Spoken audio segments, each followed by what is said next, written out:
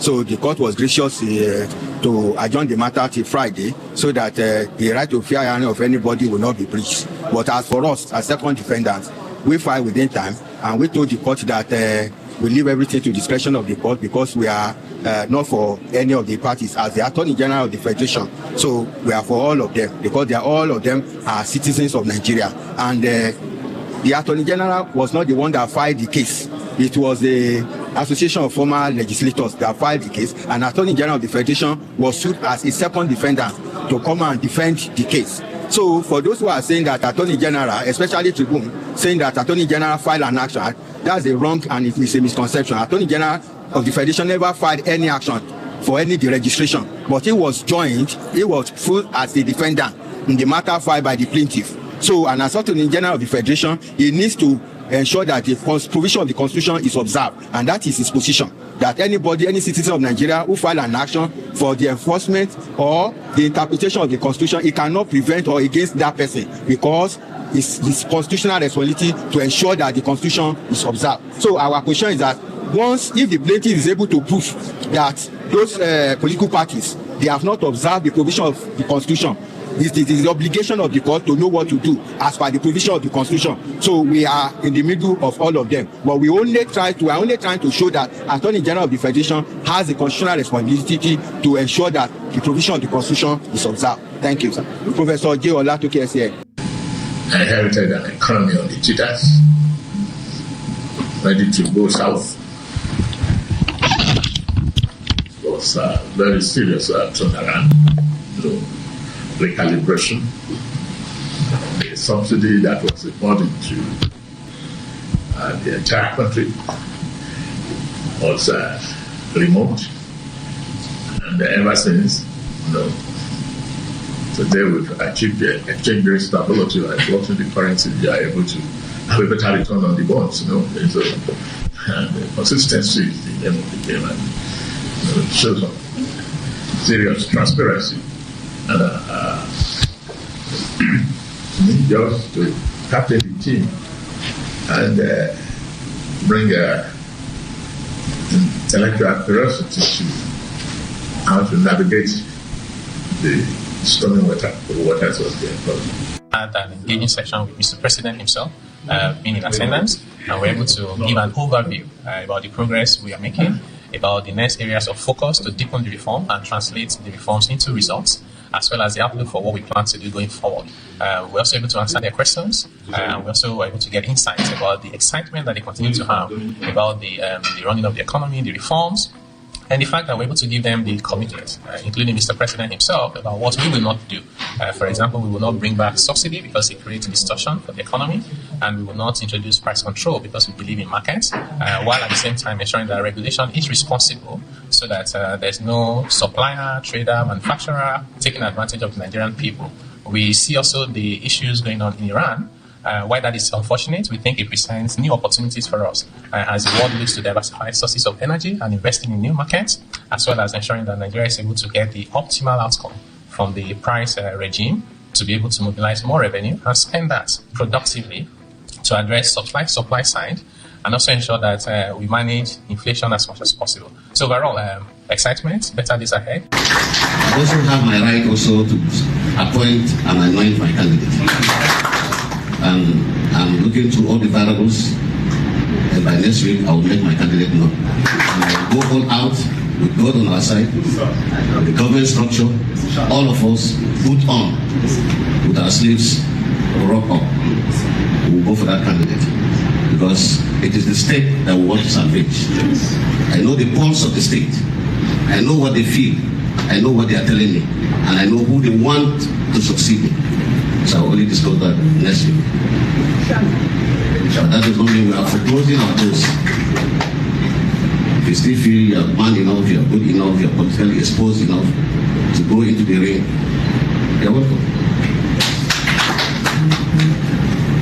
But at the moment, you are the first to come and even tell me officially that you are successful, you have come to contest, and so also you have my blessing. I will work in that trajectory to ensure that as much as we're working for fairness, we're also working for loyalty. God for your life. Go work hard. Go to the crannies of our communities. Talk to the people. Have a way of feeling it. If you pinch them too much and they are crying, they will tell me.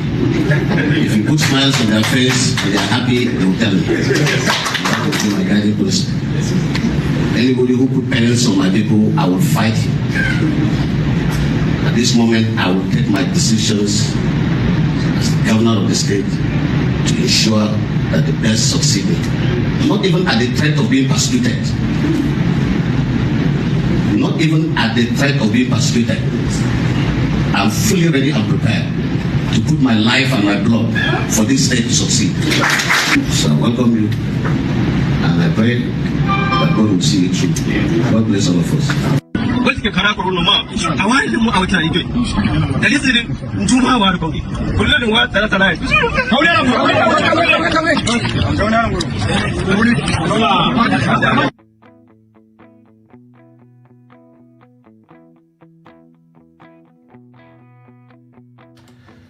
So I know they like to talk plenty, but I don't talk plenty this morning.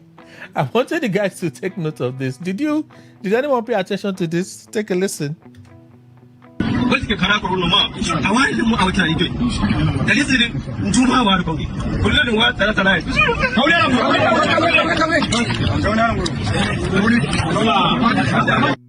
Okay, so the video is more at it than the audio. So that's a lawmaker who was speaking with his supporters and suddenly broke out in tears because the consensus thing has shut him out in the APC. He's trending really hot. Like, we'll just talk. You know when you are filled with emotion and then they now make you to talk. You know when you enter a fight and they beat you. When they beat you, they now tell you, oh yeah, explain what happened. Almost suddenly, in the process of explaining, you burst into, you start crying. That's what happened to the lawmaker. All right. So that's the very last thing you listen to. A number of insights today, I tell you.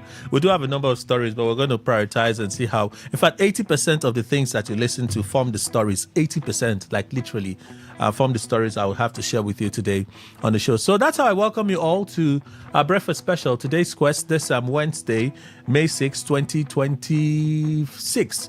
Kelly Kemenjima is my name. It's a pleasure to be with you on the show. We're together to 11:30. A lot to talk about today. Bills to pay as well, which is very important. So let's race through the items you listen to. Amechi gives us a check or a look at his history, his time, how he went from nothing to somebody and still aiming to be the president of Nigeria. So we listen to Rotimi Amechi. I think I asked Mr. Ndukwe this question some 2 or 3 weeks ago. Are there many politicians in Nigeria that have enjoyed the kind of grace, I like to call it grace, that Amechi has enjoyed or is still enjoying? Very few. Very few. Well, at 42, Amechi was already governor. 42, Amechi was governor. That's amazing. All right, so we listen to Rotimi Amechi. That's the very first opener there. The case of Mene Ogidi, the young man who was murdered, I must say allegedly murdered by police officer, particularly the officer that pulled the trigger, ASP Nuhu Usman. Delta State Police Command gives us an update on that case. And then the IGP speaking with senior police officers in Abuja, where he mentioned certain reforms and charged to commissioners of police and talked about the same Mene Ogidi case again. From there, you listen to supposed to be the Senate president in plenary mourning the alleged murder of Mene Ogidi by the police. Okay, a moment of silence there for Mene Ogidi. You listen to that came after because on my actual player it skipped, so I had to use another app to play it to you. All right, so that's good. But what you have there is very after you had a lawmaker, one of those that defected from the ADC to NDC. All right, was on TV yesterday, and then he spoke on the reason why they left. Okay, well, I had to play that for all of you that say, "Oh, Atiku is the reason why Obi left. Atiku is the reason why Obi left. Atiku would not agree. Atiku is the one that formed it." Well, the lawmaker has now said it that Atiku told them that he formed ADC in his living room, and nobody would tell him to step down for goodness sake, because they are putting pressure on Atiku to step down and allow Amechi or Peter Obi to contest the election. He says, no, everybody should go to the field and contest. Well, that actually has been what Atiku has been saying. Everybody should go and contest. Let the most popular candidate win. Well, they're not having it because I think they're afraid that he will do his thing. Even the people in the studio here believe that nobody will defeat Atiku in the ADC when it comes to the primary. So we listen to the lawmaker and then we listen to the Senate President speak on the alleged murder case of the young Nigerian. And from there, Peter Obi's heart was not in ADC. Babachi Lawal, who is the chieftain of the ADC, speaking there, was on TV yesterday. Senate President reading out defections from the ADC to Labour Party and NDC. Senator Ume, as well as what's his name again, Ainaya Baribe. Ume goes to NDC, Ainaya Baribe goes to the Labour Party. All right, that's the movement there. Ainaya Baribe to Labour Party. So Senate President reading what he read and said the ADC is dead, he thinks. So you listen to that exchange there. The case of a move by former Legislators Forum to have the ADC and other parties deregistered, okay, came up in court. The council, one of the council there explained the role of the Attorney General of the Federation, because it's been said and questions have been asked about why is the AGF involved in that matter. So we'll listen to the council break it down for us as to the role of the AGF in that suit. And then Tinubu in France met with some investors where he spoke of I inherited an economy in tatters and what they have been doing so far. After that, you listen to Taiwo Oedele, who is on that train, the president's delegation to France, and he says, well, subsidy is gone and blah, blah, blah. You listen to that as well. Governor Fintiri received a governorship hopeful at the government house in Adamawa State. And he says, when you listen to what he said, everything that he said, it gives you an idea that it's not been easy for him to just anoint a successor. There are issues, or there may be issues. I'm not in Adamawa State. I don't even have full grasp of the things happening in Rivers State. Come to talk of doing what is happening in Adamawa State completely. You understand? Let me not overprice myself. But the things we hear, when you have all of these movements, those that existed in the party will definitely want to pull some weight. Maybe that is happening in Adamawa State. Well, we'll watch and see with time. And then that lawmaker that cried because he was denied tickets because of the consensus arrangement in his state. Well, those are the items we're able to share with you. Quite many, I do agree. Channels to reach out, 0810-9510-951. Again, 0810-9510-951. This number you can call when we open the phone line to take reactions from you. Or you just prefer to send a message, 0701-933-9962. 0701-933-9962. So you can send a message to this number, traditional SMS, text via WhatsApp, voice message, okay? All of that you can use to send us a message here. Keep your voice messages within 60 seconds so we can listen to you and listen to the next person. So other channels, YouTube, you can watch us live. YouTube and Facebook, same name tag, Today951FM. Today951FM, you can use that to watch us live. On Facebook and X, you'd have posts for the general post and opinion poll. General post and opinion poll, you find us on Facebook and X right there. Today, the Facebook ad you already know. For X is Today FM 951. So same name tag for Instagram, X, Threads, and Twitch. All right, X, Thread, Instagram, and Twitch. All right, so same name tag, Today FM 951. On Instagram, Threads, and X, you would find the post for opinion poll there. Twitch you can use to stream and watch and be part of the experience live. Same way on our website, you can watch and stream live, todayfmlive.com, todayfmlive.com. You can do that there. Just click on listen live and enjoy the experience. Tune in radio, Radio Garden apps, all of that. You can find us today, 95.1 FM. We're available so that you can listen and be part of the experience. So let's race. We have the rest of the stories, 20%, right? If you've heard 80%, 20%. Let's begin. Daily Post. ICPC opposes fresh bail application by El-Rufai as court adjourns hearing. So this is our first case. First story, the Independent Corrupt Practice and Other Related Offences Commission, ICPC, has filed a counter affidavit in opposition to a fresh bail application filed by the former governor of Kaduna State, Malam Nasir El-Rufai, in the ongoing case before the Kaduna State High Court. At the resumed hearing of the matter on Tuesday, counsel to the defendant, Mr. Ubong Akban, informed the court of a pending bail application emphasizing that it concerns the defendant's liberty. He further stated that all necessary processes had been duly filed and served, expressing readiness to proceed with the hearing. However, counsel to the ICPC, Mr. Ibrahim Mukhtar, informed the court that he had only just been served with a defendant's further affidavit in support of the bail application and would require time to study the new processes. Following this development, the Honorable Court adjourned the matter to May 13, 2026 for the hearing of the bail application. It will be recalled that the court had earlier declined to grant bail to Malam El-Rufai in a previous application. Justice D.H. Kobo held that the defendant had not filed a further affidavit to challenge the ICPC's counter affidavit, which raised new facts. All right, so let's move on. That's what this is about. Ganduje recognizes Sanusi as Emir of Kano for first time since removal. Former Kano State Governor Abdullahi Umar Ganduje publicly referred to Mohammed Sanusi II as the Emir of Kano. Ganduje made a remark at the Government House, Kano, on Tuesday during the swearing-in of the new Deputy Governor, Murtala Sule Garo. While speaking, he greeted Sanusi and recognized him as the chairman of Kano State Council of Emirs. Senate to form joint committee on xenophobic attacks in South Africa. Nigeria Senate has resolved to set up a joint ad hoc committee with the House of Representatives to address the growing wave of xenophobic attacks targeting Nigerians in South Africa. The proposed committee, to be chaired by the leadership of the National Assembly, is expected to embark on a diplomatic and fact-finding visit to South Africa as part of efforts to identify lasting solutions to the recurring crisis.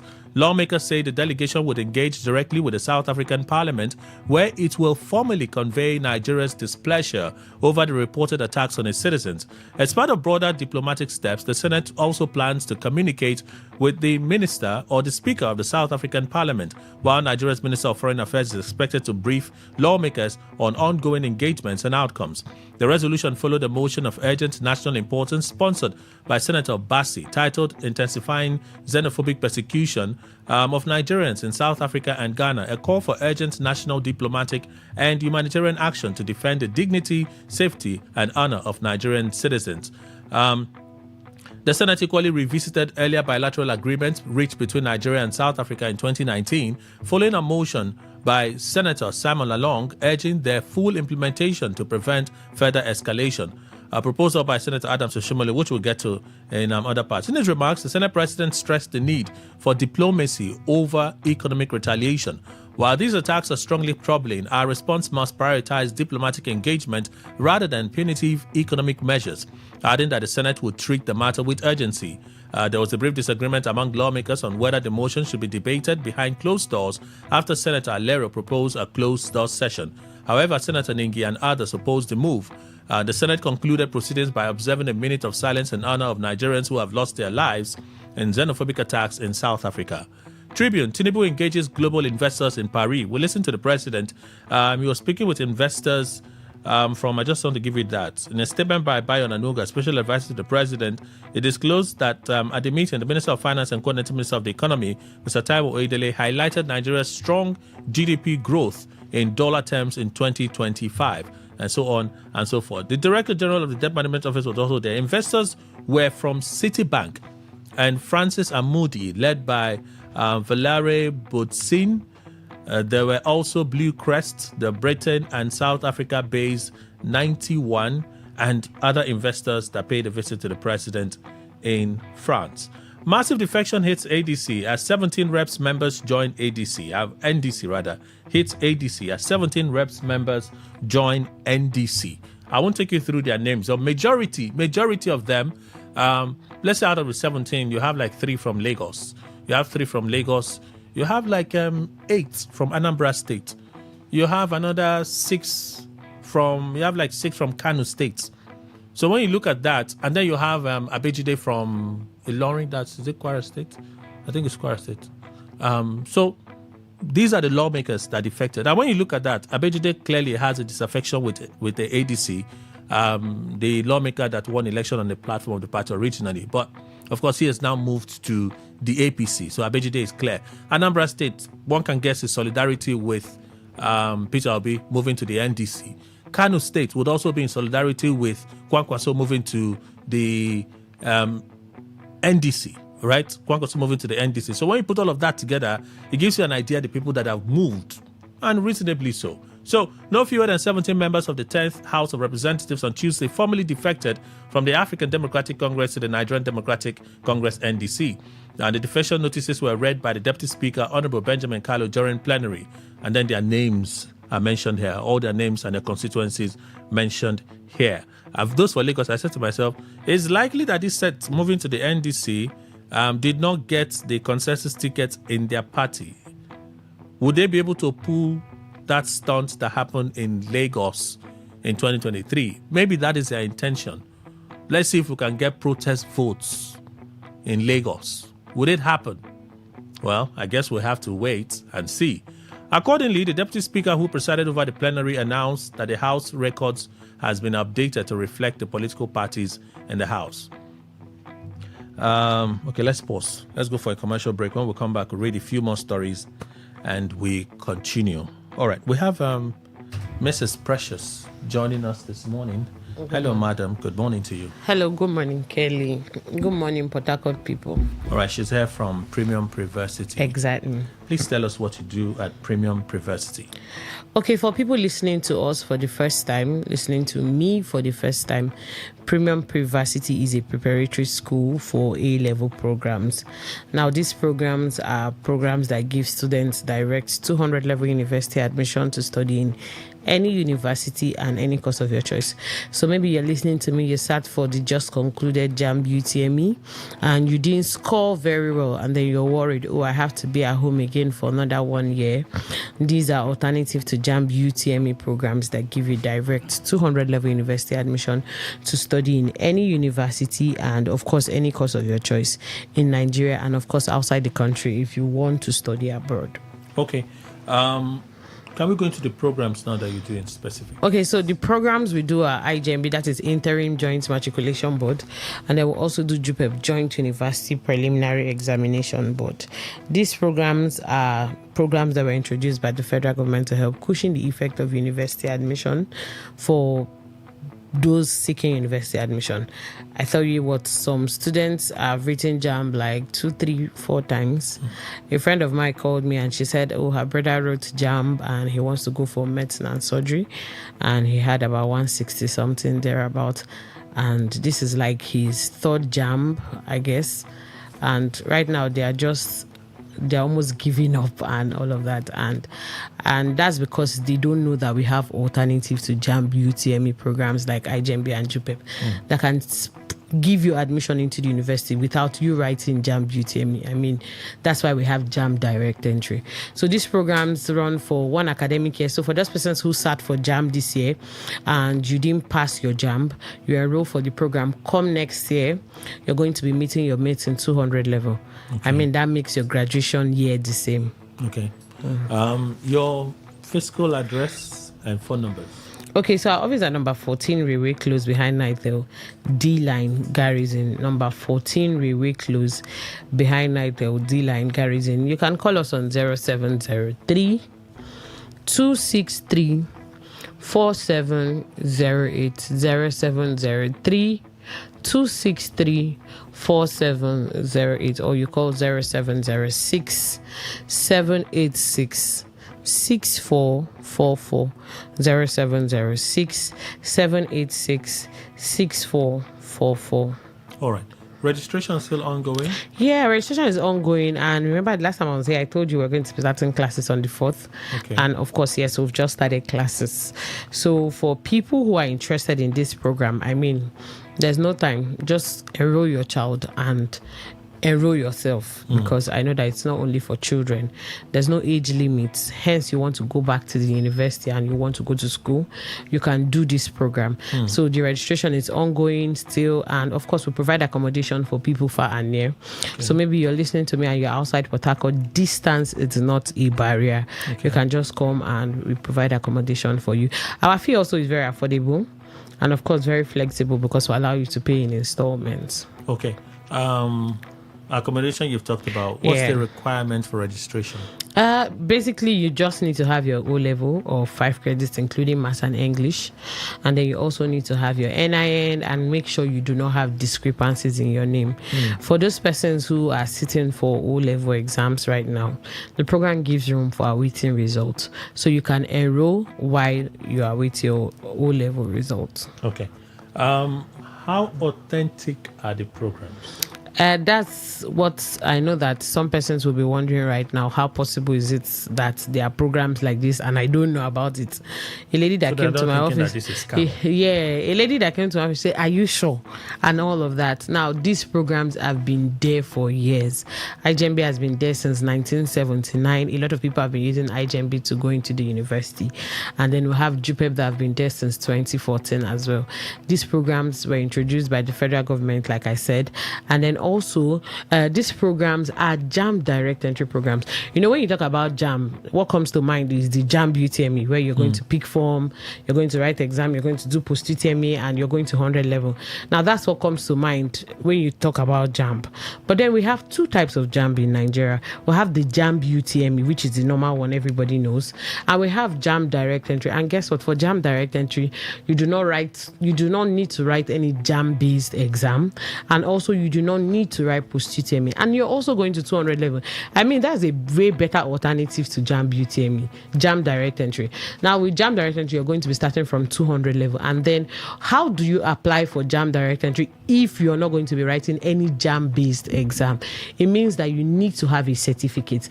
I mean, that's where the certificates we give at the end of this program come in, because you know that at the end of the program, the certificates you get, that's what you're going to be using to apply for your university admission. So what that means is, for JAMB direct entry, you need to have a prior certificate for you to be able to apply for JAMB direct entry, because of course you're not writing any JAMB based exam.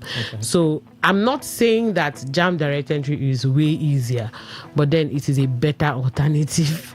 I mean, it's not like JAMB UTME that one day determines what the next 1 year of your life is going to be like.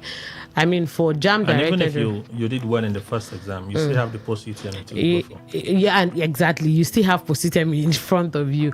But JAMB direct entry is a process. Like IGMB and JUPEP programs. This is not a one-day program. It is a program that runs for 1 academic year. You have your first semester exams, you have second semester exams, you also have your external exams. These are times you have to make up for whatever it is your end goal is at the end of the day, depending on the course you want to study. Yeah, so basically that is it. And of course, these programs were endorsed by JAMB, like I said, and they are NUC accredited. Remember, I said you can take it to any university and you can study any course of your choice. And it is designed to give you 200 level admission, because some parents will call and say, "Oh, I want to do this course. Am I going to start from 200 level?" The program is designed to give you 200 level admission. Do you understand? Yeah. And it's JAMB that admits? Yes, it's a JAMB direct entry program. Okay. So now the way you made it sound, guarantees. Students will be wondering, okay, if you have told me that it is authentic, yes. Yeah. But how certain am I that I'm going to land that 200 level admission? Okay, first we have fewer students who apply for JAMB direct entry in relation to JAMB UTME. I mean, I think this year there are about over almost 2 million students that applied for JAMB UTME. Okay. Almost 2 million. Just say UTME now. Eh? Why you call it JAMB UTME? UTME It's JAMB is JAMB. UTME now. It's also JAMB. UTME JAMB. Post UTME JAMB. Post UTME is the school, right? That's why I have to separate it. If you just go on. So, and then we also have, JAMB direct entry registration is still ongoing anyways, but you don't have as much persons that applied for direct entry in relation to the people that applied for JAMB UTME. So population wise. Yeah, and that's first that gives you an edge first. And then outside that also, over the years, Premier University currently is doing her 9th academic session. And then over the years, we've come to understand that students are very picky when it comes to choice of universities. My friend is in this school, I want to go to this school. And then it's not just students. Sometimes parents will tell you, "Oh, I don't want my child to leave this state. Oh, I want my child to do this program. I want," and all of that. So over the years, we've notice that this is a problem, and how do we make things easier for people who are doing these programs in premium pre-university? Because the beauty of doing the program is finishing and gaining admission in 200 level in your choice university and your choice course. So we've decided to partner with fleets of universities to make admission a lot easier for students. But mind you have a lot of work to do. I always tell parents the first step of gaining admission is passing your exams. Yeah. So they have a lot of work to do. A lot. We don't do magic. A lot. So, like I said, the first step of gaining admission is passing your exams. When you pass your exams, you're going to be able to gain admission. So, for people listening to me, maybe you just want to head off, our office at number 14 Railway Close behind Nightel D Line Garrison. Number 14 Railway Close behind Nightel D Line Garrison. You can call us on 0706 786 6444 0706 786 6444, or you call 0703 263 4708 0703 263 4708. Final word before we go. Okay, so for people for those persons listening to me and you're interested in this program, this is an alternative to JAMB UTME programs that is giving you a direct 200 level university admission. I mean, like Kelly said, you've written JAMB UTME, you still have post-UTME in front. I'm not saying that you will not pass post-UTME, but then who knows? So you come and enroll for this program. Some of you narrowly escaped this JAMB UTME. Right. So you come and enroll for the program. There's no age limits. Hence, you're done with secondary school, you can enroll for the program. We provide accommodation for people far and near.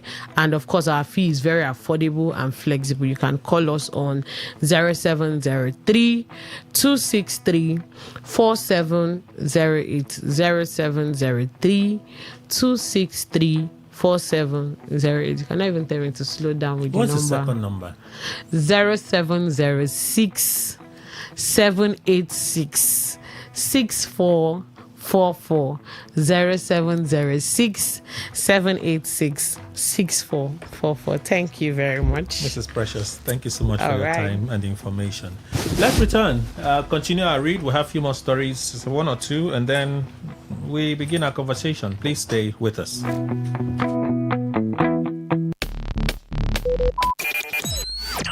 Talk radio. I listen to a lot of talk radio. 95.1 FM. All right, thank you all for staying with us. See, I'm jumping stories already. The cable newspaper is our next stop. INEC opposes suit seeking ADC registration. The Independent National Electoral Commission, INEC, has opposed a bid to deregister the African Democratic Congress, ADC.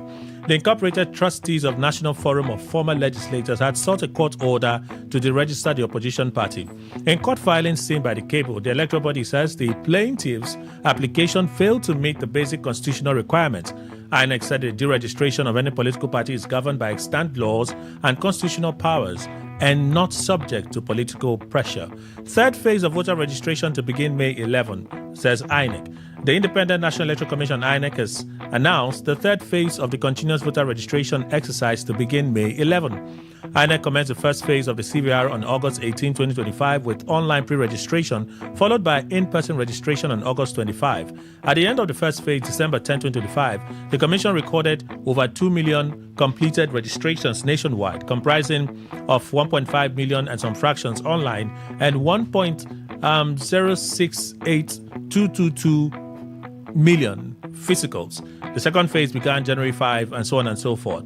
According to INEC's timetable for the registration and display of voter register, the third phase of the exercise was initially scheduled to begin May 4, 2026. Mohammed Aruna, INEC National Chairman and Chairman of the Information and Voter Education Committee, told the cable on Tuesday that the third phase would kick off on May 11 and end on July 10. Aruna says the change in dates was due to the adjustment in the timelines of the major electoral activities. INEC had revised the timetable and schedule of activities for the 2027 general election, following adjustments to statutory timelines governing pre-election and electoral activities introduced in the Electoral Act. Court acquits ex-HOS Oyoita of 570 million naira fraud charges. I'll read the story tomorrow, all right? Serap kicks as court awards 100 million naira damages to SSS officials over alleged defamation. We'll talk about this, so let me roll it over. When we come back, We'll read it and talk about it. Tinubu asked Senate to confirm Joseph Tegbe as Minister of Power. President Bola Tinubu has asked the Senate to confirm the nomination of Joseph Tegbe as minister. Tinubu's request was contained in a letter read on the floor of the Senate on Tuesday by Godswill Akpabio. In compliance with the provisions of Section 147, subsection 2 of the Constitution, Federal Republic of Nigeria, 1999, as amended, I am pleased to forward for the confirmation by the Senate the nomination of Mr. Joseph Olasunkomi Tegbe as Minister of Federal Republic of Nigeria. While I hope this request will receive expeditious consideration of the Senate, please accept, distinguished Senate President, distinguished senators, the assurances of my highest regards. Akpabio assured the President that his request will receive immediate action. This correspondence is referred to the Committee of the Whole for immediate action. Fintiri, I have the right to anoint my successor. He'll be unveiled next week. We'll listen to Fintiri, yeah? So let's roll this. Votes, Viva. I remain in ADC to finish what we've started. Badebo, Rhodes, Viva. 2023 Lagos governorship candidate says he will remain in the African Democratic Congress ADC. In a statement yesterday, he says his decision is based on conviction and grassroots organization rather than political convenience. I want to make it clear that I am staying in the African Democratic Congress ADC. It is the platform we have built, the ground we have fought on, and the vehicle that can take us to victory. It is not because it is a convenient choice or that the political winds are blowing in our favor, but because of what brought me here and because of what was paid for me to be here. Rhodes said his choice to stay back in the ADC is rooted in principle rather than personal gain. Vanguard, Wike settles for Kelly George Chinda as APC PDP governorship aspirant, according to a source. So, we talked about this yesterday, and I think I had a misunderstanding of it. But it's actually Chinda as a governorship candidate for the PDP and George Kelly as a governorship candidate of the APC. Right? So that was a mistake on my part yesterday. That's what the story is about, really. Dakorinama George Kelly is for the APC, whereas Kingsley Chinda is for the PDP. That's what this story is about, all right? From there, I think ADC is dead. Akpabio speaking, which we listened to during plenary yesterday. Daily Trust. Oshomole asked FG to revoke license of MTN over xenophobia. So this is for opinion poll, and I'll read this whole want to talk about it. That's what I'll do. Oshomole asked FG to revoke license of MTN over xenophobia. The licenses of MTN Nigeria and DSTV should be revoked, and Nigerian investors fill the void. And I ask the question, is this a right way? Would the businesses succeed under Nigerian owners if the government was to consider that move? Would the businesses succeed under Nigerian owners? So it's part of, it's trending hot on social media. I don't know if it's hot, but it's trending on social media. And now Oshomole can be. Some years ago, Oshomole had a similar position. When we had this, maybe 5-6 years ago, Oshomole had a similar position. This same thing. Nigeria should be a bit more forceful in responding to the South Africans over xenophobic attacks. It appears to be seasonal. Well, premium time, Senate amend rules for electing presiding officers. See, we'll read this one too. This is a very short piece, but we'll come back to it. IG DSU establishes new police tactical units to fight violent crime. We'll listen to the Inspector General of Police. Perhaps you want more. He talked about scrapping of SWAT for the establishment of the Violent Crime Response Unit, VCRU, a restructured tactical formation designed to strengthen rapid response to serious crimes. So, the Inspector General of Police speaking there. So let's begin with this story. It's a short one. Let's begin with this one. As part of the rumors, Senate amends rules for electing presiding officers, bars new lawmakers from aspiring to positions. The Senate on Tuesday amended its rules to allow only senators who have spent at least 8 years in the chamber to contest for the positions of Senate President and Deputy Senate President. The amendment further stipulates that such years of service must be 2 consecutive terms immediately preceding the nomination. The Senate President Godswill Akpabio announced the amendment after a majority of senators adopted it through a voice vote during plenary. The new provision effectively means that only members of the current Senate who have completed at least 8 consecutive years in the chamber will be eligible to contest for presiding offices after the 2027 general election. The upper chamber under Akpabio's leadership had attempted a similar amendment in August of 2023 but abandoned the process following opposition from some lawmakers. Let's begin from here. So I think we can do 10 minutes or so before we get to our next commercial break. Dr. Richard Waigwe is here, Executive Director, Citizens Leadership and Rural Development Initiative. Doctor, good morning. Good morning, sir. Good morning, Nigerians. Mr. Emmanuel Indukwe, our in-house analyst, is also here. Good morning, sir. Welcome. Good morning, Kelly. Good morning, Nigeria. Living Gifton Jamala, Esquire, private legal practitioner. Good morning, sir. Welcome. Good morning, Kelly. Good morning, Rivers people. So, some of us must have heard the rumors that Uzodinma is eyed to become the next Senate president. I've also heard, not even heard, this one was even that people in his constituency went to get forms for him. They literally went to get forms for him to contest that senatorial election. A lot is said to be happening in Imo State. Maybe Dr. Waigwe would affirm or decline to affirm. But the calculation has always been, okay, so what would happen? He can remain in office and contest the election because he's a governor, right? But if he wins that election, he would have to resign as governor to assume that role as a senator. So the moment he assumes the role as a senator, if Tinubu wins the election and he wants him to be his Senate president, this thing that they are doing in the House, which what they are saying is amending their rules. Because they said the same thing with Akpabio. I'm not sure Akpabio had served 2 terms, 8 years. No. He was a first-term senator. Then he lost his bid to return. I think he lost his bid to return. He was now made a minister in Buhari's government and now came back. So this is the second term. But the same things were mentioned about Akpabio, that Akpabio wasn't a ranking senator. So he couldn't have been Senate president. But Tinubu wanted him as Senate president.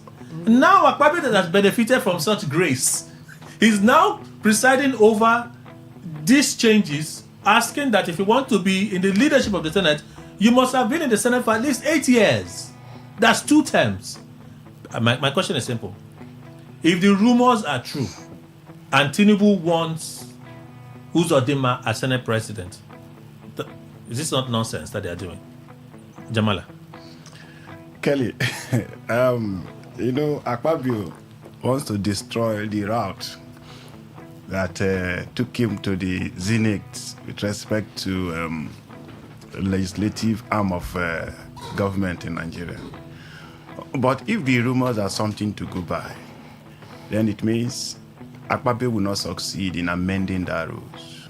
No, but it's possible that the president may not. The president could change his mind on who he wants as Senate president. I see. The problem is from the day of the election. When will the tenure of Uzodinma as a governor expire? There was this minister. He was appointed a minister. He resigned and came back. He won his election. I think he did through by way of tribunal also. He resigned the ministerial position. That's former governor of Plateau State. Plateau State. Simon Lalong. Yes, and came back. He was Minister of Labour now. Yes, and came back to the Senate. Why am I saying this? Now, as a senator, the president cannot fire you. As a minister, look at what they did to Ganduje. Ganduje left the Senate to become... No, Ganduje was never a senator. Ganduje? No. It wasn't the senator. It wasn't the senator. There was an appointment he was having. Chairman of APC. No, for him to go and pick up that seat, he left a position. Yes. Can't remember. He was appointed by the president for something. I'm just trying to remember. Yes, he was appointed. One of those appointed by, but he left it to become the chairman, just like this one now. The chairman of the APC. Yes, just like this new chairman now. He was a minister now. He resigned to become APC chairman. Now, but he didn't have a choice now. Netanyahu did not have a choice. I agree. If Tinubu wanted him as... My line of thought is this. You have left this somehow certain environment, position, to an uncertain environment.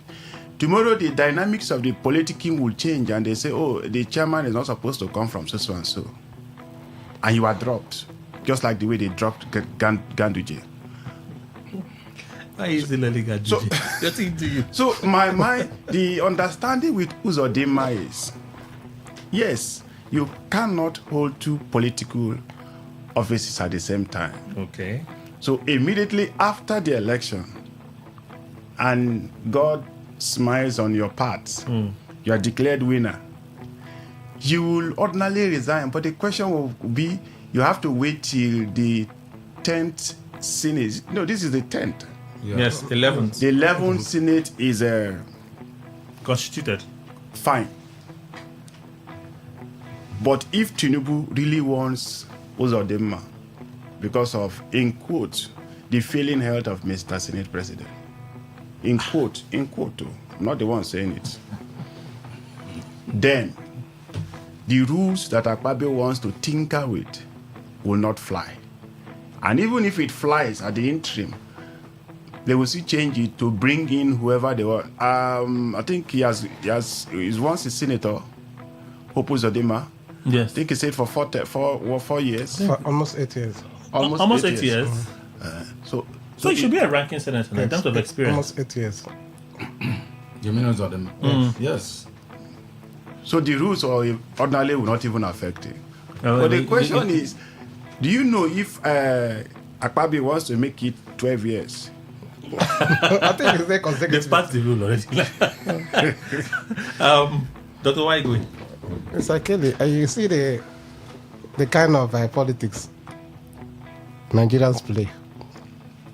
Politics of I, self.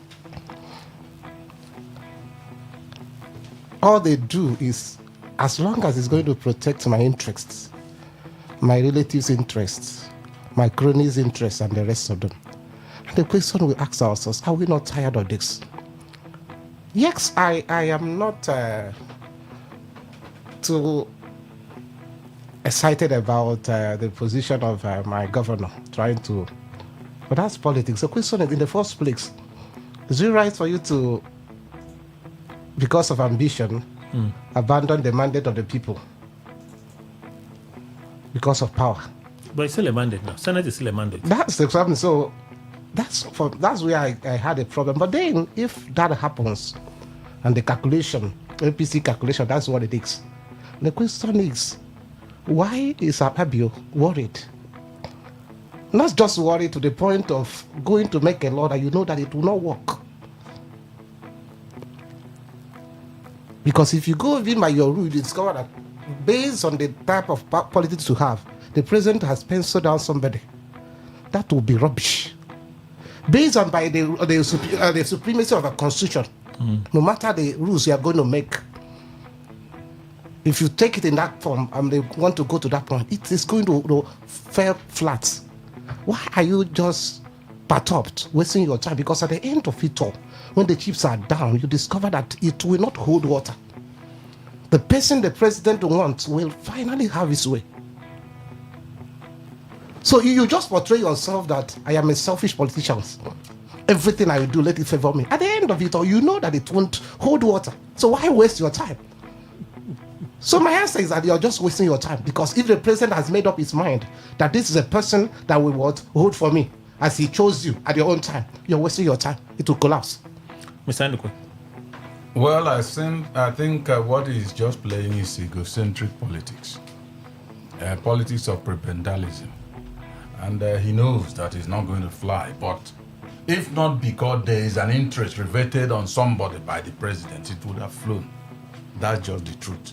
So, as if what we are reading about Uzodinma is anything to go by, then it means he will finish it, and at that time, Uzodinma will emerge.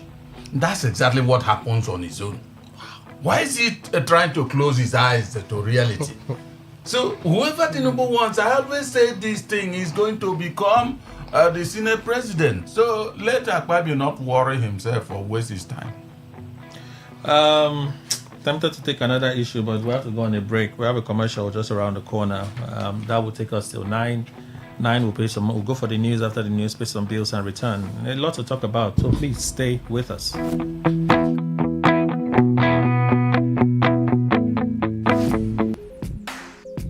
Looking to grow your business? Ready to elevate your brand and reach the right audience? This is your moment to take your brand to the next level with Today 95. Radio has never been this good. Today 95.1 FM, Port Harcourt.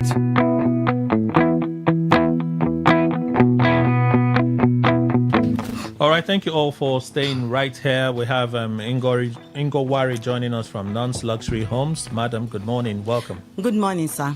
All right, tell us what you do at Non's. My country people, now good morning for inside this morning. No, my fellow brothers and sisters, I don't carry better ogbonge yanis come we go suit na for bele nyafu.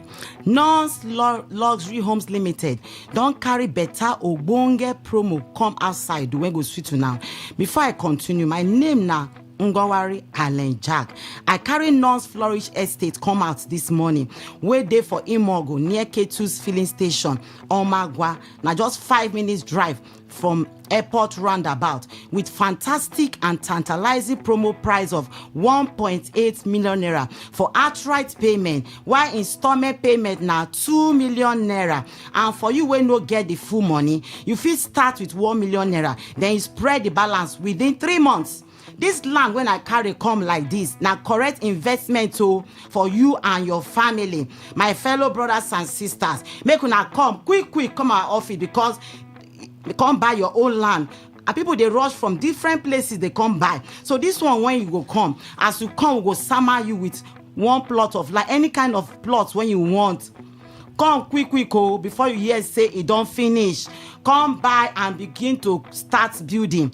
And as you come, you go find out say the land they show itself, quality they show itself. This land na complete dry land, na table land where nothing like say you go buy today, then tomorrow problem go come shele. We they give you a better assurance say nothing like problems for inside for future. Now land where you go buy today or tomorrow, you fit start to build immediately. Nobody worries nobody. Our office address there for number 120 Airport Road, Igritali. Our office number now 0913 238 2724. I will call them again 0913 238 2724. Our second number now 0808 414 6285. I go call them again 0808 414 6285. Non's Flourish Estate for Imogu or Magwa, they available for outright payment of 1.8 million naira. If you know if you pay everything once, you fit start with 1 million naira. Then you spread the remaining balance for 3 to 6 months. The best thing we say, we go summer you with immediate allocation and 50 blocks where you go take start your building or your fencing. We get another ogbonge one they call Non's Garden Estate, Omagwa, near AP Junction, Agwawure. And now 5 minutes drive from the airport roundabout and 3 minutes drive from Alu, all now buy and build. And our price for this particular estate now, for outright payment now, 1.8 million naira. Installment payment now, 2 million naira. Or if you start to pay small, beginning with 1 million naira, then you spread the remaining balance for 3 months. You no need to fear anything concerning us, because we sure for you and balance. Value they show itself for this land. We get another land, one they call Non's Garden Estate Phase 2 Agwawure. Now just 1.5 million naira outright payment. Then we get another one they call Non's Garden Classic LLA. This one are for LLA 90, close to Okabik Hotels. Promo price now 700,000 naira. If you buy 5 plots, we go summer you with half plot. If you buy 10 plots, we go summer you with 1 plot free.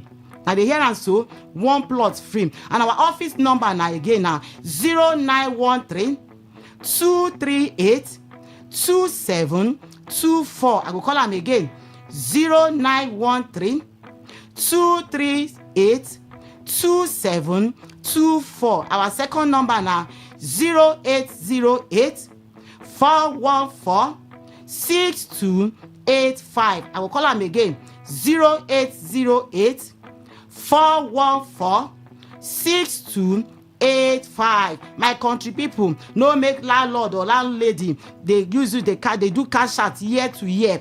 Come quick come by. Land na access. Yes, land na access. Land they enrich your fellow, now to enrich your fellow human being. Is it not better for you to buy your own now and become rich? Yes, it's better for you to buy and you become rich. And our inspection days now from Mondays to Saturday from 10 a.m. to 4 p.m. Remember, I said the land when you buy today, if they appreciate, they depreciate. Like when you buy a car, they depreciate like that. If they appreciate. So my fellow brothers and sisters, as I tell you now, so we don't get any hidden charges, no community wahala. Just come and see and buy and start your building immediately. Our office number again now 0913 238 2724. I go call them again 0913 238 2724. Our second number now 0808 414 6285. I go call them again 0808 414 6285. The longer you dey wait, the more time you dey lose. Oh, remember say our land now 5 minutes drive from airport roundabout, and the land gets better road access. My country people, no allow soap enter your eye. Oh, when you dey look for cheap land. As I talked before, we get two new estate. One name now Non's Garden Estate Phase 2 Agwawure. Now just for 1.5 million naira. That one for outright payment. Then the second Ogbonge Estate now Non's Garden Classic LLA close to Okabi Hotels. Our promo price now 700,000 naira. If you buy 5 plots, we go summer you with half plot. If you buy 10 plots, we go summer you with 1 plot free. Is only this particular package now only for North Classic LLA. And as I dey talk so, we dey give free deeds of conveyance and instant allocation with 50 blocks. Okay. Those paying in installments, how long do they have to complete their payment? Those paying in installment payment is 2 million naira. You fit start with 1 million naira, then you should stretch the remaining balance for 3 to 6 months. This one are for North Flourish Estate for Imogu and North Garden Estate for Omagwa. The second one now North Garden Estate. This one are 1.5 million naira. Now outright payment with this. Then North Garden Classic LLA close to Okabi Hotels. Our promo price now 700,000 naira. If you buy 5 plots, we go summer you with half plot free. If you buy 10 plots, we go summer you with 1 plot free. This particular promo now for only for North Classic LLA. Okay. When are your inspection days? Our inspection days now from Mondays to Saturday from 10 a.m. to 4 p.m. And it's free? And it's free. Okay. The documents that people receive after completing their payments, or either completing their payments or when they make installment payments? Yeah, it's for everybody, for both outright and installment. The documents on with the summer people now, free deed of conveyance with instant allocation and 50 blocks. This particular instant allocation now within 3 days will summer you. As we dey talk and so, now so they share for our estates. Okay, your phone numbers again and physical address. Our phone numbers again now 0913 238 2724. I go call them again 0913 238 2724. Our second number now 0808 414 6285. I go call them again 0808 414 6285. Our office address now number 120 Airport Road, Igritali, Port Harcourt. All right, final words before we go.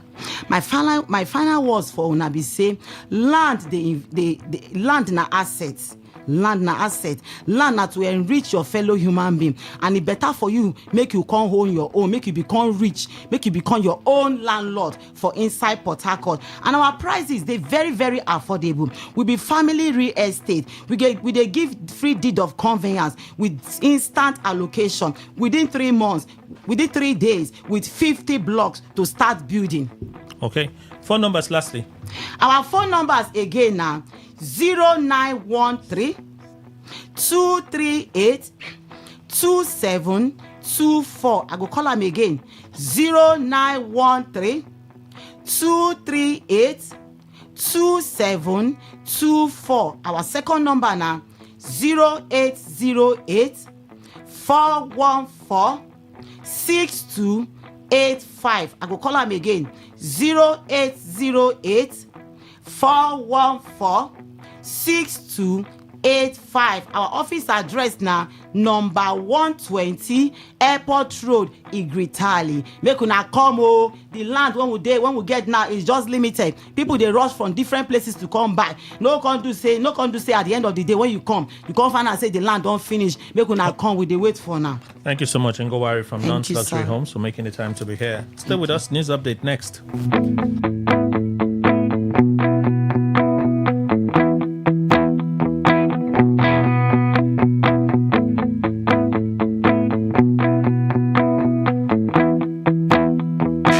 Unleash the power of the airwaves with the ultimate radio experience.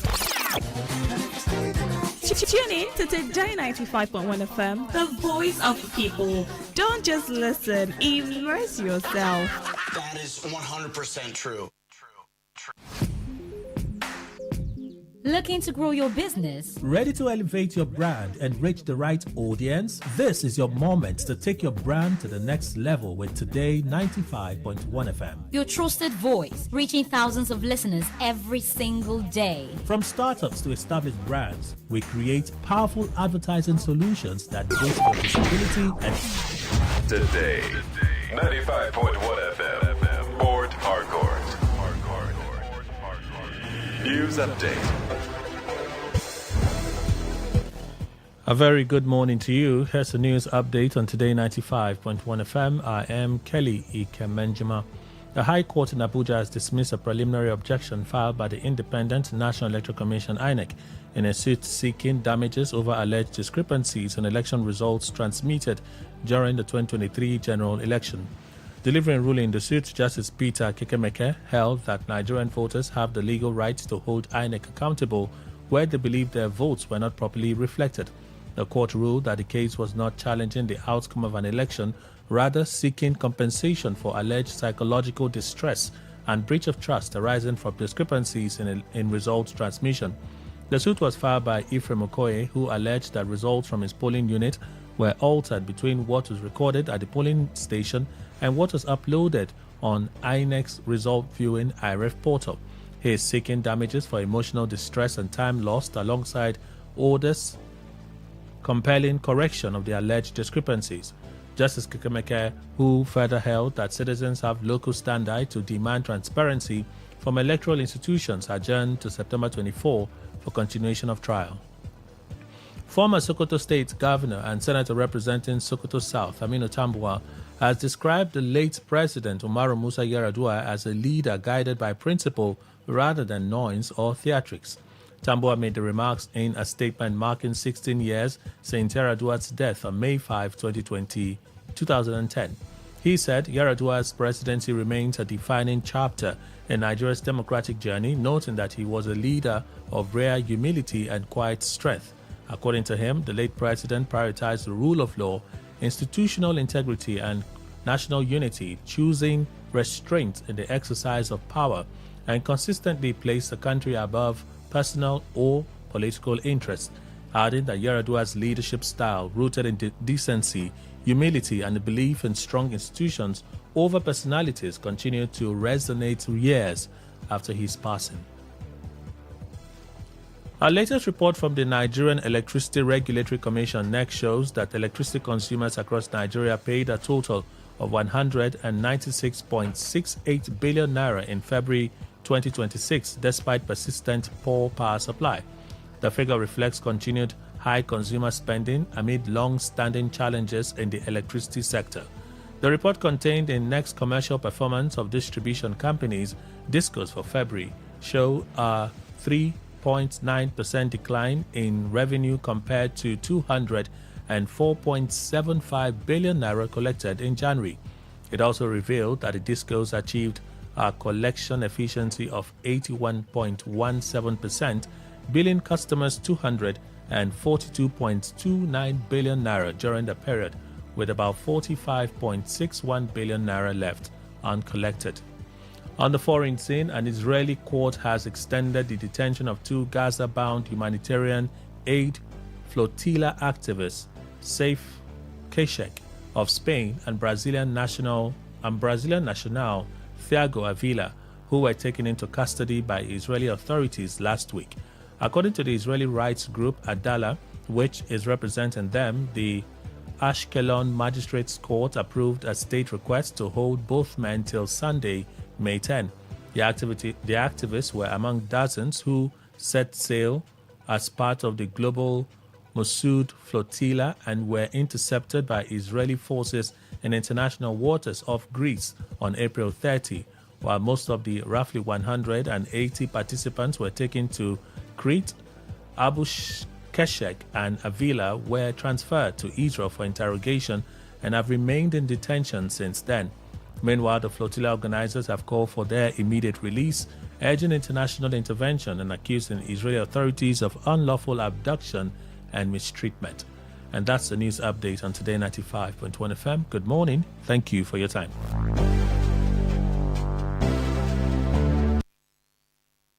I listen to a lot of talk radio. 95.1 FM. Waiting they create party for mouth. Waiting they cause they let you rejoice. Terra Cubes. Terra Seasoning Cube turns your meals into a masterpiece. Unwrap joy, unleash taste. Hey, come cook with Terra Cubes. Come cook with Terra.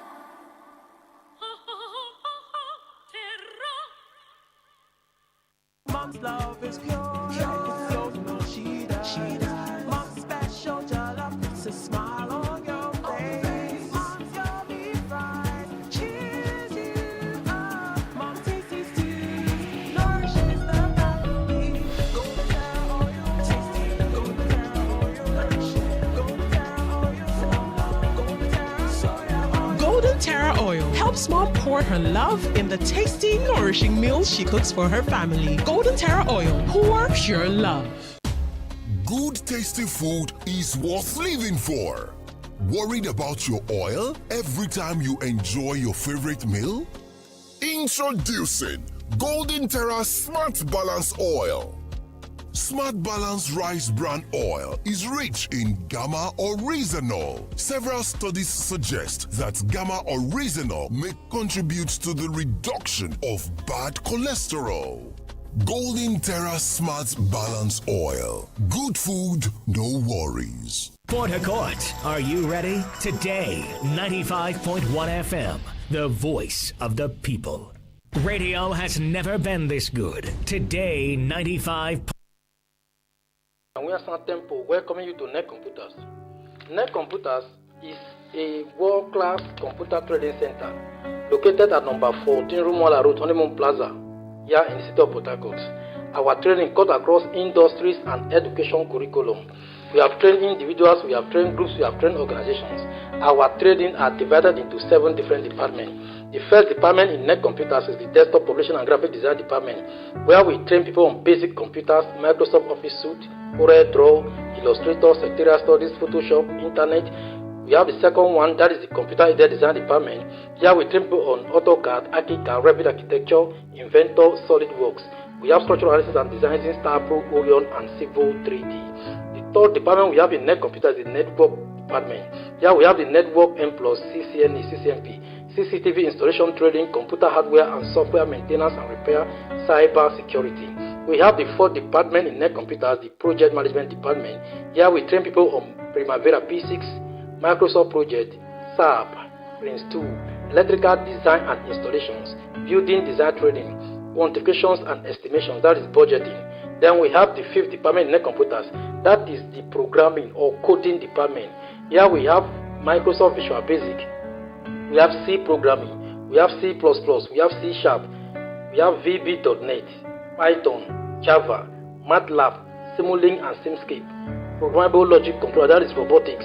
Then we have the web development and hosting, Android application development, software development, cloud computing, UI, UX, machine learning, and data structure algorithm. Then we have the sixth department, which is the data analysis and accounting software department. Here we train people on data analytics, comprising Power BI and advanced Excel. Then we have the data science, comprises Python 2 and Python 3, using Anaconda. Then we have the eViews and SPSS, QuickBooks, Sage, Peachtree, and digital marketing.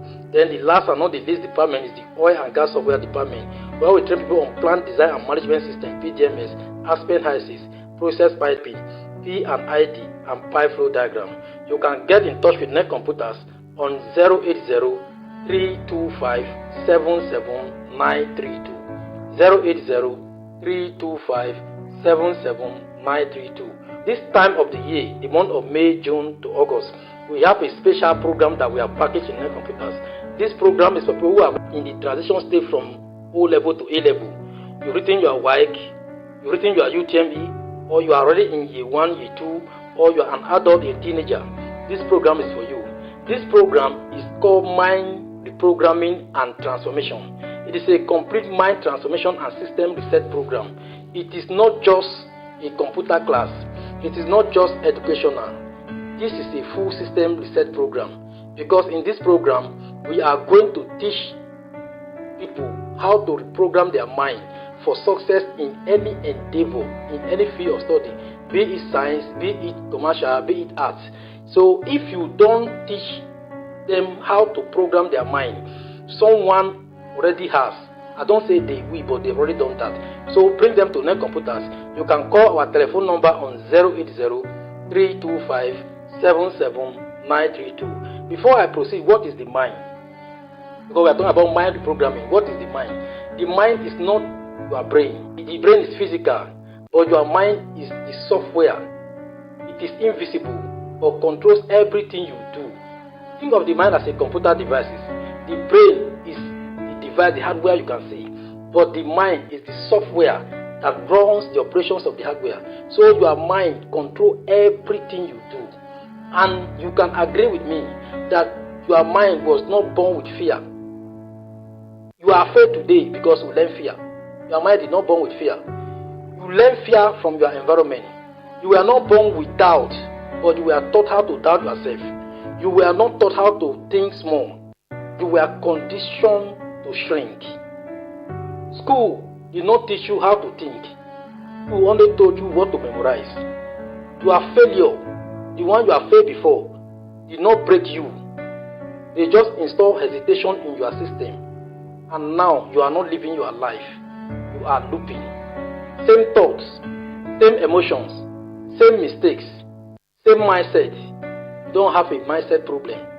You have a mind reprogramming problem. And that is what Net Computers is doing to reset your mind. You can call us on 080-325-77932. 080-325-77932. One of my students told me that in 2025, he went in for JAM, and in the process, his system went off. So all the time he was telling himself that he was preparing for JAM, he was thinking on what to do so the system would not go off this time around. That is looping. He was playing what happened last year, and he could not make the JAM. One of my associates told me that he was supposed to be a lawyer, but someone who has failed from law school told him that he cannot read law because he cannot speak fluently. Literature is there, that he cannot do those courses. Because of that, he did not read the law. Some person must have done engineering, which I know. My classmates, they sort of have done engineering. But the fear of mathematics make them not to do engineering. Let me tell you something. The most dangerous virus in the world is not on the internet. It is in your head. And it was installed when you were not paying attention by your environment, by your experience, by bad role models, by school pressure, by trauma, by judgmental people, even from most important people like your parents. Sometimes parents say something to their children and that stick to their mind, and that thing has reprogrammed the child in the way he or she is behaving. But if the mind can be programmed in such erroneous way, the mind can also be reprogrammed. And that is exactly what we are doing in net computers. It doesn't matter the course we are doing. It doesn't matter where you are going to do science or art. Just come to net computers. We are going to use 3 different applications. The first one, we are going to use Python. Python is the world's most powerful and in-demand AI-driven programming language. We are going to take you around Python. Python is the basic framework of AI. We are going to take you around this program. Then secondly, we are going to take you through C programming. C programming is going to build strong logic and problem-solving skills. We are going to take you through that. Then the next phase, we are going to take you through JavaScript. JavaScript can help you to create an interactive web applications and real-world projects. We can teach you all that in this program. This program is divided into 2 phases. The first level is between May and June 2026. We are going to teach you the foundational course, build confidence in you. Then the second phase is between July and August. The first phase, we are going to teach you Python and C intensively. Then the second phase, we are going to teach you how to solve problems. We have to write real-world application using JavaScript. And of course, JavaScript cannot function on its own. So we are going to use HTML and CSS so that you can build a world-class applications that anybody can see. We have about 30 projects that we have arranged to teach people in this program. If anybody is going to university and you are able to pass through this course, you are able to pass through this course and build at least 5 of this program on your own, your mind must have been built. Your mind have gone to a level that anything they teach you, you can understand. And that is the essence of the course. We want to train your mind so that we can elevate your mind from that low state to the state that you can understand everything they teach you. And let me tell you something. Those people that are getting those garbage in their mind, you cannot lay hand on them and that thing will go.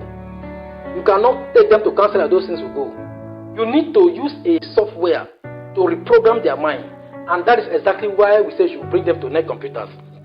So anybody going to university, before going to university, come to net computers. When you pass through all this training, your mind must have been made up. You have grown your mind so that you can understand anything. You can call us on 080-325-77932. 080-325-77932. If you want to go and do IT, if you are in university, you want to go and do IT, come to net computers. Within these 4 months or 3 months, you want to do IT or 6 months, we will teach you these programs and you will become a different person.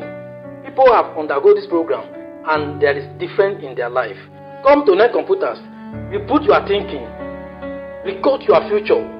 Don't just wait for admission. Upgrade yourself while waiting. Learn, build, solve, become unstoppable. Your future is coded. Let's build it together. Reset today and rule tomorrow. If you are serious about learning, growing and transforming your life, call or WhatsApp 080-325-77932. 080-325-77932. Note, before anybody should go to the university, come to net computers and learn this course. This course will transform your mind. It will elevate your mind to the level that any course you study, no matter how dull you are, you will understand and you will make you great because adequate preparation has been given. You build the foundation. This course will build a strong foundation before going to the university. It will make you to stand out among your peers, help you to gain skills that give you an edge in any field of study. It will prepare your mind for academic and career success. Or call our telephone number on 080-325-77932. 080-325-77932. Thank you very much and have a nice day.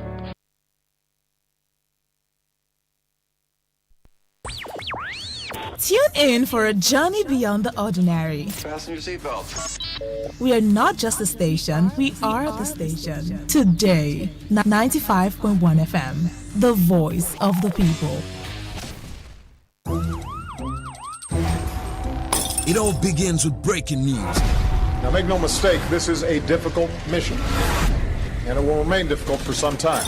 Then it keeps trending. Events, issues, personalities, all struggling to gain attention.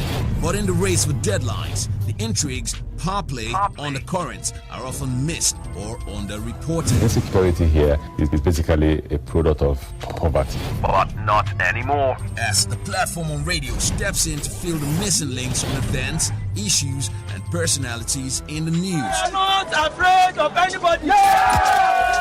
The platform on radio serves only the hottest topics and trending issues. Only on Today 95.1 FM. 95.1 FM. Port Harcourt. Weekdays, 4 p.m. Get on the platform on radio and be served.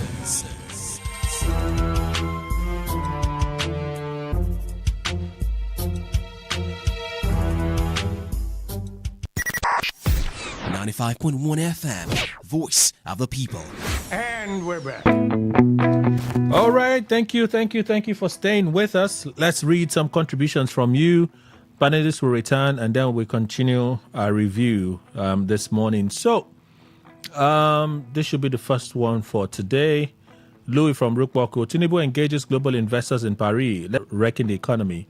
The only thing the APC government does well is make excuses why Nigerians suffer insecurity and hardship. FX stability is meaningless when ordinary people can barely afford food and businesses are crumbling. Well, you said if anyone could point, and there you have it. You went ahead to point FX stability. Okay? Okay? Well done. You asked the question and you answered it. If the police will be sincere with their talk, I will say that I'm impressed with the concern the police is showing on the barbaric action of a supposed senior officer. Its time duty is to protect the citizens of their country and not to see the masses as their enemies. It must be dealt with. Turning the gun that is supposed to be used for their protection, for their elimination. All right. Fine, John. Police is using murder owing to the video out there in the public. Why are you still using alleged murder? Yeah, so it's alleged murder now. Because that man could get to court and the court doesn't find him guilty. He could present an evidence that exonerates him in court. Bros, it's alleged murder. Oh. I'm correct. Even the Senate president said murder. The Senate president is alleged murder. We see him. He shoot him. We see him. I'm not the law court to have found him guilty. Okay. If you still don't understand, no problem.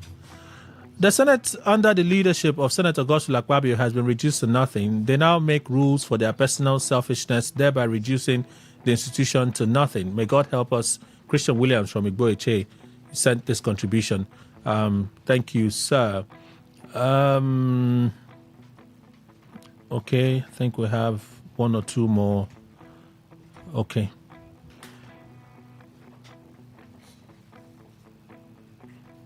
Okay. Basi. Thank you. Duly noted. By the Senate, led by Akpabio. Nigerian brand of politics will humble you. Uji Chidebere from Oyibo. You think they can dribble him if Tinubu nods his head that he wants him as Senate president? That's if Tinubu wins the election. Akpabio and his boys bending the rules just to continue or to block Hope Uzodinma as Senate president. I laugh in Ogoni language. What goes around must surely come around. He got into the Senate via the back door, and back door will he be kicked out. He didn't get into the Senate through the back door. In fact, we've even learned now from that education from Jamala last week why the Supreme Court ruled the way they ruled in the case of the said double nomination of Akpabio at the time. When I got that education, I'm like, how is it that we didn't know this all this while? And we kept dragging the Senate for the... In fact, some of you will say drag it, but that exposed me to what the law said and how it seemed like Supreme Court ruled the way they did. It's not possible. Anyway, let's hope Tinubu is the one handpicking hope. Then Akpabio will understand what it means to be a blind leader. Emako from Uniport. Okay. I'm interested in Dr. C.A.J. Chinwo. He's a legal practitioner, a law teacher, author. That the author is a writer, a public affairs analyst, and he lives in Nigeria. Did I miss anything? No, Okay. he said it. When he lives in Nigeria, covers everything. In Nigeria, everybody's everything. No, not exactly. When I said author, who like, okay, what's author? So, okay. And I said he writes. Okay, sir. So he's a writer. Thank you, Kelly. Good morning, Nigerians. Welcome, sir. Thank you. So this crossed my mind, and I said to myself, this is that we're doing like this now. Let us not be the ones to be raising the alarm. Maybe there's no alarm. Maybe there is one. The lawmakers that are defecting from ADC to NDC, moving from one party to the other, especially disqualification when it comes to the primaries of the parties that they are entering at the moment. Because APC told us that they've already submitted their digital register to INEC. ADC said the same thing. ADC said as at April 29, they've submitted their register to INEC. So when I look at that, we asked that conversation we had on Monday about the possibility of Obi being caught in that trap, because there is a trap. The trap is not whether you're contesting for a position or not. The trap is if you have a valid membership of a political party and you join another one, you become ineligible. That's what the section 77 of the Electoral Act 2026 says. I just read it. So before they submitted their register, it was now up to the ADC to update their register. These ones that just defected yesterday or so, as announced by the Senate President and Deputy Speaker House of Reps, who presided over plenary, is there a likelihood that they may have shut themselves out? The way Jamal is looking at me, let's begin with him. So I should be looking at. You are looking at me with this suspicious look. I like looking at my lecturer when my lecturer is teaching. So I don't only understand by sound. Awesome. Kelly, to answer your question directly, I do not think the question you should be asking ourselves is the party they are moving to, have they submitted their register, not the party they are leaving. Okay. Section 77, you talk about becoming a member of two political parties or more at the same time. Now, they have resigned. Yes, I used to be in party ABC. I resigned from party ABC. Was I still a member of party ABC? Okay. That is where section 77 covers.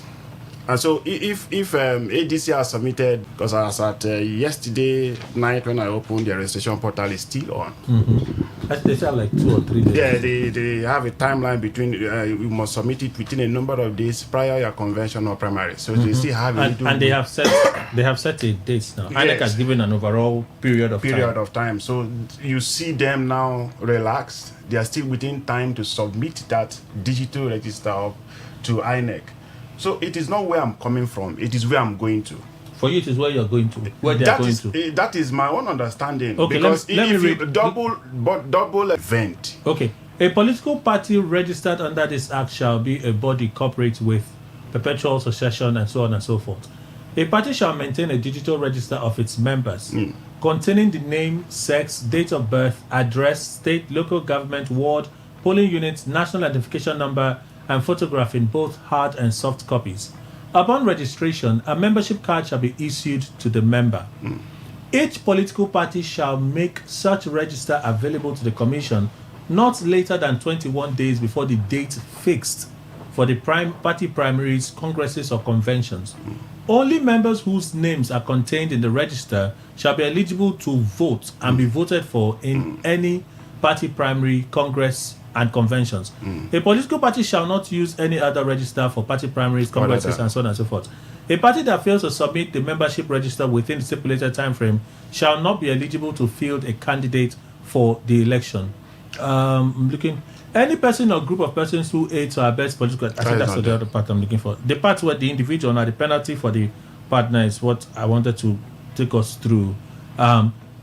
If it's found that someone is doubly registered, right, the person stands ineligibility to contest for election. That's also the law. But we are saying it's very clear. What is double registration?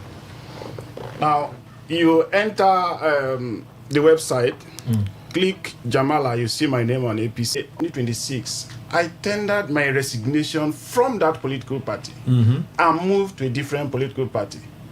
At that point, I belong to two political parties. No.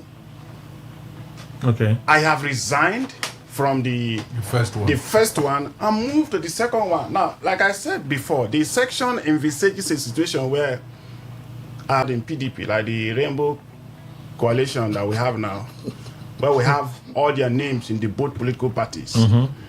That is what the law is coming after. So, if the House of Rep members that defected yesterday to NDC have tendered their resignation letter, submitted it as read in the on the floor of the House, it doesn't count for them their previous engagement with the party. Even if the ADC may have, for you, it is the destination that matters, not where they are coming from. They are registered to INEC. Is there a time frame within which to update the list, that register, before the said congresses or primaries? And so once their name is found in the political party that they belong. Dr. Chimo? Yeah. I think I essentially agree with Jamal because some of these things are normal issues that come up. If you are leaving one institution for another, what you have to show most importantly is the evidence that you have left that institution A, and then institution B may also have evidence on the fact that you have come. Then they look at the time. So if somebody left, say PDP, your name was on the register as at May 1, and then you did a letter of resignation 2nd of May, and left your party. I'm no more in PDP. Then they go and check out the NDC. They see your name now from May 2 in NDC. It's not in two parties. Okay. That provision did not exclude you from resigning. That would have affected the rights to freedom of association. It didn't say don't resign from the party you have joined. You must be there forever. No. But what he wants to avoid is the situation where, like the issue you are discussing, the legal advisor in this party, legal advisor in the other party, if there's no evidence that he had resigned from one, but because maybe these are portfolio parties, briefcase political parties, so they're holding it here and there, they are speculative, then that's where it comes. But if it's duly have resigned and joined the other one, then there's no problem. So, like you said, it is where you are going to. And if they have evidence that you are now a member, and there's an evidence somewhere that you left the other one. So that's what I understand, the way I understand that provision. Okay. Dr. Waigwe, we're having this conversation off air, and he was insistent that it doesn't work that way. Mr. Kill, I think you have heard from the horse's mouth, the lawyers. I think I couldn't have said it better than they were. Remember that in a constitution, you have a right of freedom of movement. Even the House members or politicians, most of them elected, as long as they can make a point that the party is having crisis, they have the right to move, let alone. So NDC, the new party they are moving in, have not submitted their membership to INEC in compliance to the Electoral Act, the new Electoral Act. So that's the most important thing. And they took their time to resign. So what they should even worry before they submit, the new party they are moving in will submit. So since they have not submitted that, they are covered. They are covered. So it is for you to use the destination? Yes, that's the most important thing. Okay. Mr. Ndukwe? The same thing. The same thing. That's just the meaning. So I can move on, eh? Yes. Serap is complaining that the court verdicts that asked them to pay SSS 100 million naira is unfair. Serap had alleged that the SSS raided their premises and so on and so forth. SSS responded by taking them to court. That's the action the SSS took. That court case has now been decided, I think in Abuja yesterday. That case has been decided in Abuja, and the court gave sweeping orders. It ordered Serap to pay 100 million naira in damages to two SSS officials, Sarah John and Gabriel Ogundele, over defamatory publication on its X account. Delivering judgment, Yusuf Halilu held that the SSS officials successfully proved that Serap's September 9, 2024 post falsely said the operatives unlawfully. I'm reading this report and it's still showing alleged here when a court ruling has been given. You have been so used to alleged that you are alleged what has been determined. Well, this one has been determined. What do we do now? The need for the alleged is no longer necessary. So that's why I'm skipping the alleged now. Security operatives unlawfully occupied his Abuja office and harassed staff. The court ruled that the publication is indeed defamatory and injurious to the claimant's reputation and contributed to their suspension pending investigation. It ordered Serap and his deputy director to publish a public apology across its website and social media platforms, as well as newspapers and TV stations. It further awarded 10% annual interest on the judgment sum until full payment and 1 million naira in cost. Well, that's Serap responding to this. Said the order, blah, blah, blah, they're not happy with it. Serap described the ruling as seriously flawed and a travesty of justice, insisting it represents a broader attempt to stifle civic space, and silence accountability advocacy in Nigeria. Could it be so? The SSS did not fight with them. The SSS, when they raised the alarm, took them to court and said, we went there, we had concern, so we came to ask questions. There was no harassment. There was no forceful anything. We didn't come with troops. That's what the SSS said, I remember at the time. And the court said, well, the way you said it is not the way it happened. They are right. You defamed them. Pay them 100 million plus. Serap is saying, no, this ruling is an attempt to choke us. I'm wondering, Serap has won several cases in courts. Yeah, more than one. They've won several cases in court. Suddenly, the courts are against them. Dr. Chinwo. Well, incidentally, I'm a Serap collaborator, so but I can assure you that it do not influence my view here. That case, was it brought by the two SS officials or by the SS itself? I can't remember exactly now. I think it was the SSS. But Serap raised a concern like that. Yeah, because if SSS is the claimant or the plaintiff, I wonder how the court will be awarding the amount in favor of the people. But if it's those persons that are also the officials that were involved, I also wonder how if Serap said SSS raided our office, how does it bring those two persons? You understand? SS officials operate anonymously. They don't even carry their name tags and all that. So I wonder how these people will now say we are defamed. It's institutional. So that's why I need to read the case. Is it the SSS that sued? If SSS sued, how will you give judgment in favor of two individuals? If these individuals set up did not defame individual but SSS. That's one. The other side is judges, yes, may have discretion, but it bothers me, like you said, it's set up on many cases. Even where they ask for damages, check whether they have awarded out to 5 million naira. Our courts, many of their judges are too pro-government for giving assurance to citizens to go to court to seek their justification also of their rights. Many of our courts, just like once anybody has offended government, you bring the sledgehammer. 100 million. When you realize Serap is a public interest litigation body, it's not, they're not, Oluwadare is not seeking for personal public interest. He may be wrong. When they are wrong, of course, they're subject to the law.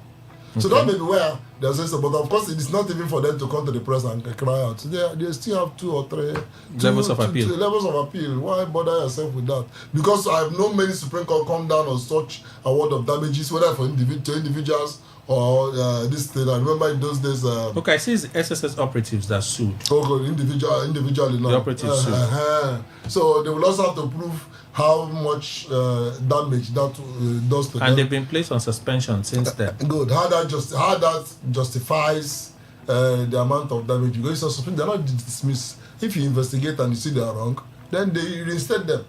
That's how the damages will be assessed. Okay. If these people are suspended because of an allegation, and then you have investigated and they are not wrong, you have a duty to reinstate them. Okay. So what damages have they suffered? They actually sought 5 billion naira in damages. They can seek 50, 500. But I'm telling how courts are assessing damages. But you also know that the damage may not necessarily be the time that they've stayed out of the job. They can also add the emotional trauma. Or whatever. The court consider that you have to give evidence of how now.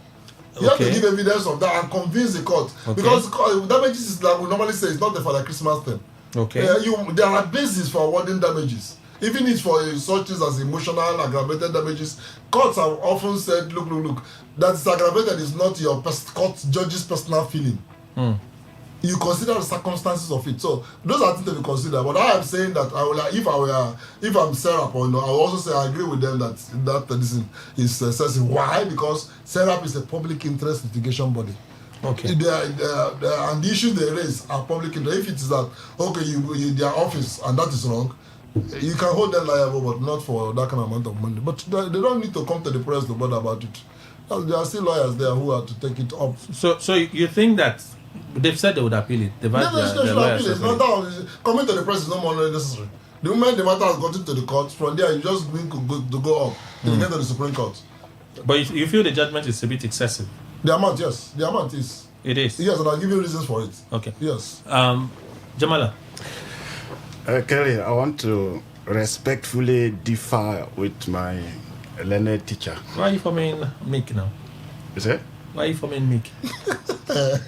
That's how lawyers do. Why are you forming meek? No, that is the training of lawyers. He's my senior. So if I'm not a lawyer, I'm a journalist, so I can ask him a question. Even when the person wants to throw an arrow at your heart, you do it in such a friendly way, a respectable way. Sure, it's a warning that danger is coming. Kelly, I want to respectfully differ with my learned prof a little, to the extent that yes, Serap is they somehow fight for public interest. Now, the issue as to expression, this right, we say freedom of expression on this and that, makes people publish unconfirmed stories, defamatory stories about others. It's what the court did to Serap. You don't just blow the whistle without seeing something. Serap has been very, very, they're always quick to attack government, ask for accountability, with proofs in some places. And they have been winning some of their cases. But just this one they lost, they are turning around. Yes, Kelly, I will tell you that the amount in damages awarded, to me, is not excessive. No, it is not. 100 million. It is not. What is the value of 100 million now? Let's look at the number of years these two officers were suspended. Let's look at the emotional damages this publication and this trial would have cost this set of persons. Can you quantify those things? You cannot. So the loss, especially for the reputation of these persons, alleging that they did what they did not do, alone is enough to award 500 million against them. 500 million? To my mind. Oh, wow. So if Sarah blew the whistle and said, this is what happened, men of the SSS invaded our premises, mentioned one or two names who also were in the place, and they found out that nothing of sort happened, and the court actually found out that nothing of sort, Sarah was unable to prove that yes, on the said day and time, as alleged by us, they were in our environment, and these are the damages they caused. You know, remember when they said it's like they ransacked the environment. They harassed their staff. Yes, harassed their staff. And they were unable to prove so. Yes, the damages will come. And that is what the court did.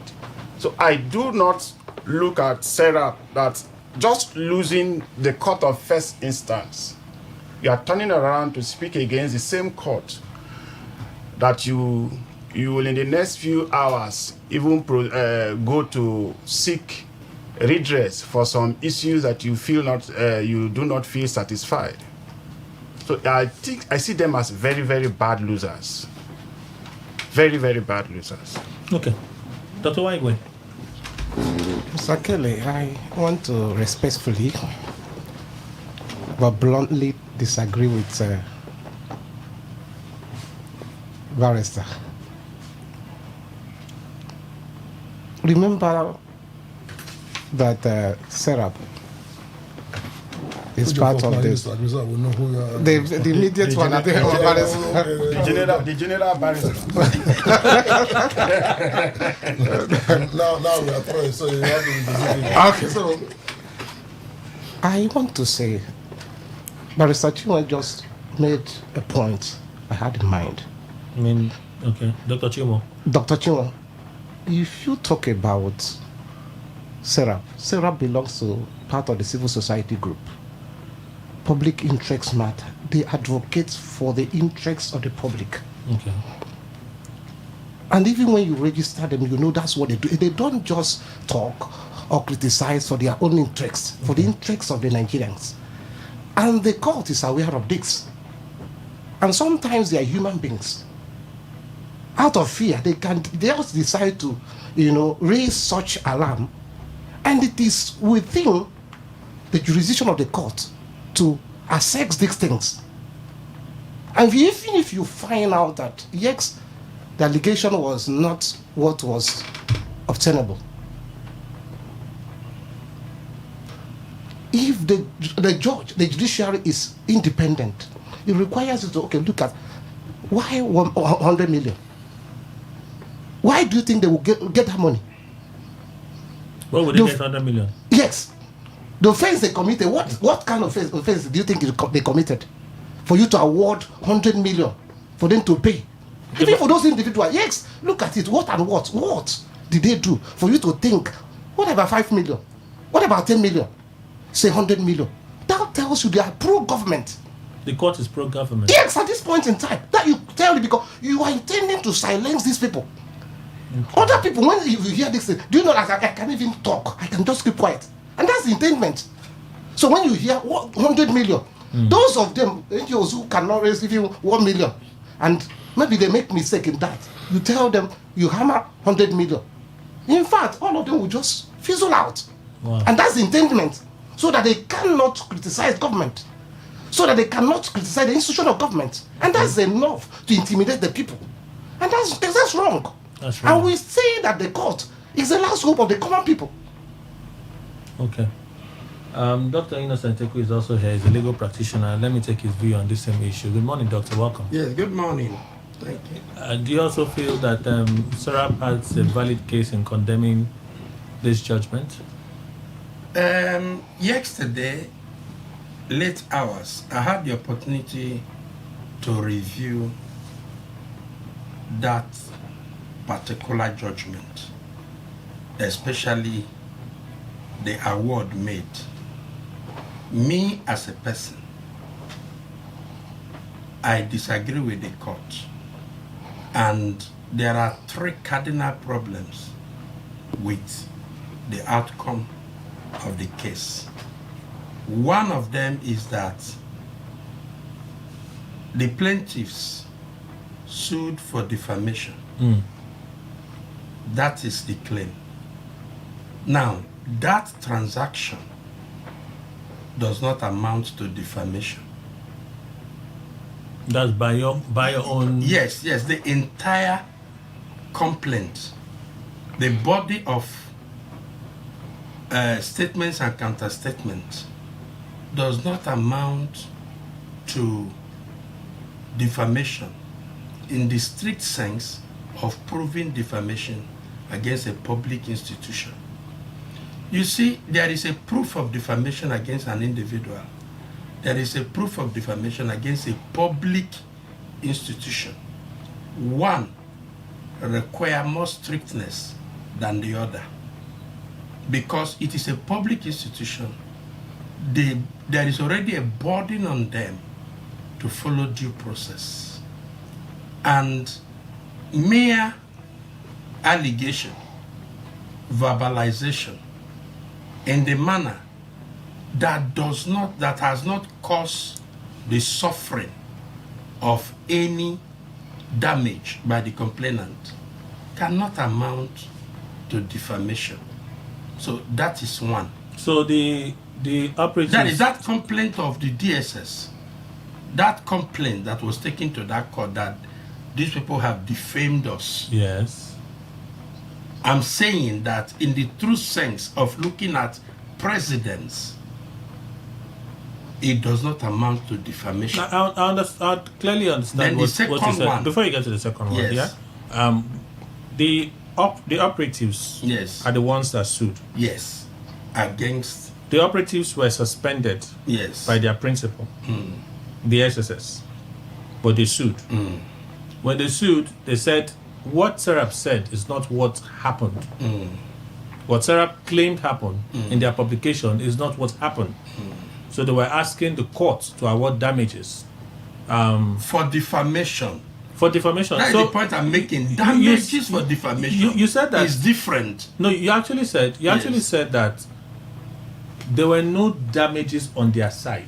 If I heard it correctly. What I mean is that, if you are proving defamation, one of the things you will prove is that statement that they made had cost you to suffer either your good name or your reputation.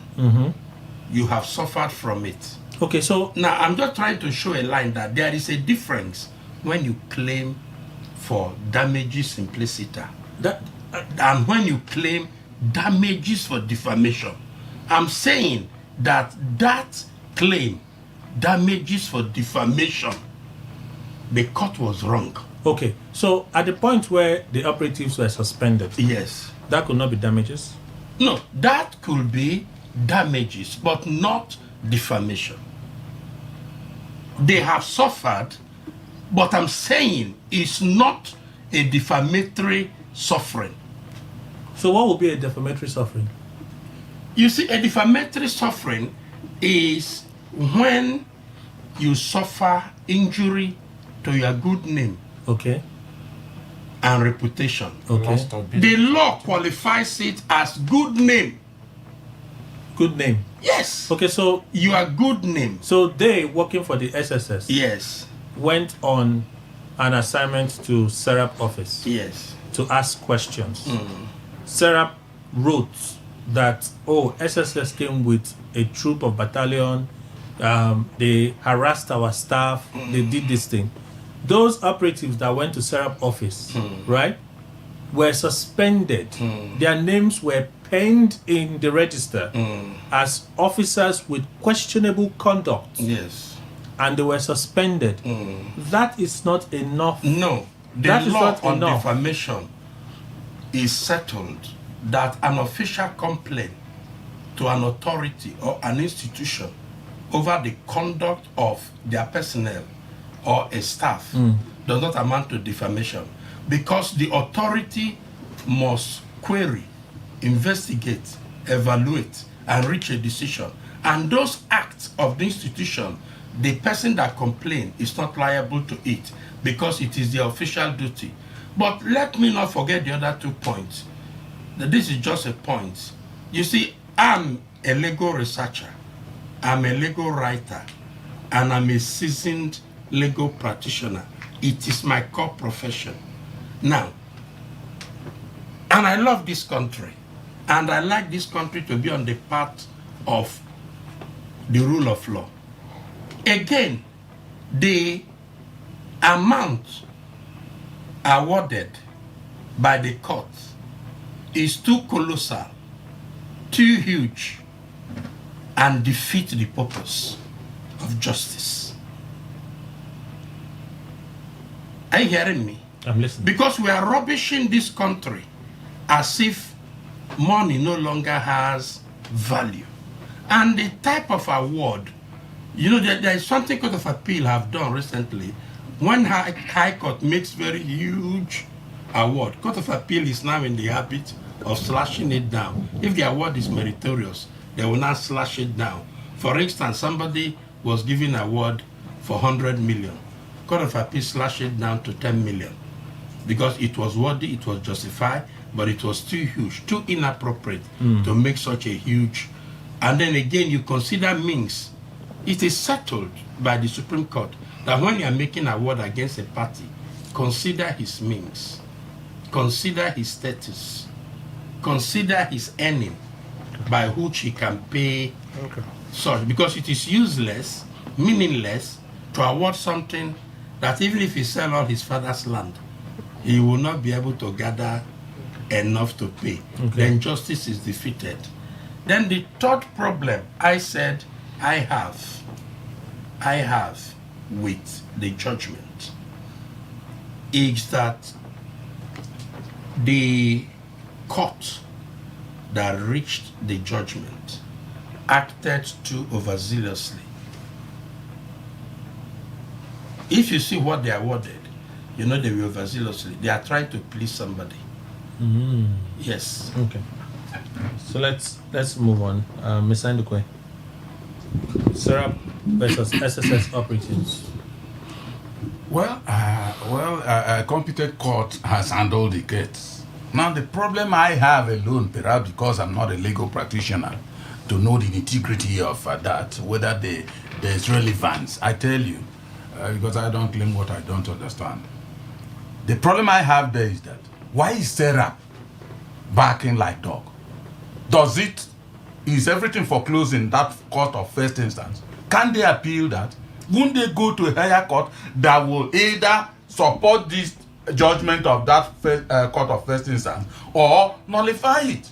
So where are they quarreling as it? Syrup have been winning a lot of cases, whether they pay them or they don't. Now it happens, you go on appeal. And let's hear what the higher court will say on that. That's just the problem I have. Like I said, I do not understand the nitty-gritties. The web of interpretation, I may not understand it. So I am talking about where I understand very well that when you have a judgment from court of first instance, you shouldn't go crying in that way, especially you that have been in the vanguard of criticizing others. What you have to do, I think, as an option, is to go on appeal. Maybe that's why they are crying now, for public sympathy.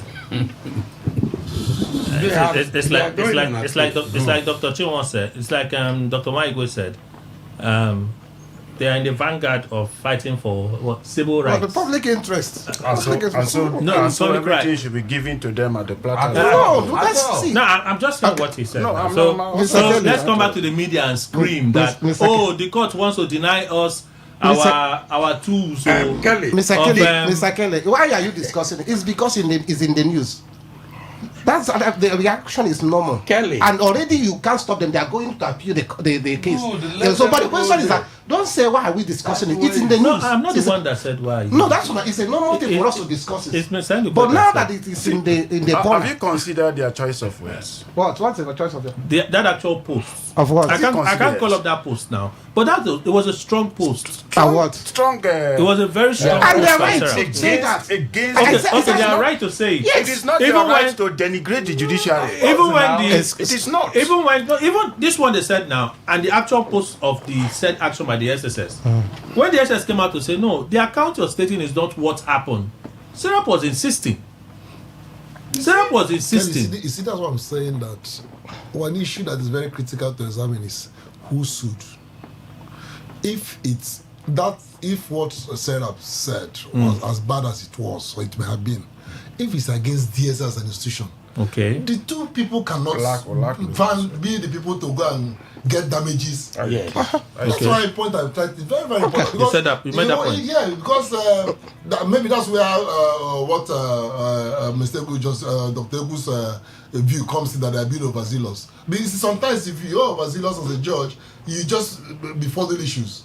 Because it's very important to know if Syrup sent out a defamatory publication, who did they defame? Is it DSS? Or these two people? Because these people have action against, if they have action against DSS. You suspended us. You suspended us wrongly for doing our work based on a false report. But their name is specifically mentioned.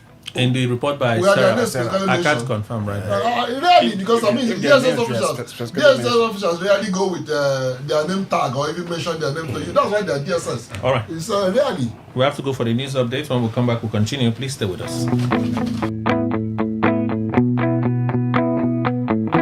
Where what's happening in Port Harcourt, South South, Nigeria, or around the world. We've got you covered on air, online, delivering balanced news and unbiased analysis. Today, 95.1 FM. Today, 95.1 FM, Port Harcourt. News update.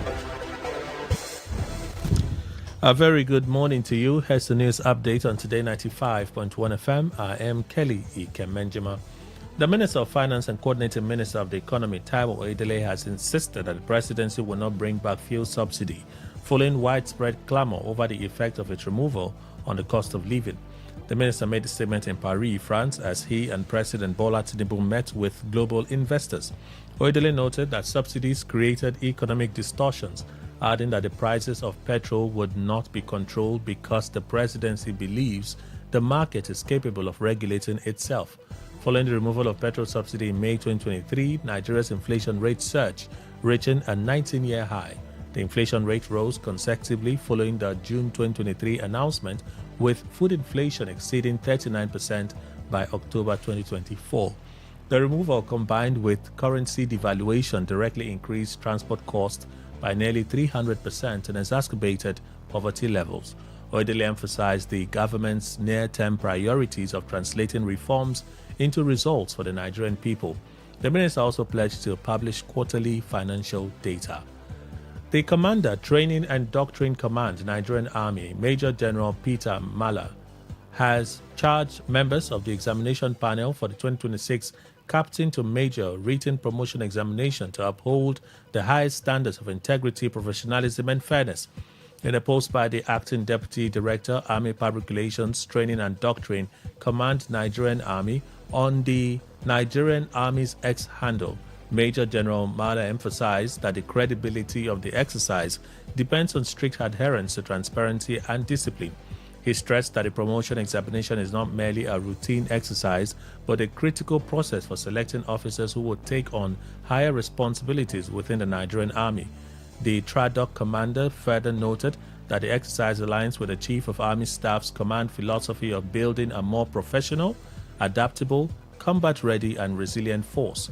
Mala also described or directed panel members to strictly adhere to the Nigerian Army Charter for Promotion Examinations 2022 revised, expressing confidence in a successful and transparent outcome.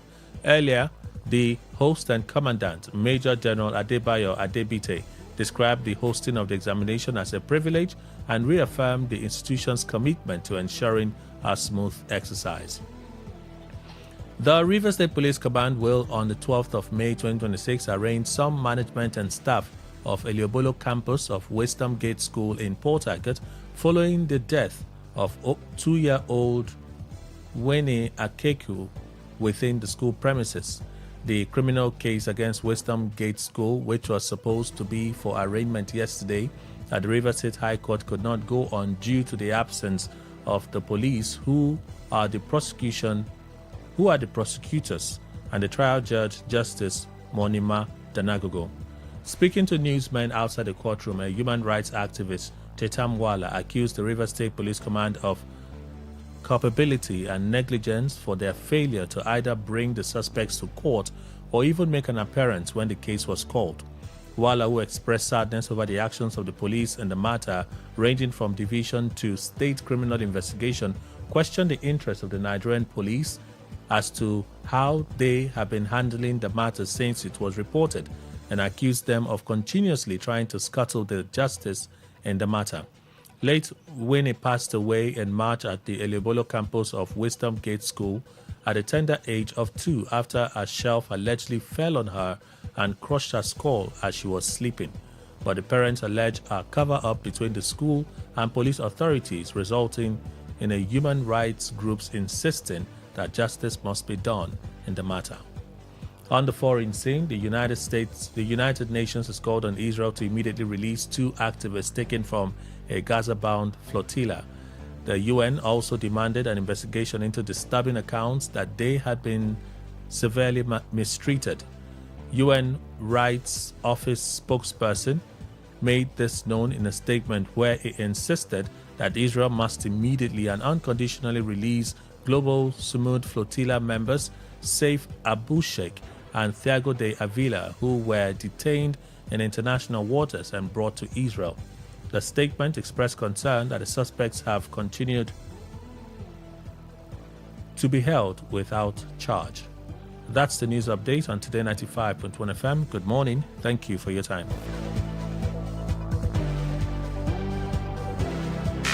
Unleash the power of the airwaves with the ultimate radio experience. Tune in to Today 95.1 FM, the voice of the people. Don't just listen, immerse yourself. That is 100% true. Please listen to this infomercial.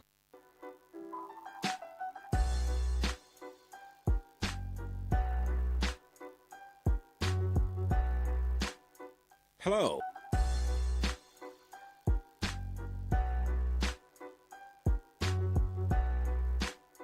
Hello.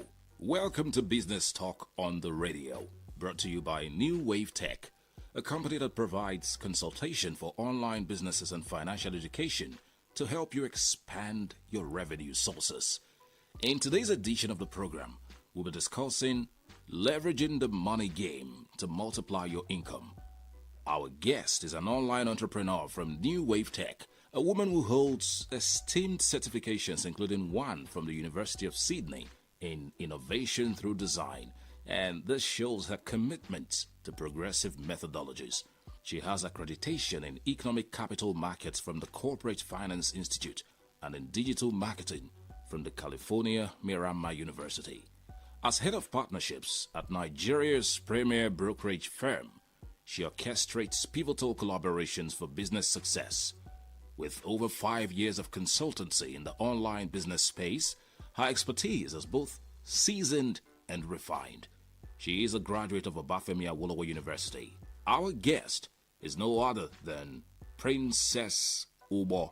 Princess Ubo, thanks for joining us today. Thank you so much for having me in the studio with you today.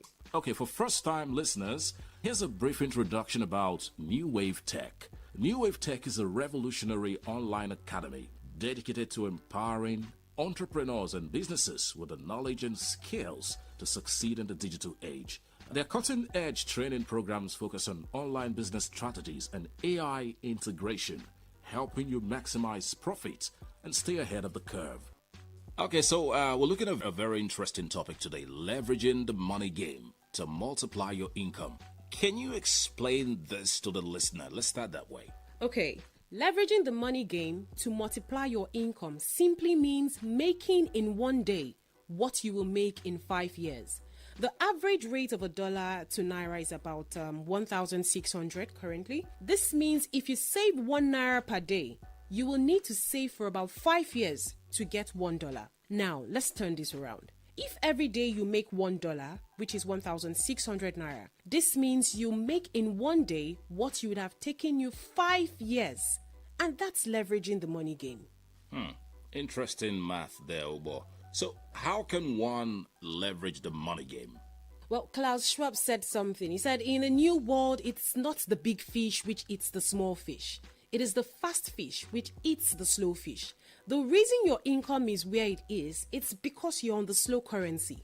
This simply means in this fast-changing digital world, success is no longer determined by size or power, but by agility and adaptability, which brings about stability. When I talk about leveraging the money game, it's not only in Nigeria, but definitely it is global. Some people play it smart, while others don't, and find it difficult to scale through.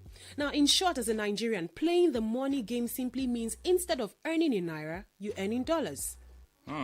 Earn in dollars instead of Naira. Exactly. What exactly is this money game you're talking about, Princess? Well, Lekon, rich people play the money game to win. Poor people, they play the money game not to lose. And because they play not to lose, most times they lose. Do you know why?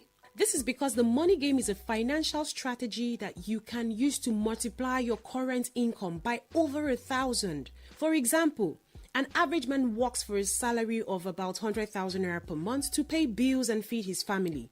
Now, this is just his primary goal. And while it seems like it's a big network, primarily primarily the internet, as we all know. Okay. It literally is an online market that unifies both buyers and sellers, which means you don't have to look for buyers to buy your item once you display. Now, a typical example of this is what we call drop shipping. Drop shipping, as we all know, is a form of retail business in which the seller accepts orders without having any inventory at hand. However, the drop shipping I'm talking about right now, it's not the generic one we always hear about that don't give adequate results, and it's also hard to actually start being a Nigerian. But what we'll be showing us is a Nigerian-based drop shipping system with a good track record. Instruments like stocks, bonds, and currencies, all in the bid to make profit.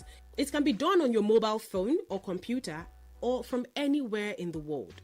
Amongst the instruments that can be traded, let's take gold as a case study. Okay. I'm using gold because it's something that most persons can relate to.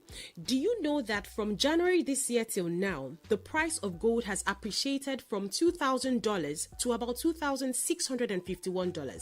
That is about 7,060 points increase in the price of gold. If you had bought gold as of January this year at $1 per movement, by now you would have made over about $7,000 in profit just on gold alone. Now that's the power of earning in a fast-paced currency. Now imagine if you're trading at $10 per movement in that same price of gold, you would have made over $70,000 in profit. Convert that to Naira. That's a lot of money. That's a lot of money. To make it even more interesting, you can trade several instruments such as silver, US dollars, euro, Apple, Amazon, and the likes. This is sounding so good. But how can Nigerians who are interested join to learn these things? Because somebody has to learn to do this thing. So Yes. how can Nigerians who are interested learn? That's why we're introducing the biggest conference where you can have an opportunity to learn these things and make sure you get every information you need to kickstart. Okay? Now, the New Wave Conference is the biggest and most important educational event in Nigeria as of today, and we will be hosting in several cities. It is time for Nigerians to leverage the money game in order to multiply their income. At this conference, we will be informing and equipping you on the businesses available to help multiply your income with fast results throughout the year. We're going to be looking at strategies on dropshipping, e-businesses, e-trading, and lots more. We'll also help you open an e-trading account and set up free profitable softwares to boost your trading abilities. Okay, so it's getting more and more interesting. All these are quite informative. Now, who are the people that are qualified to attend this conference? Because it sounded like there are certain people who should be a part of it. Oh, that's actually the most interesting part. This conference is one of our most powerful events, and it will be absolutely free for the first 100 persons to register. So if you're a businessman, employee, an investor, a retiree, a job seeker, or even a housewife, as long as you are interested in earning in dollars, then you must be at this conference. You don't have to be a computer literate to attend. With an internet connected device, you're good to go. Okay, great. So it's free, and all you need is just an internet enabled device. Exactly. A phone or a laptop. You can be a part of this conference and learn how to play the money game. Yes. Okay, so tell us the date, time, and venue of this conference and how people can register to attend. This event will be taking place in the city of Port Harcourt. And the date is this week, Thursday 7th and Friday, the 8th of May 2026. This week, Thursday 7th and Friday, the 8th of May 2026. From 10 a.m. till 2 p.m. From 10 a.m. till 2 p.m. And the venue is going to be at the City View Building, 2nd floor, 26A Aba Road, beside Market Junction, Port Harcourt. City View Building, 2nd floor, 26A Aba Road, beside Market Junction, Port Harcourt. It is very important for you to register so we can prepare for you. To come for day one, simply text PH1, that is PH for Port Harcourt, and number 1 to this number to come for day one. 091 6466 0000 091 6466 0000.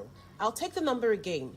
091 6466 0000 091 6466 0000. If you will not be available for day one and you'd rather come for day two, simply text PH2, that is Port Harcourt, and number 2 to this number. 091 6466 0000 091 6466 0000. I'll take the number again.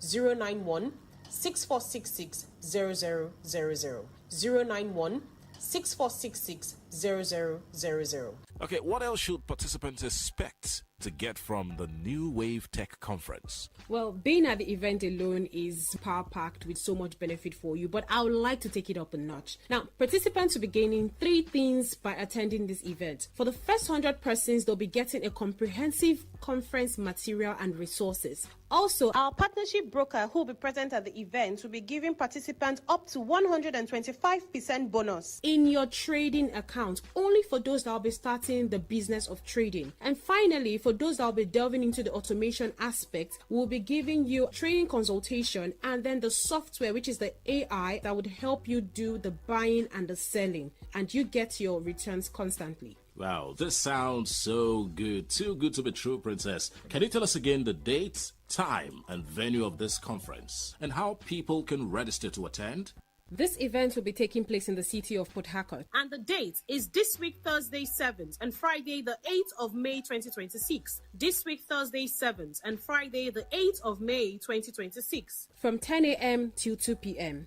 From 10 a.m. till 2 p.m. And the venue is going to be at the City View Building, 2nd floor, 26A Abba Road, beside Market Junction, Port Harcourt. City View Building, 2nd floor, 26A Abba Road, beside Market Junction, Port Harcourt.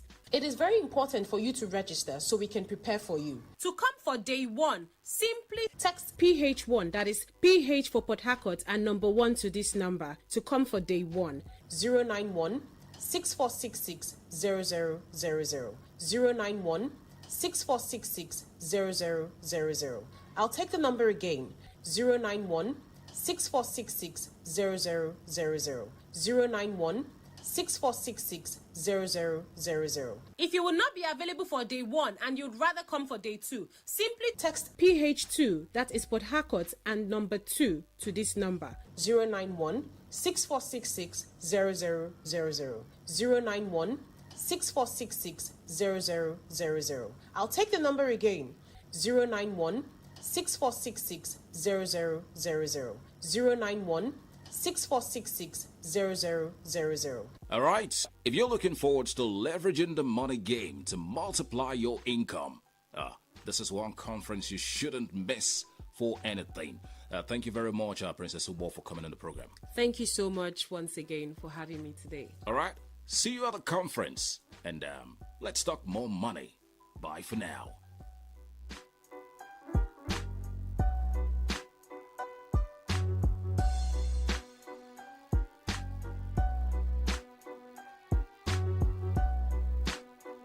Today 95.1 FM, where news meets insight, sports meets passion, and entertainment meets excellence.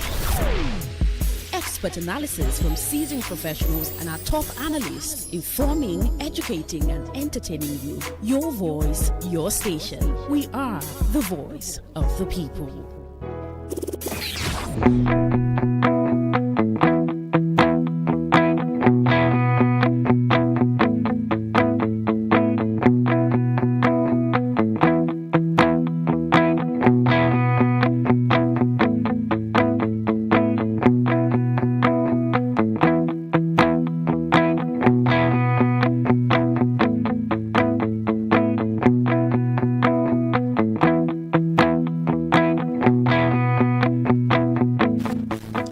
All right, let's continue our conversation. 20 minutes past the hour of 10, May 6, 2026.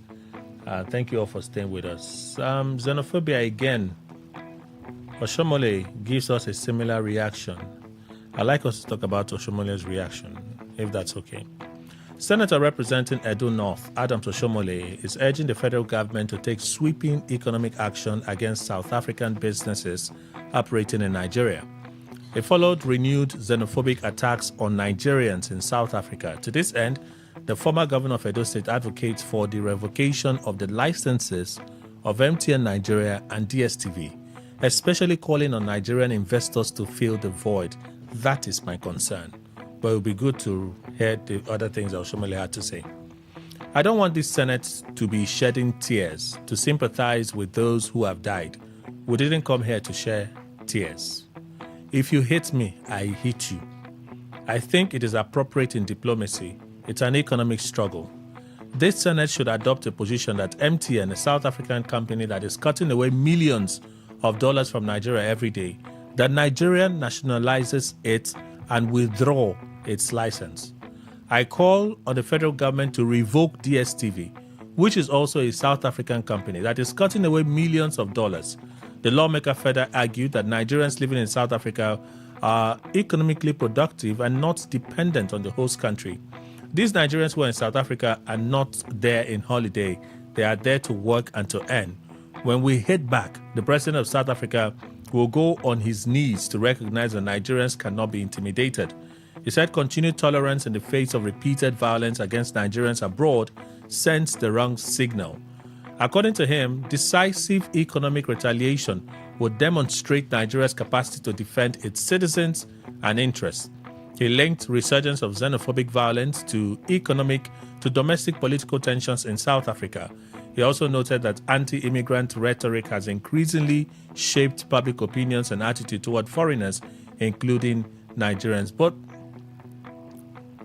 his call, is it the right way, Dr. Eko? Is it a right way? That actually is one of the procedure in dealing with such situation, but that is at the extreme stage. Okay. For at this stage, it is too harsh. At this stage, the diplomatic procedure between relevant agencies of government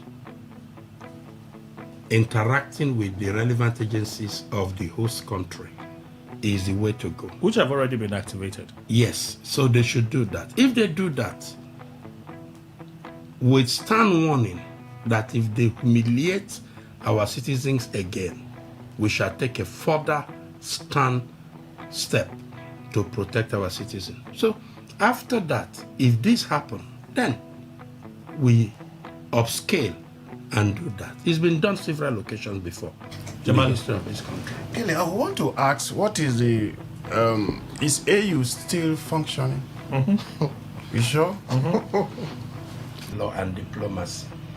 If a government of South Africa makes a regulation that imposes more suffering, more tax on our citizens in South Africa, Nigerian government will immediately also hit their citizen with similar equivalent, and there is nothing wrong with that. But the government of South Africa has not made any policy to induce xenophobic action, but it is street action of South African against Nigerians, telling that the enterprising Nigerians there are over-reaping from them while they are suffering. So it is just that the government need to put adequate security measure to avert it and then punish those who lead such gang, that kind of a thing. So, I wanted to ask this question, but I'm looking at time, and being that I'm a Nigerian, let it not be like, I don't care so much about my country. Okay. But one of the things that crossed my mind is South Africa has a high crime rate right now, very high. So they are grappling with that. If the South African government wanted to control or contain these xenophobic attacks, would they be able to do it successfully? Yes. If they put sufficient measure in the prime cities like Pretoria, like Johannesburg, all those prime cities, because these things happen in prime cities, but it's also happening in the rural suburb. It's also happening. It's a consciousness of the youth. But the South African government can take more vigorous involvement to tame it. If they punish 1 or 2 or 3, that will be a discouragement to others not to go that way. Okay. Jamal, do you think so? Yes, I totally agree with Leonard Senior Doc. If the government of the day is serious about stopping that barbaric act, just to pick 1 or 2 and make them scapegoats. Others will abide. There are laws in the country that the citizens are not going against. Okay. So that's why I asked if the president of South Africa has spoken. To what extent? Dr. Chion, you also agree that would be quite easy for the South African government to... Yes, no, that's all. These people are not hidden. There's a lady that regularly is on with our group. They come out, rather than they were in hospitals, they go to hospitals. Are you a South African? If you're not, get out. Even if you are the drips, you get out. This is who we are. Have you heard that they prosecuted them? No. Okay. These people, they are from groups, NGOs in South Africa that they know. So that is why it is even difficult to say it's not the government policy. Government policies may be positive by commission or by omission. Okay. When you see it happening and you turn the blind eye, it's a serious country will hold responsible. Dr. Waigwe. Mr. Kelly, I think you heard what Adams said. The statement of Cyril, the president, that part of what he's even saying, his statement is even fueling it. In international law, too, you know, that's sort of state responsibility. You have a duty. You have a duty to make sure that your citizens do not repeat what they are doing. Over the years, we have seen the government, giving them that tacit support indirectly. So if the government of South Africa want to stop this, they will stop it. All right, Mr. Ndekwe. Kelly, it's very clear that if anything is happening in any nation at all, you keep seeing it repeatedly, government is behind it. That's my understanding. It might be very wrong, but that's the way I understand it, because is it an individual that will come and then have the clout to stop that? No. Government comes and opens his eyes and then set measures and guardrails. It ends. It ends. 08109510951. Phone line open. Channels to reach out, all of them activated right now. You have 60 seconds. Let's make it count. Good morning. Today 95.1. Good morning, Kelly. Hello, Frank. Welcome. Please go on. Yeah, I think, yes, for me, it's a welcome development. Because as a former commissioner of work, during his time as a commissioner, most of the flyover and the roads commissioned by former governor Nyesom is being handled by him. And I believe as a governor, he will do well. So in APC, I will support him. And my brother, Comrade Izu, also in my constituency, I will also support him. Thank you and God bless you. Thank you. Today 95.1. Good morning. Thank you so much, Kelly. Actually on the line, talking from Element. And I greet my humble learned panelists, all of them in the house from A to Z. Thank you. Everyone in Nigeria that are in South Africa, listen to me from anywhere. Please, if you know you don't have something doing in that South Africa, you don't go. If it is breaking canal, doing farm, you come and do farm. Come back from South Africa. Anybody hearing me, you can come and farm, you can raise money, you can start establish any form of business. Thank you so much, and I thought of budget for me. Today 95.1. Good morning. Good morning, Kelly. Welcome, sir. Kelly, what I want to see as our leaders don't make us mistakes. Since our leaders disgrace us. See us in South Africa, we don't get anything. Get mind, they kill our people. We did that they talk to one, revoke NCN and DSTV. DSTV where they finish us for this country. Where we say we go pay for DSTV. We not go get light to before it don't go expire. Not to they support on revoke our sins. Thank you, Kelly. So now DSTV because I'm saying no get light. Good morning. Today 95.1. Yes, Kelly. Good morning, Peter. Thank you. Yes, somebody who live in South Africa, they should avoid all comments that will provoke violence. Let me give you a case in point. Even here in our state, residents, people who live here in our state, oftentimes they badmouth us. They will tell you, yeah, you are lazy. This man is lazy. Don't you know that some of those comments will never bring peace at all? It will provoke violence. So our Nigerian boys who are in South Africa, let them confine themselves with what took them to South Africa and leave things that will not benefit them. All right. It is not good. Thank you. So somebody, be careful. Today 95.1. Good morning. Morning. Morning. You see, on these South African people, I stand with Senator Adam Oshomole. You see, because we are just keeping work for South Africa. They can't do this to the Kenyan people. They can't, because if you attack them, they have MTN here. We can send them back to their country. We are just keeping work, and people are dying every year. Keep on Nigerians. We should hit them hard. Thank you.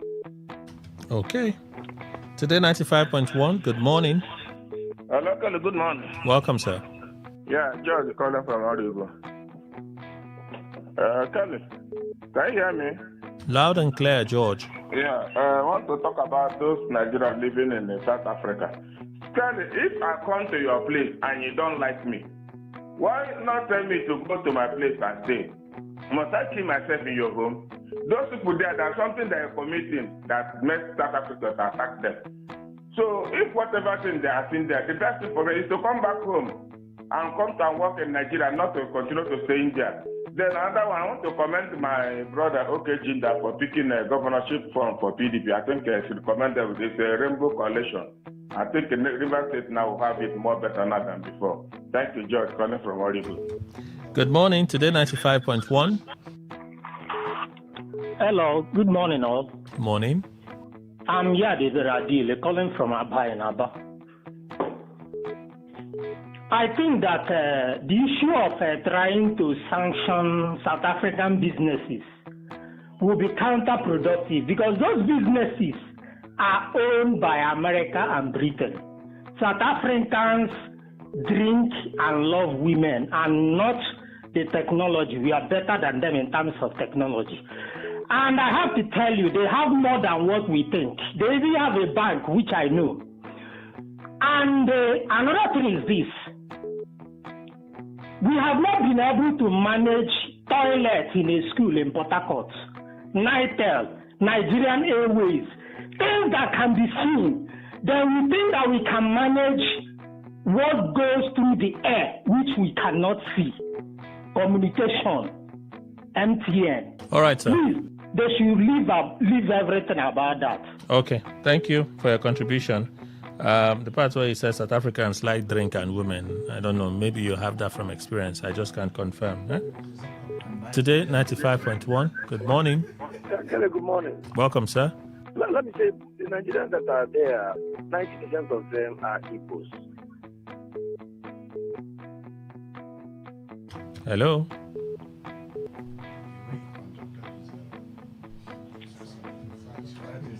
Good morning. Today, 95.1. Yeah, morning, Mr. Kelly, and the guests in the studio. Good morning. Welcome, AB. Please go on. AB from Port Harcourt. Mr. Kelly, what is happening in South Africa is really condemnable. But who should we blame? Should we blame Nigerians or should we blame the South African authorities? But well, in a country called Nigeria, where they have designated us as a particular concern, what do you think? So right now, what we are seeing in South Africa, for me, there is no exit way because our country has bring to a low point that even South Africa cannot respect the giant of Africa as we have thought. What else do you expect? This is where we find ourselves. Thank you. Oh, wow. Hello. Good morning. Today, 95.1. Yeah, good morning. This Honorable Chris O'Chris, I greet everybody. It's just like when I hear at times you see Adam Oshomole talking about the sanction or to seal off MTN and the other DSTV. It's just like, what did you have to see them? How can you do that? Even this morning, will you be able to receive any call? The 9 mobile where me I get for 2 weeks now in the off. How many line will we get for station? Not be only one now they use. The other one we end it. We'll never be able to cater for ourselves. They find person where we want to go closing company. Adam will show me which company where you get where the children will work if they come back. I beg, leave this. No listen to Adam Oshomole. No listen to him. Okay.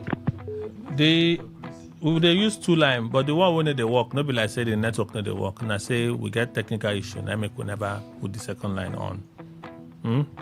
I for just keep quiet, make it be say put the blame on the telecommunication company, but you not go there fair. if I know the truth.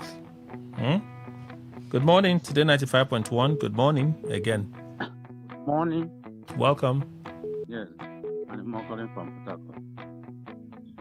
I think for me, I would say this thing for B2 fighting. As the new reporting, South Africa killing Nigeria.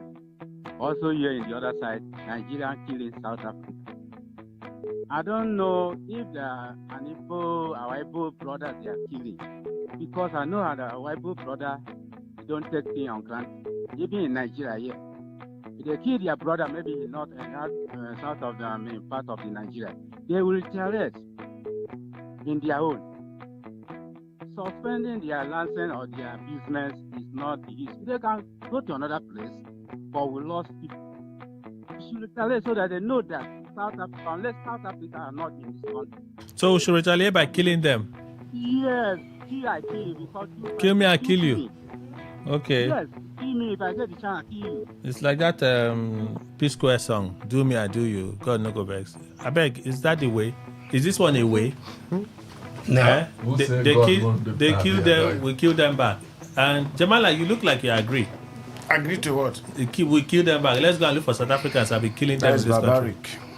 Thank you. Dr. Waigo, do you agree? Let me know if civil society they are taking in that direction. No, not totally, because not totally, but partially. Not totally. No, but then the right of self-defense is allowed. Even in the process of defending yourself. What about? Is this a case of self-defense? That would be South Africa, not here. We start picking them out and killing them. That's self-defense. That's what I'm saying. It's not totally correct. But what I'm saying that the right of self-defense. You partially agree now. Because if I see somebody from South Africa living in Nigeria here, I will naturally have the fear that this person, maybe his brother is killing my brother there. So I can find a way to defend myself. So without him attacking you, you're finding a way to defend yourself. Self-defense doesn't work that way. I come and they wonder now. You're attacking someone. Naturally, the fear. And you are preempting attack from somebody. And that's because you are dealing with human beings. So it's like as it was going back, the guy was now coming near. That's how this guy wants to attack me. Let me attack him first. That's what it is. It should be the other way around. That is that's South what Africa. The human reaction to living in Nigeria should be scared of staying because of what is happening in hometown. Not you in Nigeria, on a Nigerian soil, afraid of a South African coming towards you. But excuse me. No, your own is partial. Your own is partial. Dr.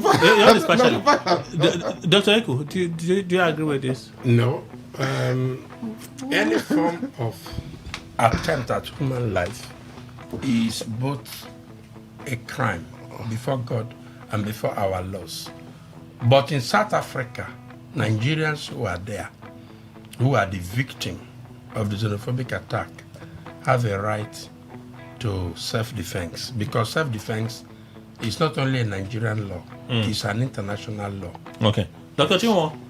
Yeah. More they find and they kill them. No, vengeance belongs to God, but you're entitled to protect your territory such that it becomes a castle for your own people. Okay. So that is why we shouldn't take vengeance on them. And the only reason, and is that what I was saying? The reason why South Africans can do that is that they look at the whole Origwe village, an equivalent of it in South Africa. Not one person is in Nigeria. They look at the whole Choba. Not one person for the equivalent of Choba is in Nigeria.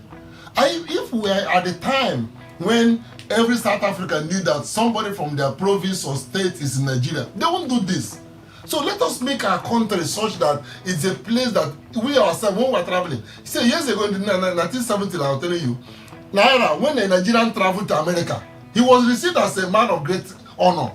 But today, well, I want to take to and where we can be like that is what it is. My people. Your generation brought in something. Your generation turned things my around. Generation. Yes, my generation. Because in that time, I disagree with this. Who are the ones in power? Okay, I think my generation. Now what I'm saying is that whether it is your luck or whatever, you will make these things to turn. Otherwise, you people mismanage the family. Okay, whatever happened is the luck you will have. We had, and that's the apology we owe to you. That's the problem. That's the apology. The serious note. That's the apology we owe to this generation. That you are not traveling out of this country with honor. In those days, it was a matter of honor that a Nigerian arrived in Britain, that a Nigerian arrived in America, that a Nigerian arrived in... Even in spite of apartheid, the Botha government, whenever they saw the Nigerian managed to go there, they respected him, treated him with respect, as if to say, you see, this thing our people are telling you is not what is happening. You see how we treated you here with respect. All of us and John went there under the, what they call them, the eminent persons group. The South Africans, Botha, all of them respected, received him with great respect. But today, if Tinubu goes to South Africa, even Botha doesn't give him that honor. When you make your own home unworthy of respect, nobody will respect you. But it's not taking vengeance. We will even see them now. It's like those who are talking, sorry to take a little time now. When people are talking about taking vengeance against Northerners, and people say, the Northerners you are seeing here are those who are carrying Agobai. Do you see any man that has any house here? But you go up north, you see Nigeria, people from other parts that have even real companies operating. So that's what happens. Mr. Ndukwe, more kill them. But Kelly, I think it's only those that are sanguine that will be able to kill them. In other words, yes, what I mean emotionally excited. No, if you're a bloodthirsty person, you will start falling on over South Africa. Is that not sanguine? Yes, that's the meaning. Now, is sanguine not a temperament? No, well, it's also there. You can also go. You know, English is elastic. The use of it also could go synonymous. Sorry, let me phrase that. Is sanguine not a temperament? Well, you can liaise with that particular person that made you call it temperament. See, Kelly, but I tell you, a Nigerian in South Africa with this thing raging, could, if he sees any South Africa miles away that raises his hand, he could strike himself because he's not sure of himself. So that could be self-defense, the instinct of it in human. So for you, but in Nigeria, partially you agree. No, Kelly, let me tell you. You partially agree with yes, let me tell you now, don't partially. Get it from my mouth and not from women's mouth. No, but you're hitting me now. See, I am telling you what happens to human. Because in Nigeria here, when you are going anywhere, you see a South African, a confirmed South African, you kill him, they will kill you back. Yes. That means you are bloodthirsty human. But in South Africa, it could be a natural cycle because of the raging torrent of hatred and all that against Nigerians. Fear will make you start having self-defense. So majority, of course, I don't. All in this. No, even one partially agree to it. One partially agree to it. Now you have joined the majority. It is now consensus candidate. Oh, yeah, consensus issue. Final call today, 95.1. Good morning. Hello, Kenny. Welcome, sir. Good morning to all the studio. My name is Steven Nido. I think I agree with Adam Oshimule of what he say about South Africa. I think they can't have their business of running in Nigeria, collecting Nigeria taxes and making money from Nigeria, and having our people being in South Africa. I think it's not welcome. If Nigeria government want to do something to put an end to these their companies, even the ones that are easy to talk with you, is even shaky. So, what is the thing that is we are benefiting from South Africa? Instead, they are the one even benefiting more from us. All right. So why is it that they are disturbing Nigeria, killing Nigeria there? Thank you. Let's read some message. I'm hearing that Dangote has increased petrol price again. Gantry price has increased again. Even though this morning the reports from the Middle East will suggest that we have a drop in price. Yesterday, America said they were not going to. The naval blockade remains to allow for more negotiations with the Iranian government, but they were putting a halt on Project Freedom.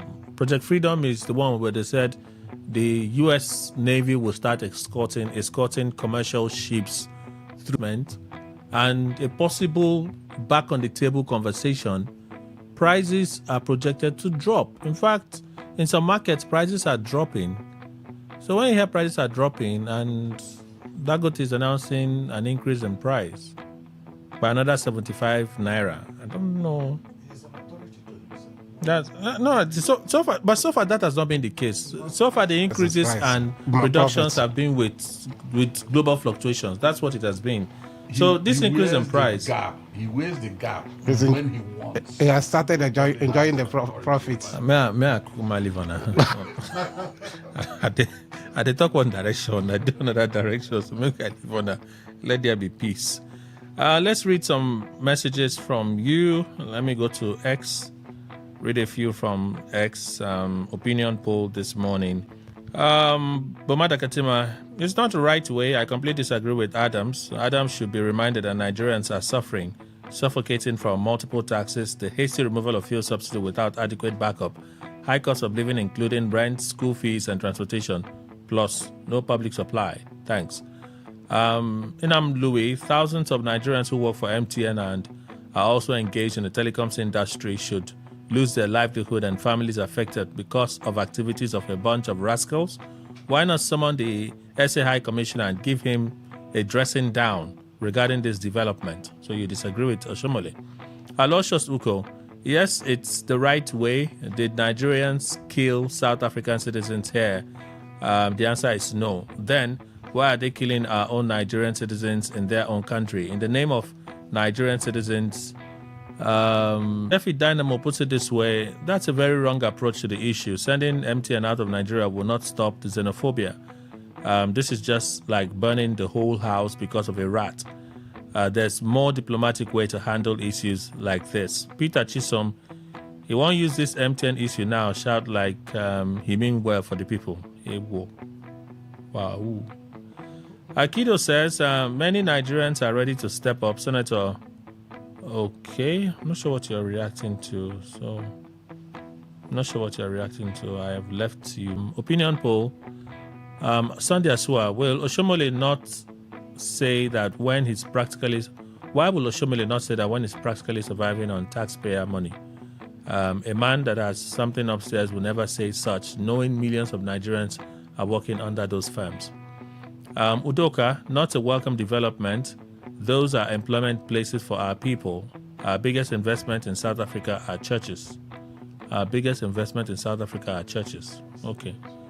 Anthony, I'm in support of this. Emma Kobasi, Oga Oshomole no day truthful to himself on this. Nigerians in South Africa should come back home so that Gumi boys... Thank God, Buduka. My question is, what happened to Etisalat? Elder Chokike, good morning. An aptly conditional state. Okay. Efiongenam, Oshomole's call. Who are the shareholders of MTN Nigeria? Let's see the list and start from there. Not one politician using fake activism can make life harder. Employed by this company, now him go pay them abi. Let's reason for once. He should be talking about how to nationalize the telecoms sector and let Nigerian company run it till they arrest the situation. Okay.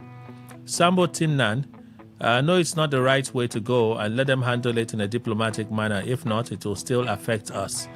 Nigerian businesses seem not to succeed because of the systematic sabotage. Look at Nigerian businesses and their owners. They are frustrating them here and there. So please, Senate, are just joking. Sunday Enway Oshomole, that is not the solution. Tell Tinubu to visit South Africa from the 15 days foreign trips. Okay. Jumbo Chris, in response to the rise in xenophobic violence in South Africa, Tanzania's president has reacted by reportedly giving South African citizens 48 hours to leave the country. Okay, so what's the response? Moral lesson, this is not the first time. Okay. I know you guys have a way of catching your cruise on social media, so sometimes I try to catch up. Dr. Mrs. Sema Libera from Owerri, it's worrisome that our hard-earned democracy is being threatened. It's like the rule of law and due process are on holiday. How can our leaders preach patriotism, rule of law and due process and turn around to go contrary? Madam, what are you reacting to? Wokoro Ikechukwu, Kelly and Mugaima, this is the distinguished Ikechukwu Wokoro from Arochukwu's son. Okay. Xenophobic attack, Oshomole is seeking that. Your reaction? It's a good idea, but my worry is, will Nigerians manage the businesses very well when they finally come back home? I think ADC is dead. Akpabio's statement. He said capital, yes, because the people's choice are finally left.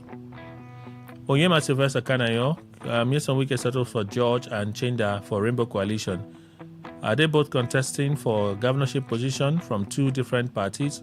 Because I want to see how Wike will campaign for them. This alone has made it clear to me that Governor Fubara will be on the ballot come 2027. All right. Oweri Medino, good morning, Kelly. Massive defection hits ADC. People say Obi doesn't have structure. I tell them that Obi alone is a structure. If not, the manner of politics we play in this country, nobody will compete with him. Olowu John, Wike settles for George and Chinda. How can he campaign for them? What a confused coalition. Because who can explain why, after the removal of fuel subsidy, that our majority of Nigerians still facing biting hardship. 1 million naira is now worth 100,000 naira in 2015. Amity Prince, Senate to form joint committee. Every Nigerian government wants to kill ant. They must form committee, and the committee will not always return. Some things that happen now in this country, can't happen during Babangida or OBJ tenure. Okay. Those are some of your reactions. I have to read. I was reading some messages from WhatsApp earlier, so let me read a little more, and then we'll listen to voice notes. All these visits by Tinubu to first-class countries are all fake. He's just going there for sightseeing, nothing more, nothing less. I think this is simply goodness from Alakaya. You change your signature, why? By reason of not participating in the APC Senate primaries conducted on the 27th of May 2022, because he was aspiring for president. I guess he was 100 million naira damage to Serap by the court. It's a judicial rascality and a classic example of tyranny, and also using the court as an instrument of oppression, depression, and suppression. Okay, like Ajubabare would always say, John Owagugo. I wanted to check if it was Ajubabare that even sent the message. And as from OG, for Shomole, if you sanction South African companies, Nigerians will lose their jobs. What are the Nigerian companies in South Africa, apart from big churches? And as from OG, your contribution.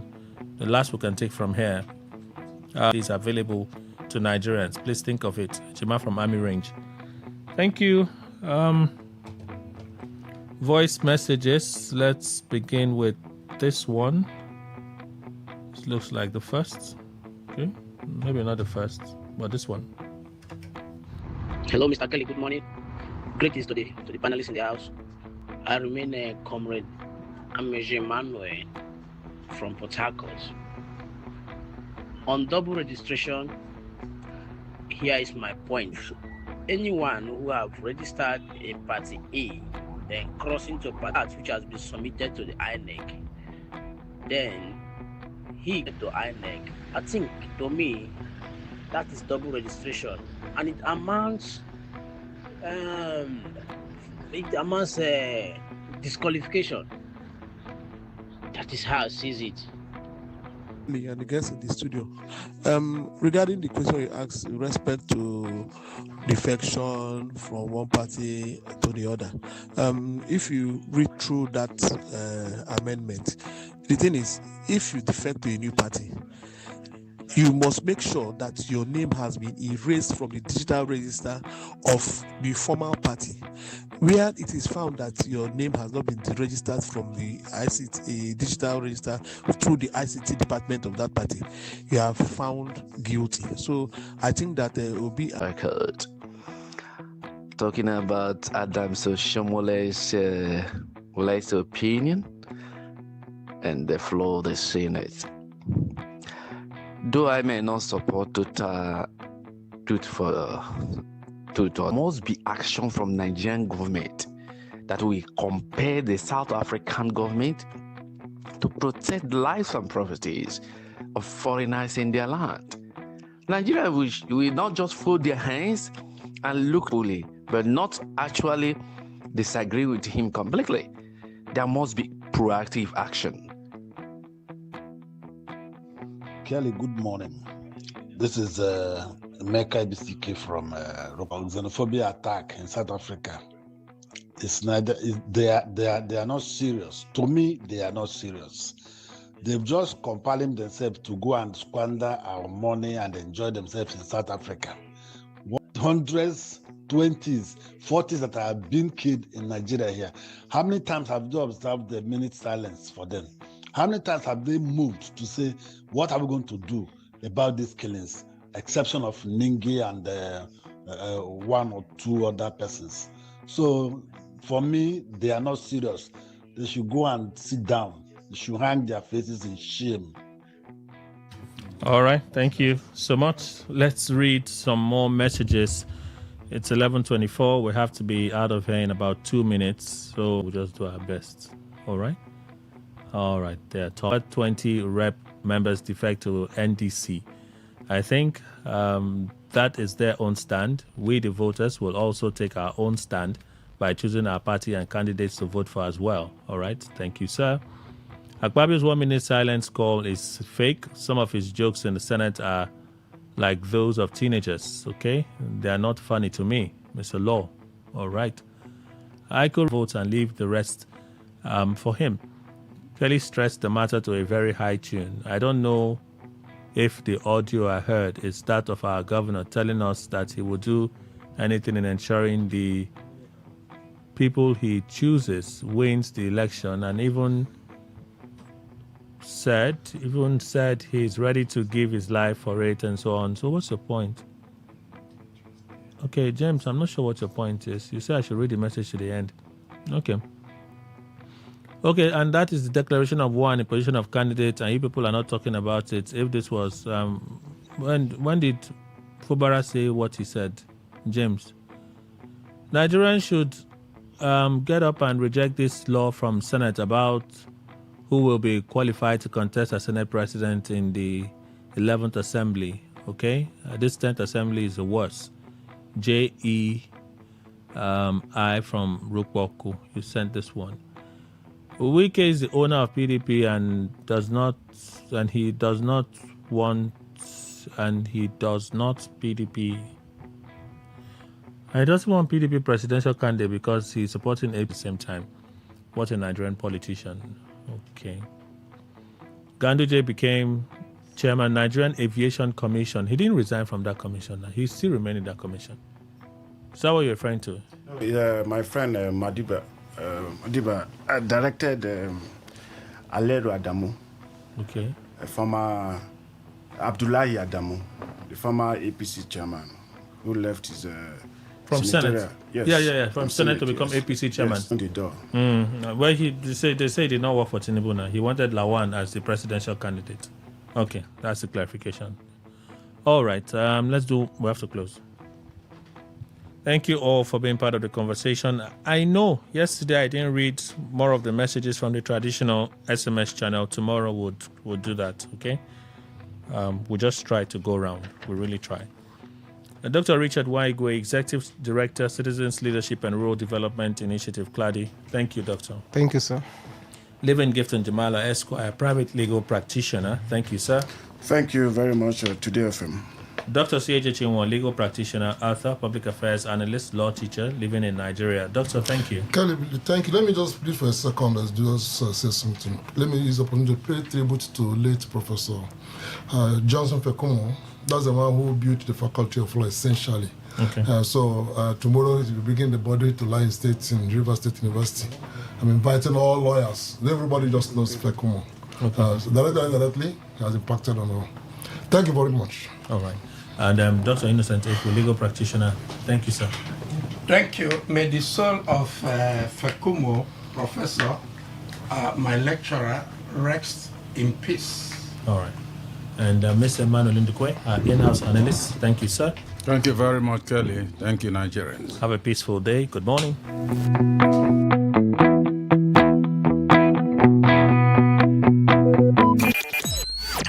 Talk radio. I listen to a lot of talk radio. 95.1 FM.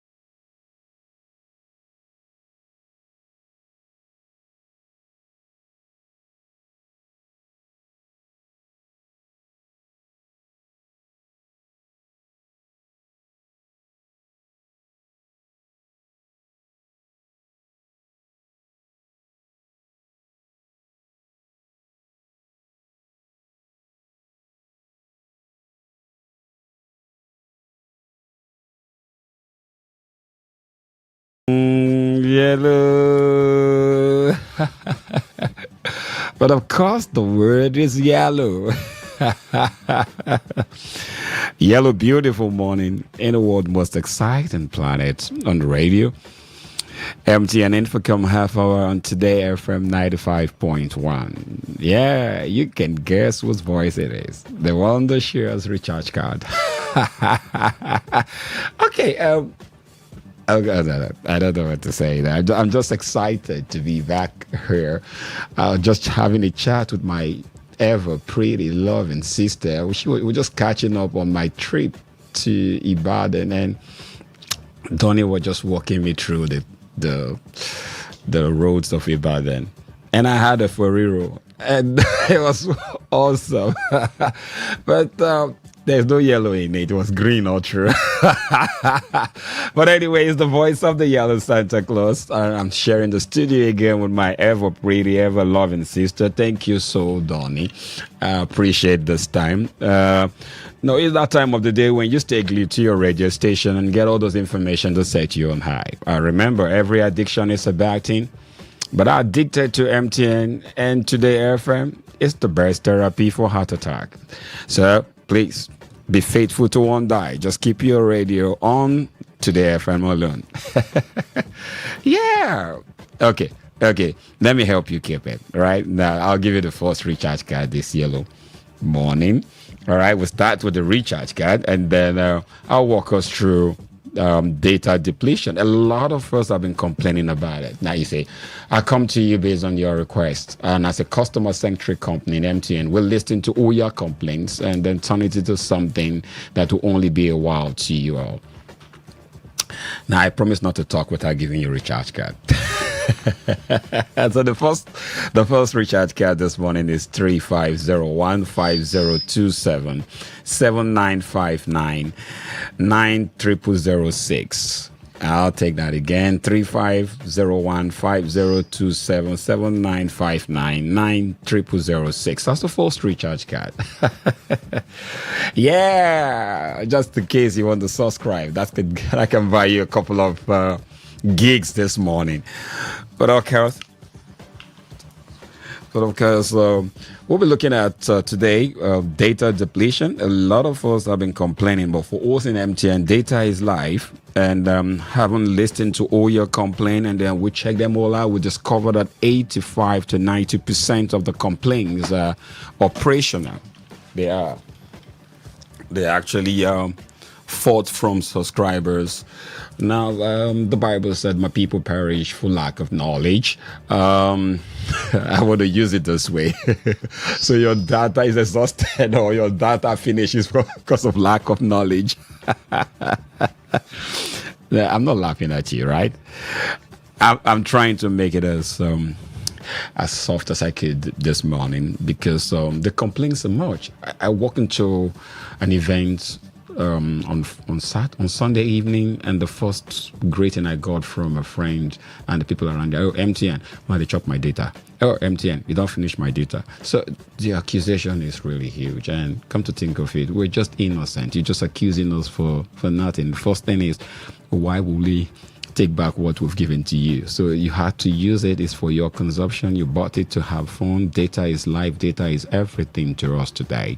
So we probably will not be depriving you of using your data to the fullest. Yeah. But it's good for us to understand that most of us have been suffering this because of our careless usage. And that's what I had to do for you this morning, to let you in on all of those things that deplete and, of course, waste your data unknowingly to you. And that's why I said my people perish because of lack of knowledge. First, we had to understand that data has a lifetime or a lifespan. It could be a month, it could be a week, it could be a day, as you have the case may be, depending on your purchase. And then, of course, you also have to know how to regulate it. So now the first question is, how do I manage my data, right? Okay, you can manage your data by regulating your consumption, knowing what you're using at the time, all right, and also how to use. Now, how to use, that brings it simple. A lot of us will now want to say, what do I mean by how to use? Yes, there are ways you use your data. Now, there are certain apps and certain stuff you do that burn off your data fast, and this is like auto update. Some of us update our apps using our data. Some very heavy apps, it's advisable to you to do that using your Wi-Fi and not your data, your mobile data. And then video streaming. Today, every one of us, I think so, almost everyone is almost a content creator. It's really challenging for us journalists because everyone now is doing our job. They catch clips from every corner and put it up on social media. So there's a lot of streaming going on. Streaming as well. This is a platform that eats up your data. And then, of course, you need to also, if you have to watch movies, you need to watch movies on a certain density. We all want it on high resolutions, and, so all of it as well eat up. So, of course, let me just run us through those things that are actually will eat up our data again. So what are the things that burns off our data first? Number one, auto app updates, like I said. So you have to check up your phone. Some of us, our phones are already on auto update, and that's not good. So you need to put your update of app, make it optional. So you'll be the one when you're prompted, and then you can select to update or not. I have all my apps as optional.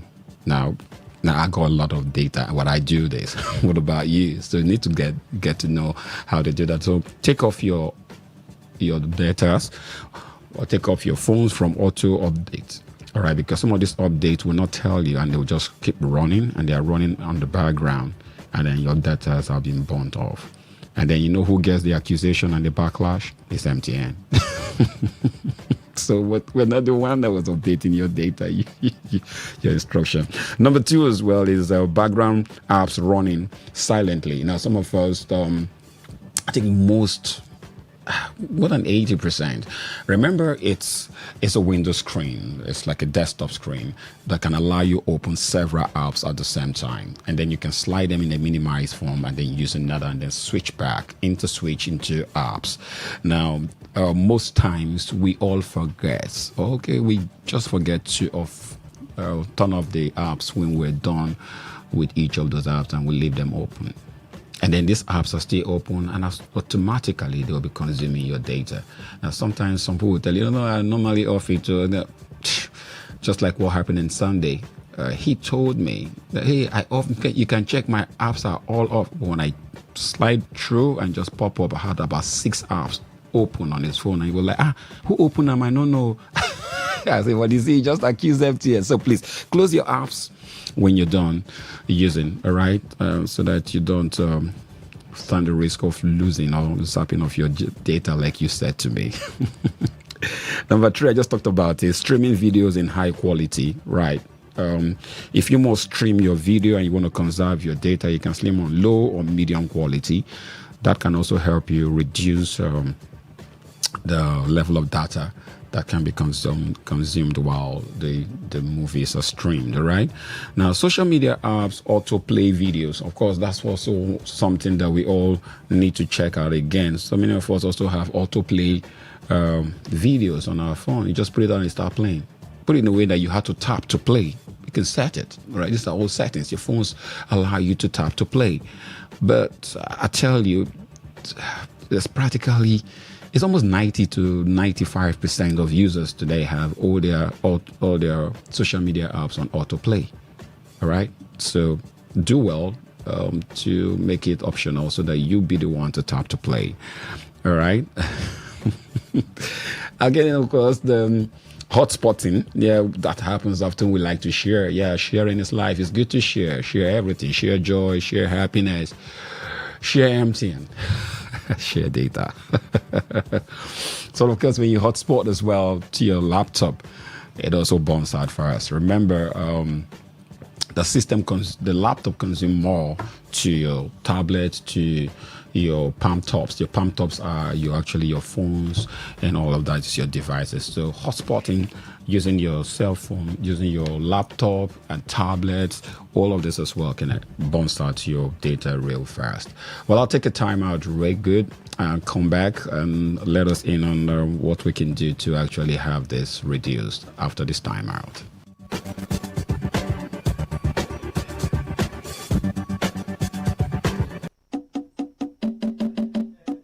Find ways to save your data. You go first start out with your apps. Delete apps where you know they use, but other things go still dey. Some apps get data saver modes. Make you activate them to control the data usage. You fit also go your setting, make you off the auto updates them. Then make you also close apps where you know they use to save your data when you know they use your apps. This small change go fit help you save your data well. For more information, make you go your mobile operator website or consumer.ncc.gov.ng for better tips. Make we dey connect and enjoy our data use well. This message they come from the Association of Licensed Telecom Operators, wey join body with the Nigerian Communication Commission.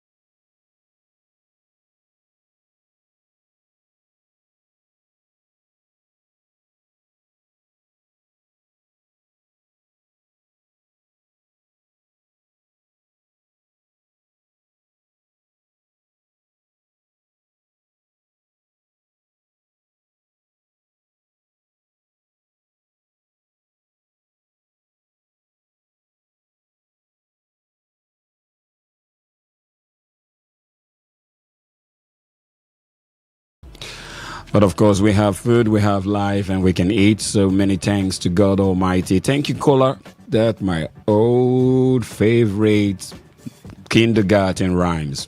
Yeah, you went to school, primary school when I do. Well, when I did, you sure would know this rhyme.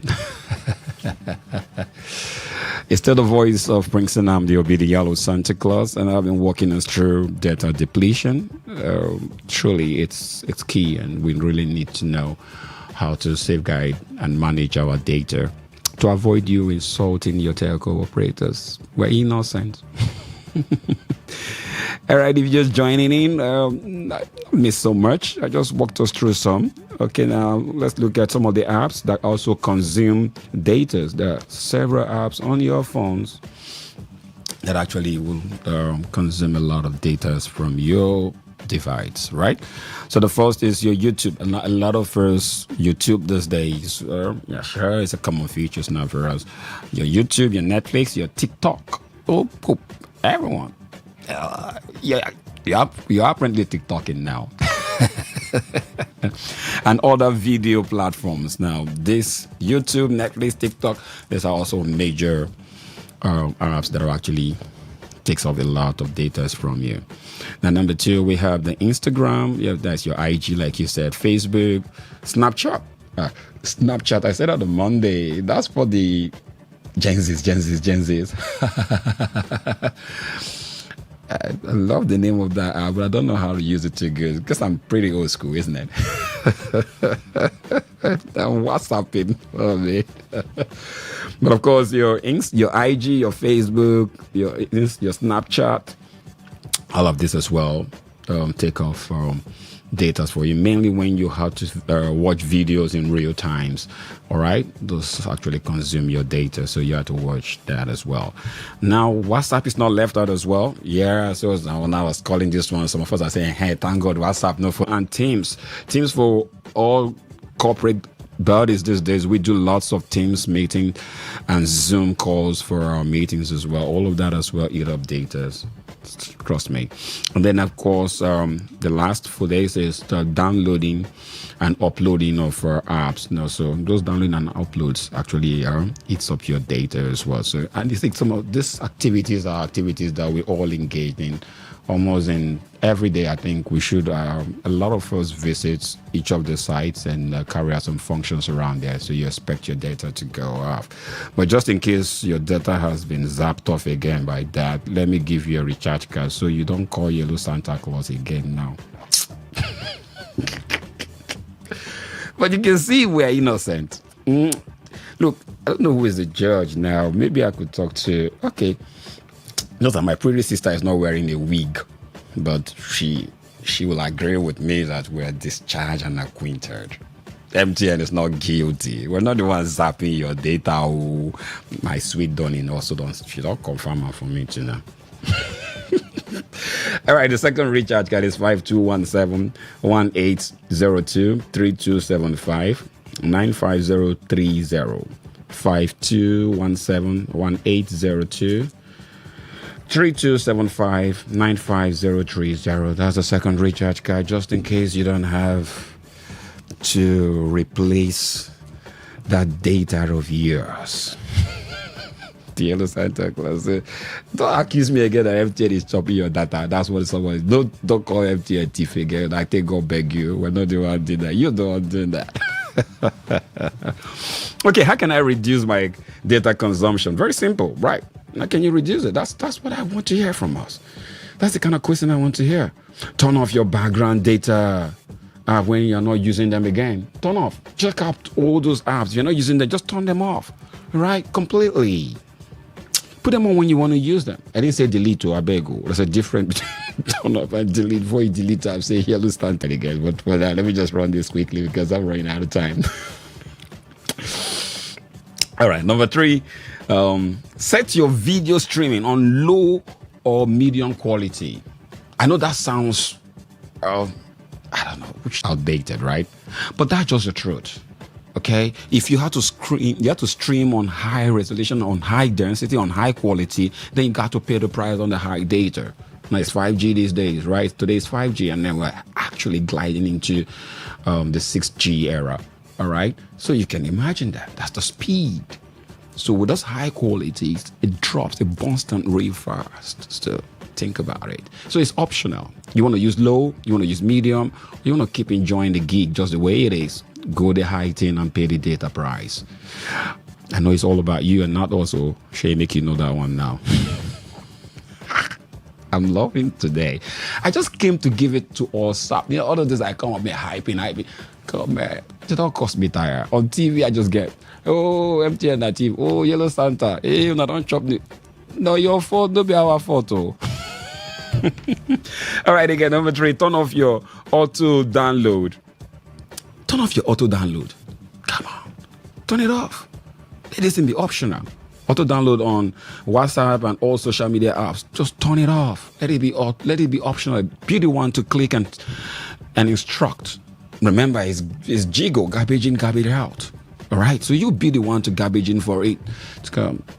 But of course, you know when the AI era now where he just want to save you that stress. But come on, tell AI, say, Paddy man, I don't want, no save me stress. I want to manage my stuff because AI need to follow you, pay your money now, she. And then, of course, number 4, update your apps only when you have the connection of your Wi-Fi. I said that earlier, but I think that's what we should look at. I'm not saying you cannot do that with your mobile data or your MiFi, but it's easier and better for you to use your Wi-Fi. Wi-Fi is practically more a broadband and it's only limited on the strength, so you can actually use that, and that saves you a lot. And then most importantly, monitoring your usage regularly. That is, I don't need to do that for you. You're the police of your data. You're the police. You need to watch. You need to control it. You need to monitor it on your own. Okay, then, understand. Yeah, I think I end with this. Can I control data usage for a specific app? Yeah, of course. Some apps have data savers. You can actually restrict. You can regulate. Okay, yeah, you can regulate your app on your own. Most smartphones allow you to do that. All right, strictly set your background on data per use. You can say, okay, I want to use this amount of data on this. You can regulate all of that. All right. Limit mobile data usage as well. You can actually limit it. It's all about you. So you can say that. I know iPhone has that compartment. And of course, some of us as well also have that as well. So you try out Samsung, yeah, Infinite. Yeah, Redmi, great phone as well. But I'm not advertising for them anymore. I'm just telling you that most mobile phones today have this access to allow you to regulate, restrict, reduce the quality and quantity of data that you will or you want to use.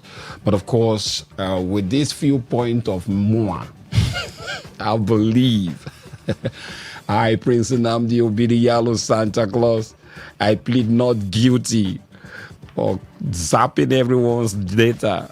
And I want to say that MTN were not guilty of zapping your data. If you believe, they say I. If you say, then if you don't believe, say me. The eyes have it. Well, let me give airtime to the eyes right now. 6605 0669 7952 1943 473. I'll take that again. 6605 0669 7952 19473. Whoa, the way our fingers are sharp. Just like, I wouldn't even drop the last number, someone has let it already. But I need to pay my bills, dance a little bit. Yep. And then I come back, still got some more time. Yeah, if I don't, we bounce off the studio and do this again next week. But pay bills right now.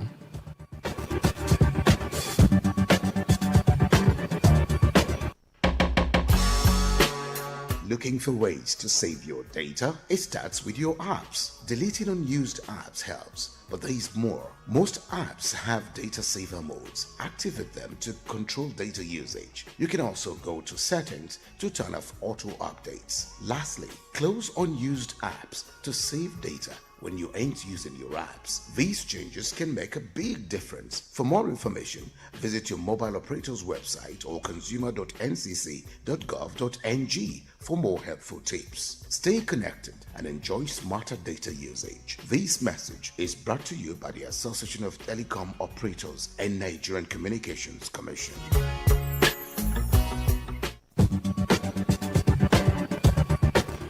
I'm still here, going nowhere. Who want to leave today from? No. Come on. Lovely ambience. Sweet place to be, right? Let me give you a recharge card, Jerry. But remember, it's still the Yellow Santa Claus, Prince Nnamdi Obi. And then I'm happy to let you know that we're not responsible. We not be responsible to anything that happens to your data. Now you they use your data. Now you they zap them yourself. Not MTN, not Yellow Santa Claus. And we've listed out all to every one of us today. But take the 4th recharge card and the 5th as well. And then we go for today. 9291 61 38 22 35 71 649. 9291613822357164 That's the one. Remember to turn off your apps if you're not using them. Remember to set your phone to remove your phone from auto download and auto upload as well, and also auto streaming from your mobile social apps, of course, so that could actually help you save your data. I'm giving you the last recharge card right now, and then we call it a day. 70628871 9925 54006 70628871 9925 54006 That's the last recharge card I've got for you today. On behalf of the production crew, this is a time I never and always don't want to have. That's to leave Today FM is the hardest thing for me. But I gotta go to be here again tomorrow. So now, look, if you stay around here, just try sometime, just come around, just check out to see the faces of the presenters here. They are like angels. Kelly, Donnie, Queen. You want to have these people seen every morning and every day. I thank God they bless you with your voice. Many thanks to Sis Donnie. Thank you so much. Much love to you. Can you? Never can do anything without you. Thank you. But dance coach Terry. It's your generously Prince Namdio Billy Yellow Santa Claus. Say, be good to yourself. Stay only here. That's where wisdom comes from. Bye and God bless you.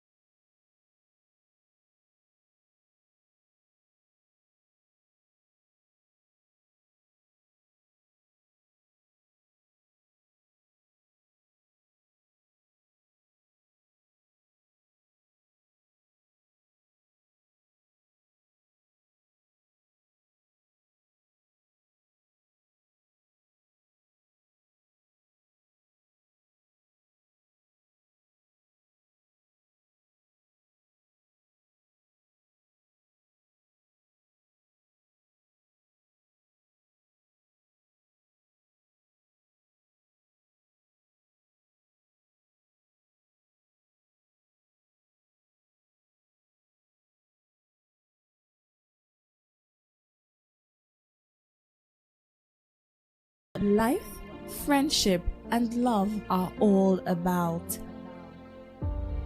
maybe home, is listening to all of your favorite shows on Today 95.1 FM. We create memories. We inspire comfort. We are the voice of the people, and we are home away from home. Whether it's happening in Port Harcourt, South South, Nigeria, or around the world, we've got you covered. On air, online, delivering balanced news and unbiased analysis. Today, 95.1 FM. This is Today, 95.1 FM, Port Harcourt. News.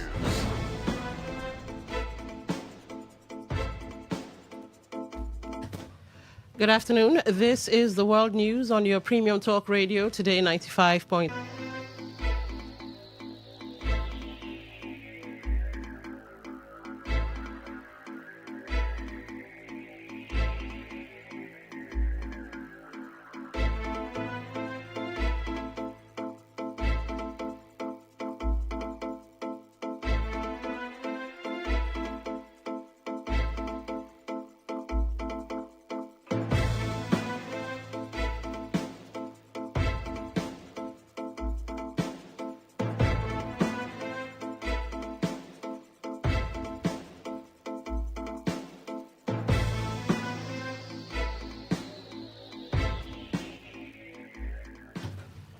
The Minister of Federal Capital Territory, Nyesom Wike, has dismissed rumors of him endorsing any candidate ahead of 2027 general elections.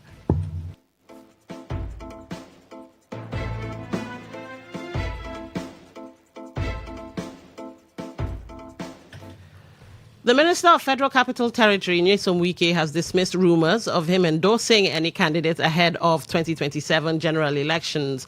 Wike spoke during a media parley in Abuja, where he revealed that the Renewed Hope agenda will sit and take decisions on who to support when it is the appropriate time, while also insisting that PDP will be on the ballot and will produce a candidate in Rivers State. Wike denied knowledge about Kingsley Chinda purchasing governorship nomination interest forms in PDP, acknowledging that of George Kelly of APC, which he said was displayed on social media. Wike, who also reacted to the issues within PDP, dared the Turaki-led faction of the People's Democratic Party to open the secretariat anywhere in Abuja. Wike, who gave the threat, also threatened to ensure that the laws are enforced against anyone who opens any bank account number for purchase of nomination interest forms of PDP rather than the recognized party leadership. The FCT minister, while explaining the legal battle that existed and how the Supreme Court settled the issues, threatened to seal and revoke any bank and building that allows for the opening of factional PDP secretariats and sales of forms in Abuja, a decision which he said follows the Supreme Court verdict in the internal crisis of PDP. Responding to questions about opposition party allegations of alleged plots of the ruling APC to ensure a one-party system in the country, Wike insisted that the only opposition in the country is PDP, dismissing the allegation.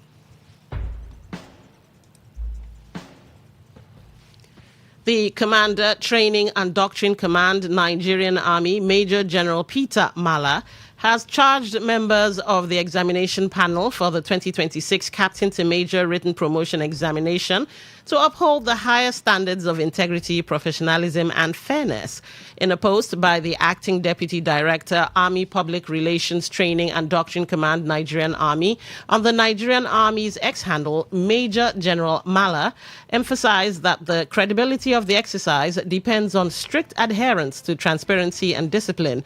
He stressed that the promotion examination is not merely a routine exercise, but a critical process for selecting officers who will take on higher responsibilities within the Nigerian Army. The TRADOC commander further noted that the exercise aligns with the Chief of Army Staff's command philosophy of building a more professional, adaptable, combat-ready and resilient force. Mala also directed panel members to strictly adhere to the Nigerian Army Charter for Promotion Examinations 2022 revised, expressing confidence in a successful and transparent outcome. Earlier, the host and Commandant Major General Adebayo Adegbite described the hosting of the examination as a privilege and reaffirmed the institution's commitment to ensuring a smooth exercise.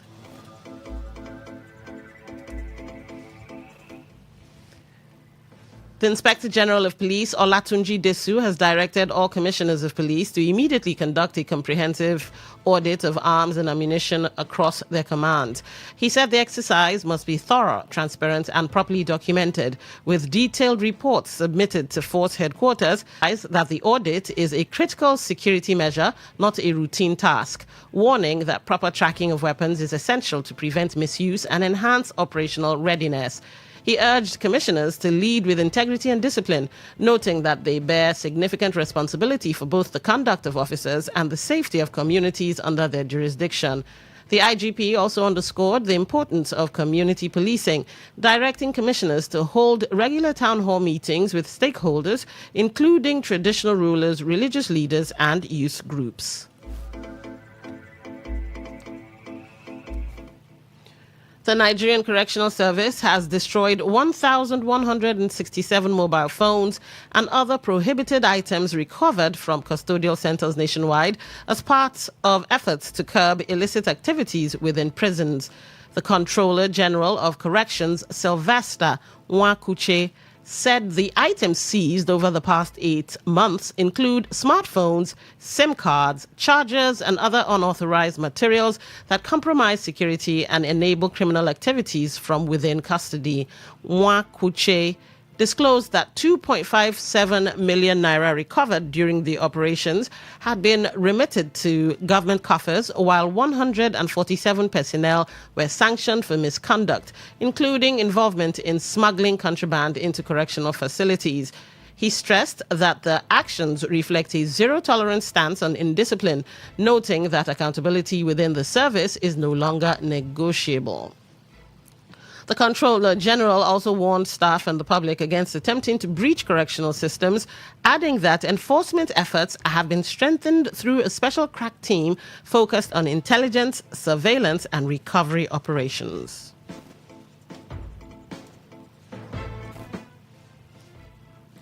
The Nigerian Senate has resolved to constitute a joint ad hoc committee with the House of Representatives to address the rising cases of xenophobic attacks against Nigerians in South Africa. The committee, to be led by the leadership of the National Assembly, will embark on a fact-finding and diplomatic mission, including a visit to the South African Parliament to formally convey Nigerians' concerns and seek lasting solutions. Lawmakers also agreed to engage the Minister of Foreign Affairs for a briefing on ongoing diplomatic efforts while reviewing resolutions reached during a 2019 bilateral meeting between Nigeria and South Africa to ensure their implementation. Although a proposal by Senator Adams Oshomole to revoke the licenses of South African companies such as MTN and DSTV was raised, it was declined on procedural grounds, with the Senate favoring diplomatic engagement over economic retaliation. The resolutions followed a motion highlighting the intensifying persecution of Nigerians abroad, with lawmakers expressing concern over killings, harassment, and psychological trauma faced by citizens. No fewer than 16 members of the House of Representatives have defected from the African Democratic Congress, ADC, to the Nigerian Democratic Congress, NDC. According to the Deputy Speaker of the House, Benjamin Kalu, who made the announcement during plenary, the lawmakers cited unresolved internal crises within the ADC as the reason for their decision. The development is part of a broader wave of realignments ahead of future elections, with stakeholders pointing to ongoing disputes and structural disagreements affecting party cohesion. The shift also comes as prominent political figures, including former presidential candidate Peter Obi and ex-Kano State Governor Rabiu Kwankwaso, are reportedly aligning with the NDC, citing the need to reduce internal conflicts and strengthen a more stable political platform.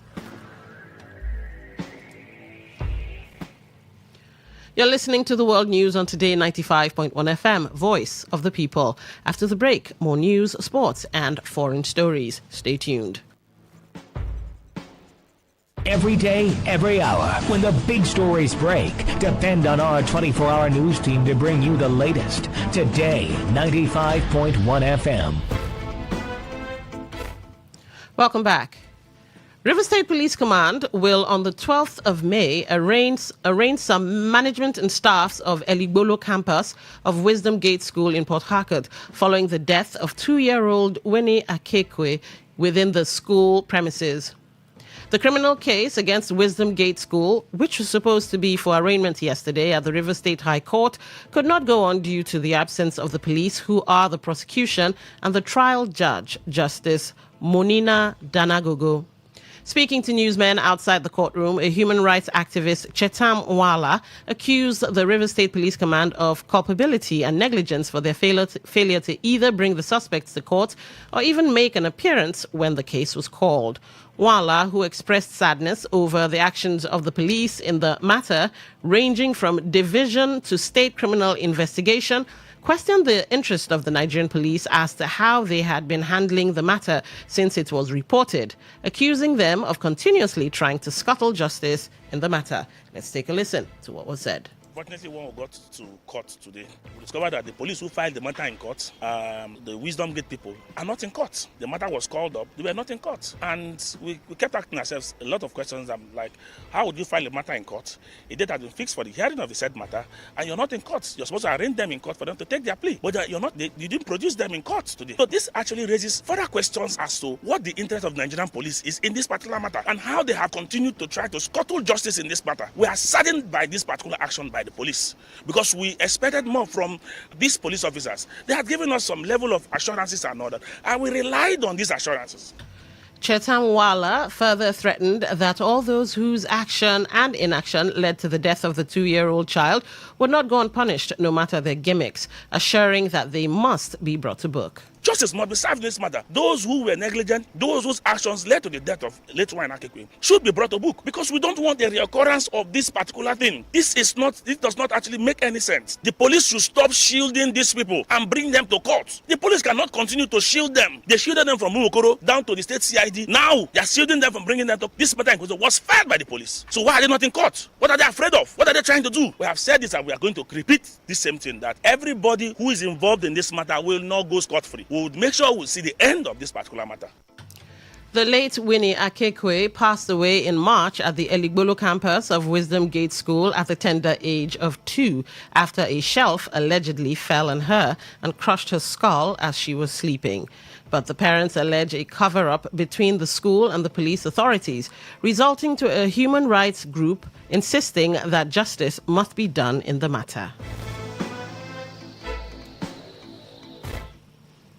Meanwhile, the Omokachi family of Mbodo community in Ikwere local government area has rejected what it described as unwarranted interference and alleged intimidation concerning the Unity Court estate project in Mbodo Alo community. The family insists that its actions, along with its appointed representatives, are backed by law and a valid court judgment. Speaking to newsmen, a prominent family member, Okachi Ordo, said Odibola Properties Limited was duly that he is authorized through a valid power of attorney to represent the interests of several professional associations covered by the court judgment, including the Nigerian Medical Association, the Academic Staff Union of Universities, and the Academic Staff Union of Polytechnics.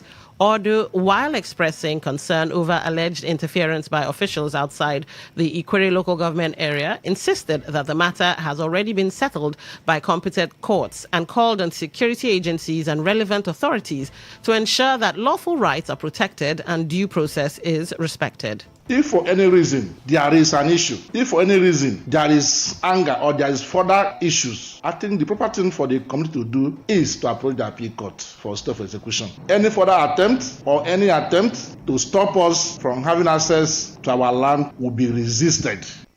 On his part, senior family figure Dandison Ogunka described the Unity Court estate land as ancestral property affirmed by the court, advising any aggrieved parties to seek redress through legal channels rather than actions capable of disrupting peace.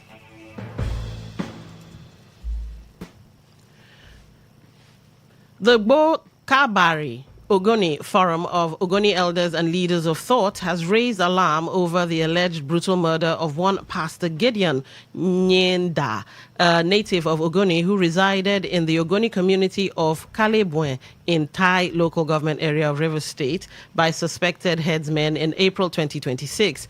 In a statement by its chairman, Chief Mike Ba, and Secretary Professor Desmond Mbete, the Gbo Kabari Ogoni commended Ogoni youths and other aggrieved indigents for heeding calls to remain calm and refrain from taking the law into their own hands, despite the provocation, and described the responses as a demonstration of restraint and commitment to peace. On behalf of the peace-loving people of Ogoni, the elders strongly condemned the killing, describing it as a dastardly and deeply provocative act, expressing concern that such incidents have become recurrent in the area. The forum noted that the alleged murder of Pastor Nyenda adds to a series of similar killings in Ogoni, which they say threaten the safety and continued existence of the people, stressing that the incident is one too many and demands urgent attention. The group called on security agents and the government to launch a swift and thorough investigation into the incident and ensure that justice is not only done, but also seen to have been done.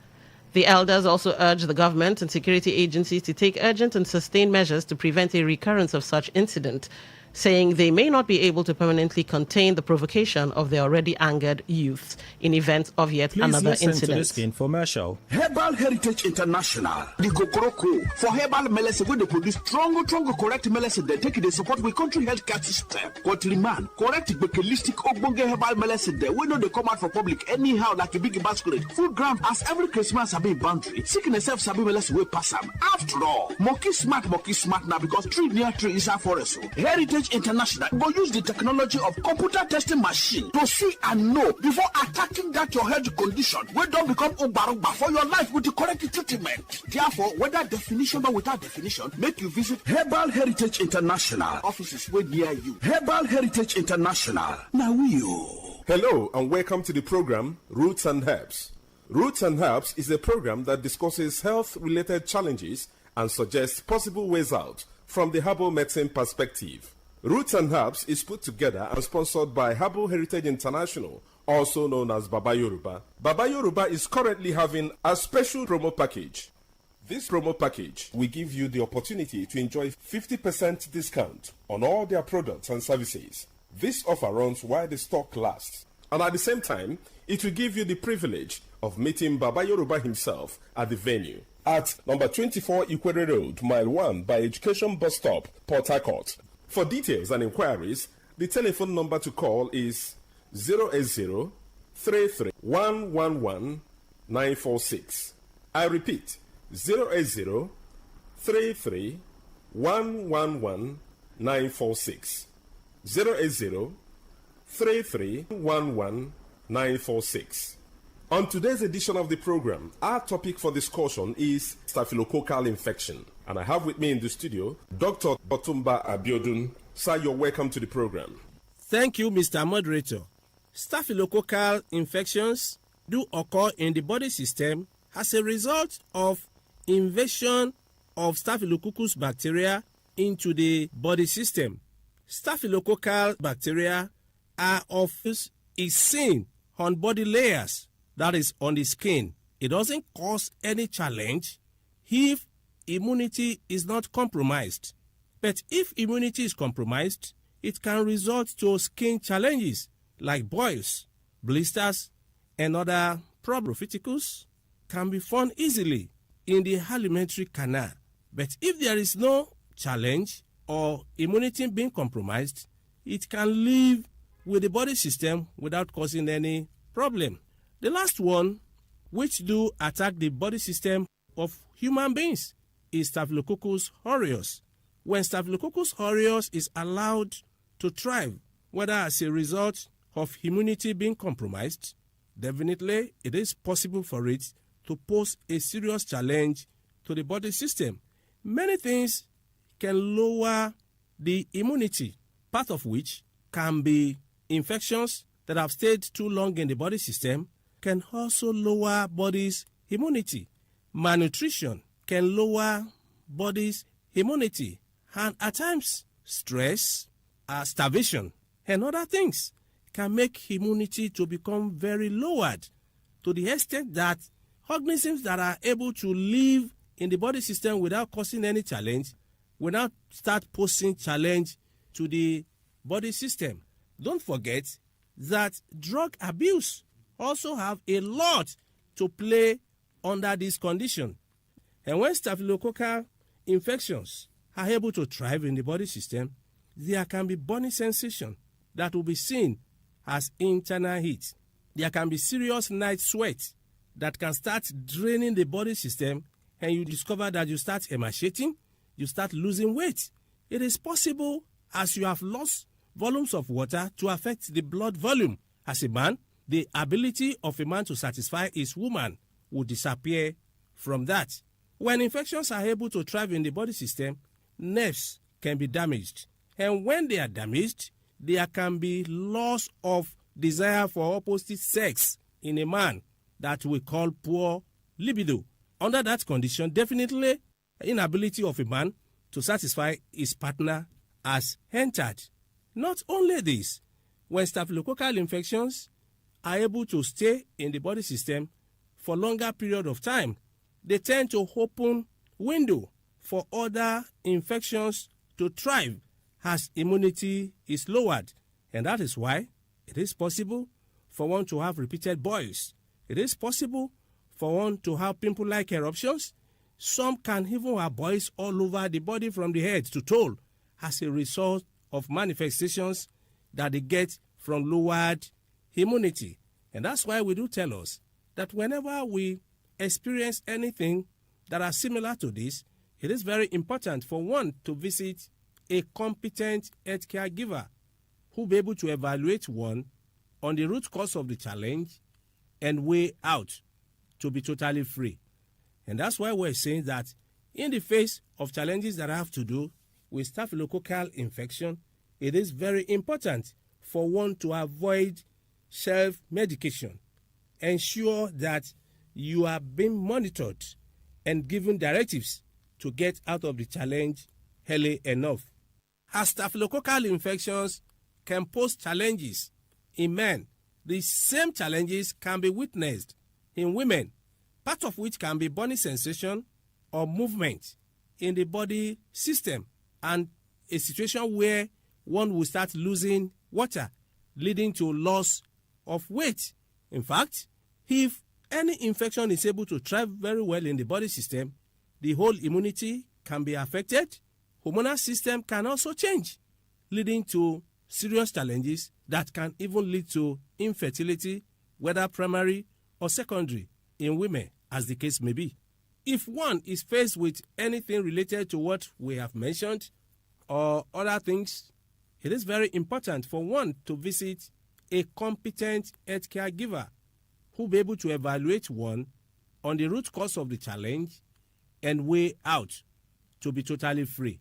Having all these challenges is not the end of the road. For further inquiries, the number you can call is 080 33 111 946. 080 33 111 946. I repeat, 080 33 111 946. Thank you. All right. You've been listening to the program Roots and Herbs. Roots and Herbs is a program that discusses health-related challenges and international, also known as Baba Yoruba. Baba Yoruba is currently having a special promo package. This promo package will give you the opportunity to enjoy 50% discount on all their products and services. This offer runs while the stock lasts.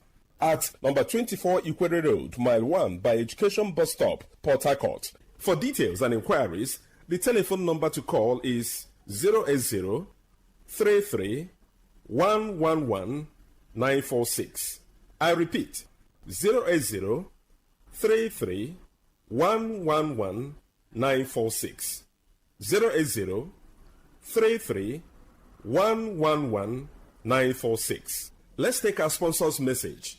Don't go away. We shall be right back. Herbal Heritage International, the Kokoroko, for herbal medicine where they produce strong, correct medicine they take they support with country healthcare system. Countryman, correct bakelistic ogbonge herbal medicine they we know they come out for public anyhow like a big basket. Full ground as every Christmas have been boundary. Sickness self sabi medicine we pass them. After all, monkey smart now because tree near tree is a forest. So, Heritage International go use the technology of computer testing machine to see and know before attacking that your health condition. We don't become obarogba for your life with the correct treatment. Therefore, whether definition or without definition, make you visit Herbal Heritage International. Offices way near you.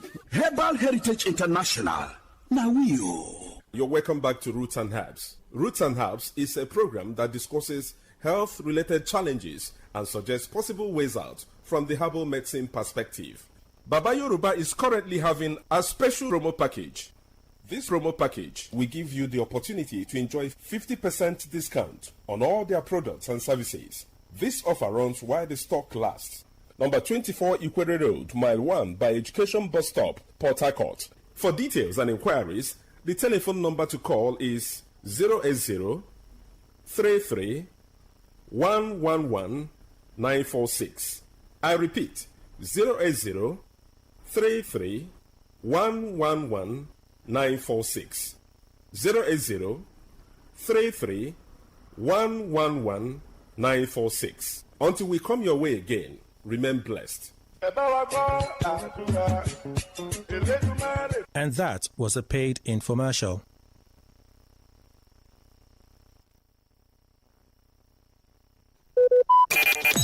Talk radio. I listen to a lot of talk radio. 95.1 FM. Hey, it's Hannah here, and this is What in the World from the BBC World Service. Now, if you're on TikTok, you've probably seen those videos of people doing rejection therapy. The idea is, if you put yourself out there, do things in public or ask for things from strangers where you're likely to get rejected, you can end up building a tolerance for it. Apparently, this is meant to be good for you, so for this episode, I've decided to try it out. I'm normally really confident, but I'm actually feeling a bit nervous about this. Hi, can I come sit down at your table? Yeah. How's it going? Good, thank you. How's your day gone? Not bad, yeah. I'm doing a bit of a social experiment in putting myself out there. Okay. I was wondering if you were going to say no, actually. Someone on meetings in the toilet. So. Oh, really? So when she comes back, I'm going to have to skedaddle? Possibly, yes. All right. Well, thank you very much. Thanks for letting me join. Hi, do you work here? I do, yeah. I was wondering, can I have a nap in one of these beds? Can I just try it out? Yeah, of course. Yeah, how long can I stay here for?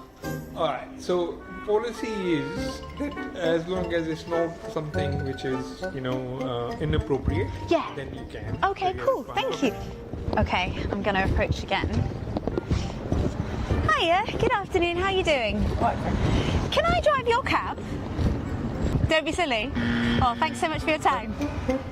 Okay, so that last one was a bit of a flop, but I did it. We're going to be getting into what rejection therapy is and if it could help with social anxiety.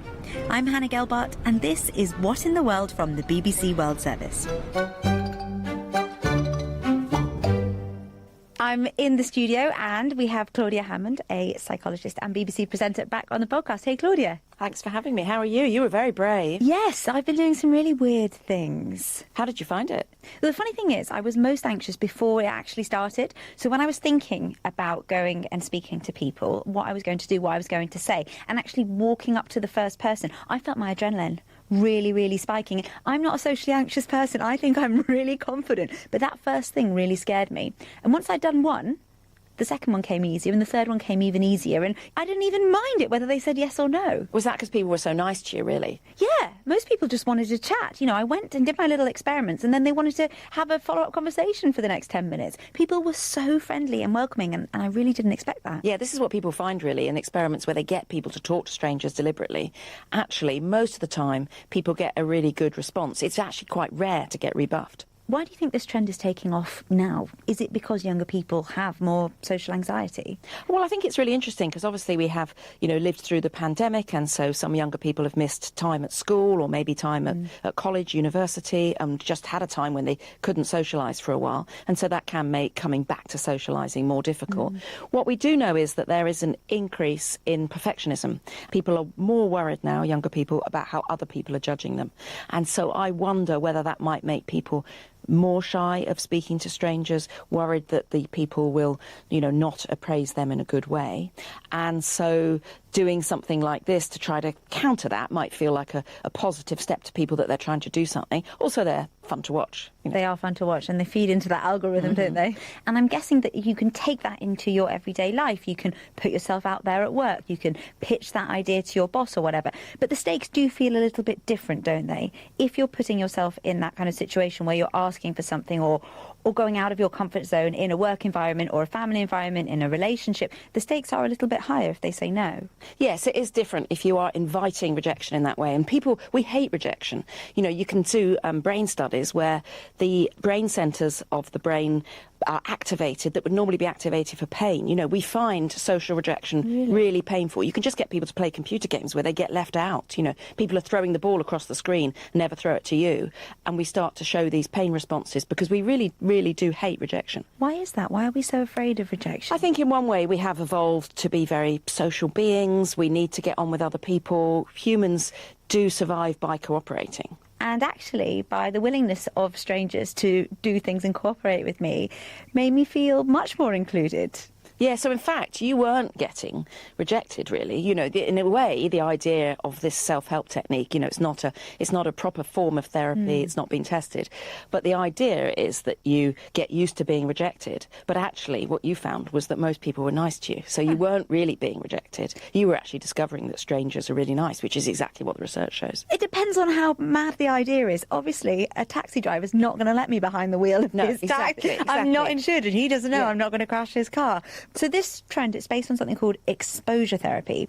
Can you talk me through where that comes from and what the point is? Yeah, so exposure therapy was developed across the 1950s and 60s. Sometimes it's called systematic desensitisation. And the idea is usually gradually you get used to the thing you're afraid of. So, I don't know, if you're afraid of spiders, then you start looking at some pictures of spiders. And you are taught at the same time by a psychologist to deal with the stress of that reaction, perhaps taught some breathing exercises. And very gradually you might build up to seeing a real spider, a tiny one, and you might end up in the end maybe holding a tarantula in the end if you get there.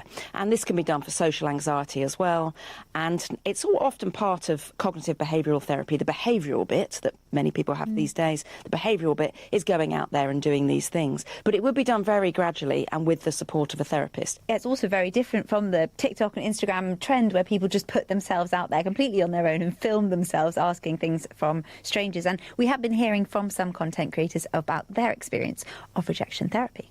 Hi, I'm Sophie Jones. I started rejection therapy about 2 years ago, and I started it because I found self-development after going through mental health struggles, and I felt like I'd reached a wall on my journey. I honestly never expected it to change my life in the way it has, and it happened so quickly as well. Within 3 days of me doing rejection therapy, I noticed this inner confidence coming out. The fear of rejection keeps us in this bubble, and it limits us, and by doing rejection therapy I feel like it's opened the doors to life. It's popped that bubble and gone, oh, being judged and perceived isn't actually as scary as I think. Oh, I am in control of how I feel. Oh, if someone rejects me, I decide how that makes me feel. That is life-changing. So, Claudia, what are some of the benefits of being rejected? I mean, in a way, I think the benefits are more the benefits of speaking to strangers and finding out that most people are nice, rather than the hardening yourself to the rejection. In a way, if you want to harden yourself to rejection, a better way of dealing with it is to ask, is there something else going on for people when they're mean to you? So if, I don't know, if a friend cancels an evening out and you assume, well, this is clearly because they hate me and they're always going to hate me and everyone hates me. Actually, what's going on for them? Are they just exhausted? Have they had a really bad day? What's going on in their life? Or if someone is a bit rude to you offhand in a shop, you don't know what's going on for them. So I think a more effective way is to ask, interrogate why someone has rejected you.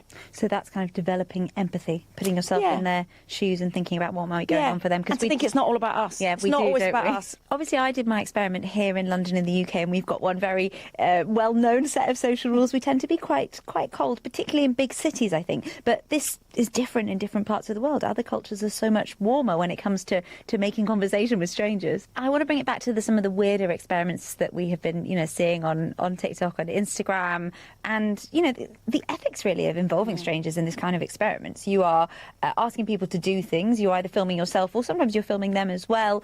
Does the fact that it's being filmed change the outcome of the experiments? And is it okay to do this kind of thing with strangers? Yeah, I think there are real ethical issues around it, because particularly if the person is being filmed as well, and as you say, sometimes they are, sometimes they aren't, that makes them feel uncomfortable. But even just knowing the situation is being filmed might make people feel uncomfortable and suspicious. And also, we don't kind of want to stop people being nice to people. And if you realise that, actually, this was all just kind of done for a laugh, then people may feel it was slightly at their expense. And maybe they might feel used. They might feel used and then not be as nice to someone who really does need some help. Thank you so much, Claudia. Thanks for having me. Well, that's it from me today. Thank you so much for joining us. I'm Hannah Gelbart, and this is What in the World from the BBC World Service. Talk radio. I listen to a lot of talk radio. 95.1 FM. Here's the breakdown from BBC Pidgin. South Africa National Institute of Communicable Disease don't find out say the strain of hantavirus will break out on top the MV Honduras ship. Now, and the strain, one strain will they spread from one person to another. This now after the NDIC test 2 people where they medically evacuate from the ship to South Africa for treatment. The Health Minister Aaron Motsoaledi, as they brief Parliamentary Health Committee today on the latest findings, talk say them trace all the known contacts of people where they infected and don't see 42 out of 62. We include paramedics, ambulance drivers, port officials, flight personnel, and health workers. This they come as the World Health Organization confirmed a 3rd case of hantavirus for the body of one Swiss man when they traveled back to the country after a day on board the ship. WHO for statement say them they support international contact tracing to ensure say they monitor those where they exposed to limit the spread of the disease. This ship supposed go land for Canary Islands, but the president Fernando Clavijo don't reject the Spanish government's decision to allow the ship dock for there. He said the decision no dey based on any technical criteria and them no get enough information. However, the Honduras operator Oceanwide Expenditure say the ship will still go the island as them dey in close contact with relevant authorities regarding the exact points of arrival, quarantine and screening procedures for all guests and precise timeline. Hantavirus na group of viruses wey rodents dey carry and it dey mainly spread go humans when them breathe in particles wey dey air from dry rodent popo. The World Health Organization been announced the outbreak of the virus on top one cruise ship wey been dey sail for the Atlantic Ocean. For more tori, visit our website for www.bbcnewspidgin.com and follow us for all our social media platforms. They include our WhatsApp channel and TikTok. That's not the breakdown from BBC Pidgin. Talk radio. I listen to a lot of talk radio. 95.1 FM. We've all heard stories of 5 or 6 year olds trying to zoom or tap pages on books or shouting at a radio and asking it to play their favourite song. And part of this is because of the amount of time they spend on screens, both at home and at schools. Because in schools, laptops, iPads, smart screens have now become part of the curriculum. And in some countries, they are worried about the effects that this is having on education. And in Sweden, they have decided to move away from screens altogether and back to textbooks, pens and paper. So will this plan get students reading more, or could it have an adverse effect and leave them less well prepared for the tech-heavy world after school?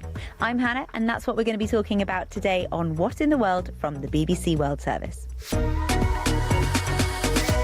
To break this down for us, I'm speaking to Maddie Savage, who's a BBC journalist based in Stockholm. Hey, Maddie, how's it going? Hi, I'm good, thank you. So Sweden has this reputation as one of Europe's most tech-savvy societies, and a lot of that has been because of tech in schools.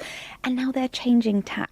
Can you talk me through the reasons behind that? Yeah, so basically Sweden's a place that went all in on technology. So from the 2010s, it was really normal if you were at school, you'd have access to your own laptop or tablet through your school. But now Sweden wants to roll back on that to make textbooks, books and pens the priority in classrooms. And basically it's because of falling literacy levels. So students, their reading skills aren't as good as they used to be, and Sweden's falling down international surveys.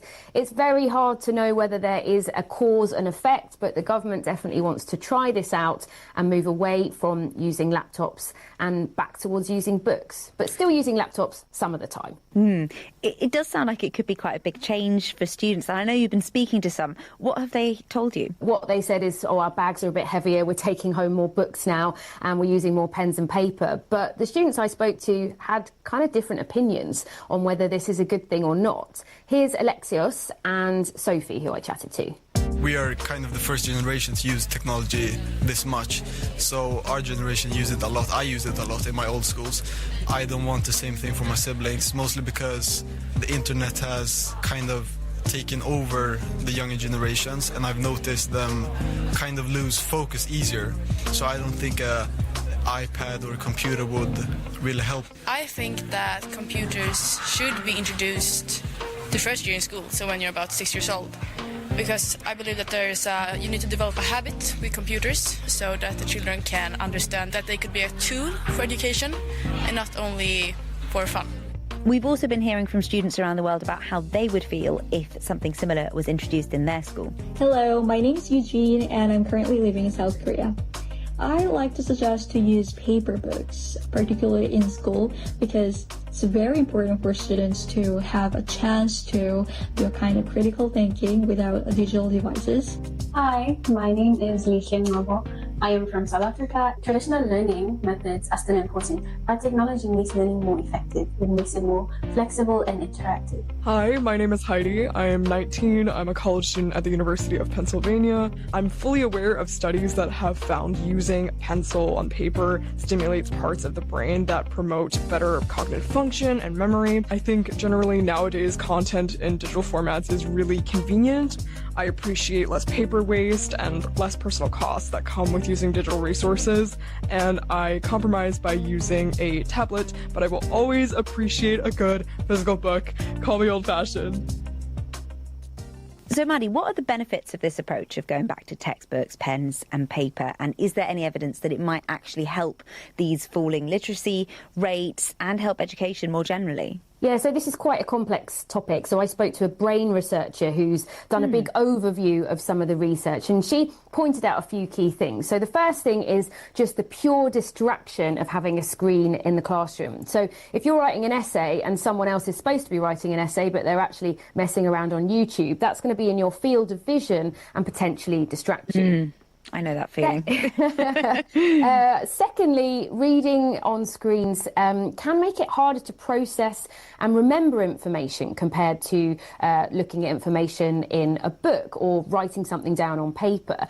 There are also some quite worrying studies looking particularly about the excessive use of screen time on very young children. That can even affect brain development amongst preschool children. So things like their language skills, how they react in certain situations. So it's this kind of evidence that has got Swedish politicians worried about the potential use of screens. But I think it's really important to remember there's also a lot of scientific research talking about the benefits. Digital tools can be really good if you've got special educational needs like dyslexia, how these tools can help teachers understand better how students are performing and focusing. They can be really engaging. So there's evidence on both sides, and I think now really a lot of the debate is about, well, how do we get the right balance? So what might that balance actually look like in practice? They've really been going hard with this kind of messaging and saying we want to reduce screen time, and we're going to do that by spending a lot of money giving schools grants so that they can introduce more books, they can have more school libraries and school librarians, and by changing some of the laws so it's no longer compulsory to use tablets in preschools. In fact, that's now actively discouraged. They're being asked not to do that anymore. There's also a ban on using mobile phones in schools coming in later this year, even for educational purposes. But I think it's also important to point out the onus is really on schools and teachers to figure out how to do this. The curriculum hasn't actually changed. We're expecting changes to the curriculum in 2028. So there's a lot of discussion really at the moment about, how to get that balance right and what is the right solution to help prepare students for a digital future, but also perhaps get them looking at screens a bit less in class. This taps into just one of the biggest conversations of our time. I mean, the whole discussion about banning mobile phones and social media in schools is happening in countries around the world. And what you said about literacy levels falling in Sweden was really interesting, because literacy levels are falling elsewhere too, also in the US, for example. Do you think we're going to see more of this, of other countries going back to using books, pens and paper?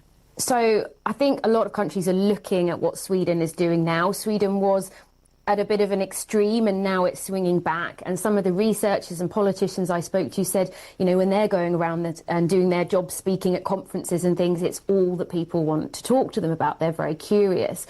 And we have seen some of Sweden's neighbouring countries like Denmark and Norway also investing in bringing books back to the classroom. But then we're also seeing some countries going in a different direction. So Estonia, just over the water, the Baltic Sea, from here in Sweden, they're investing really heavily in AI tools, in digital textbooks for students. Same thing going on in South Korea. So I think we're going to see a lot of people just really debating what is the right answer. And we're not really going to know until, or even if, we have children going very heavily back on the analogue tools and then potentially measuring them in 10 years' time. Are people saying that going back to analogue tools in schools might not be the best approach in the world that we live in, that it could dent digital literacy when actually this generation, Gen Z, is the generation that needs it most to be able to get into the workplace? Yeah, this has been a big debate here in Sweden. I mean, Sweden is a place with a lot of billion-dollar startups, companies like Spotify and Klarna, they come from here, a really sort of digital-first workforce. And so there is a worry that if kids aren't learning as much on these tools as they were in the past, what's that going to mean for the next generation of entrepreneurs?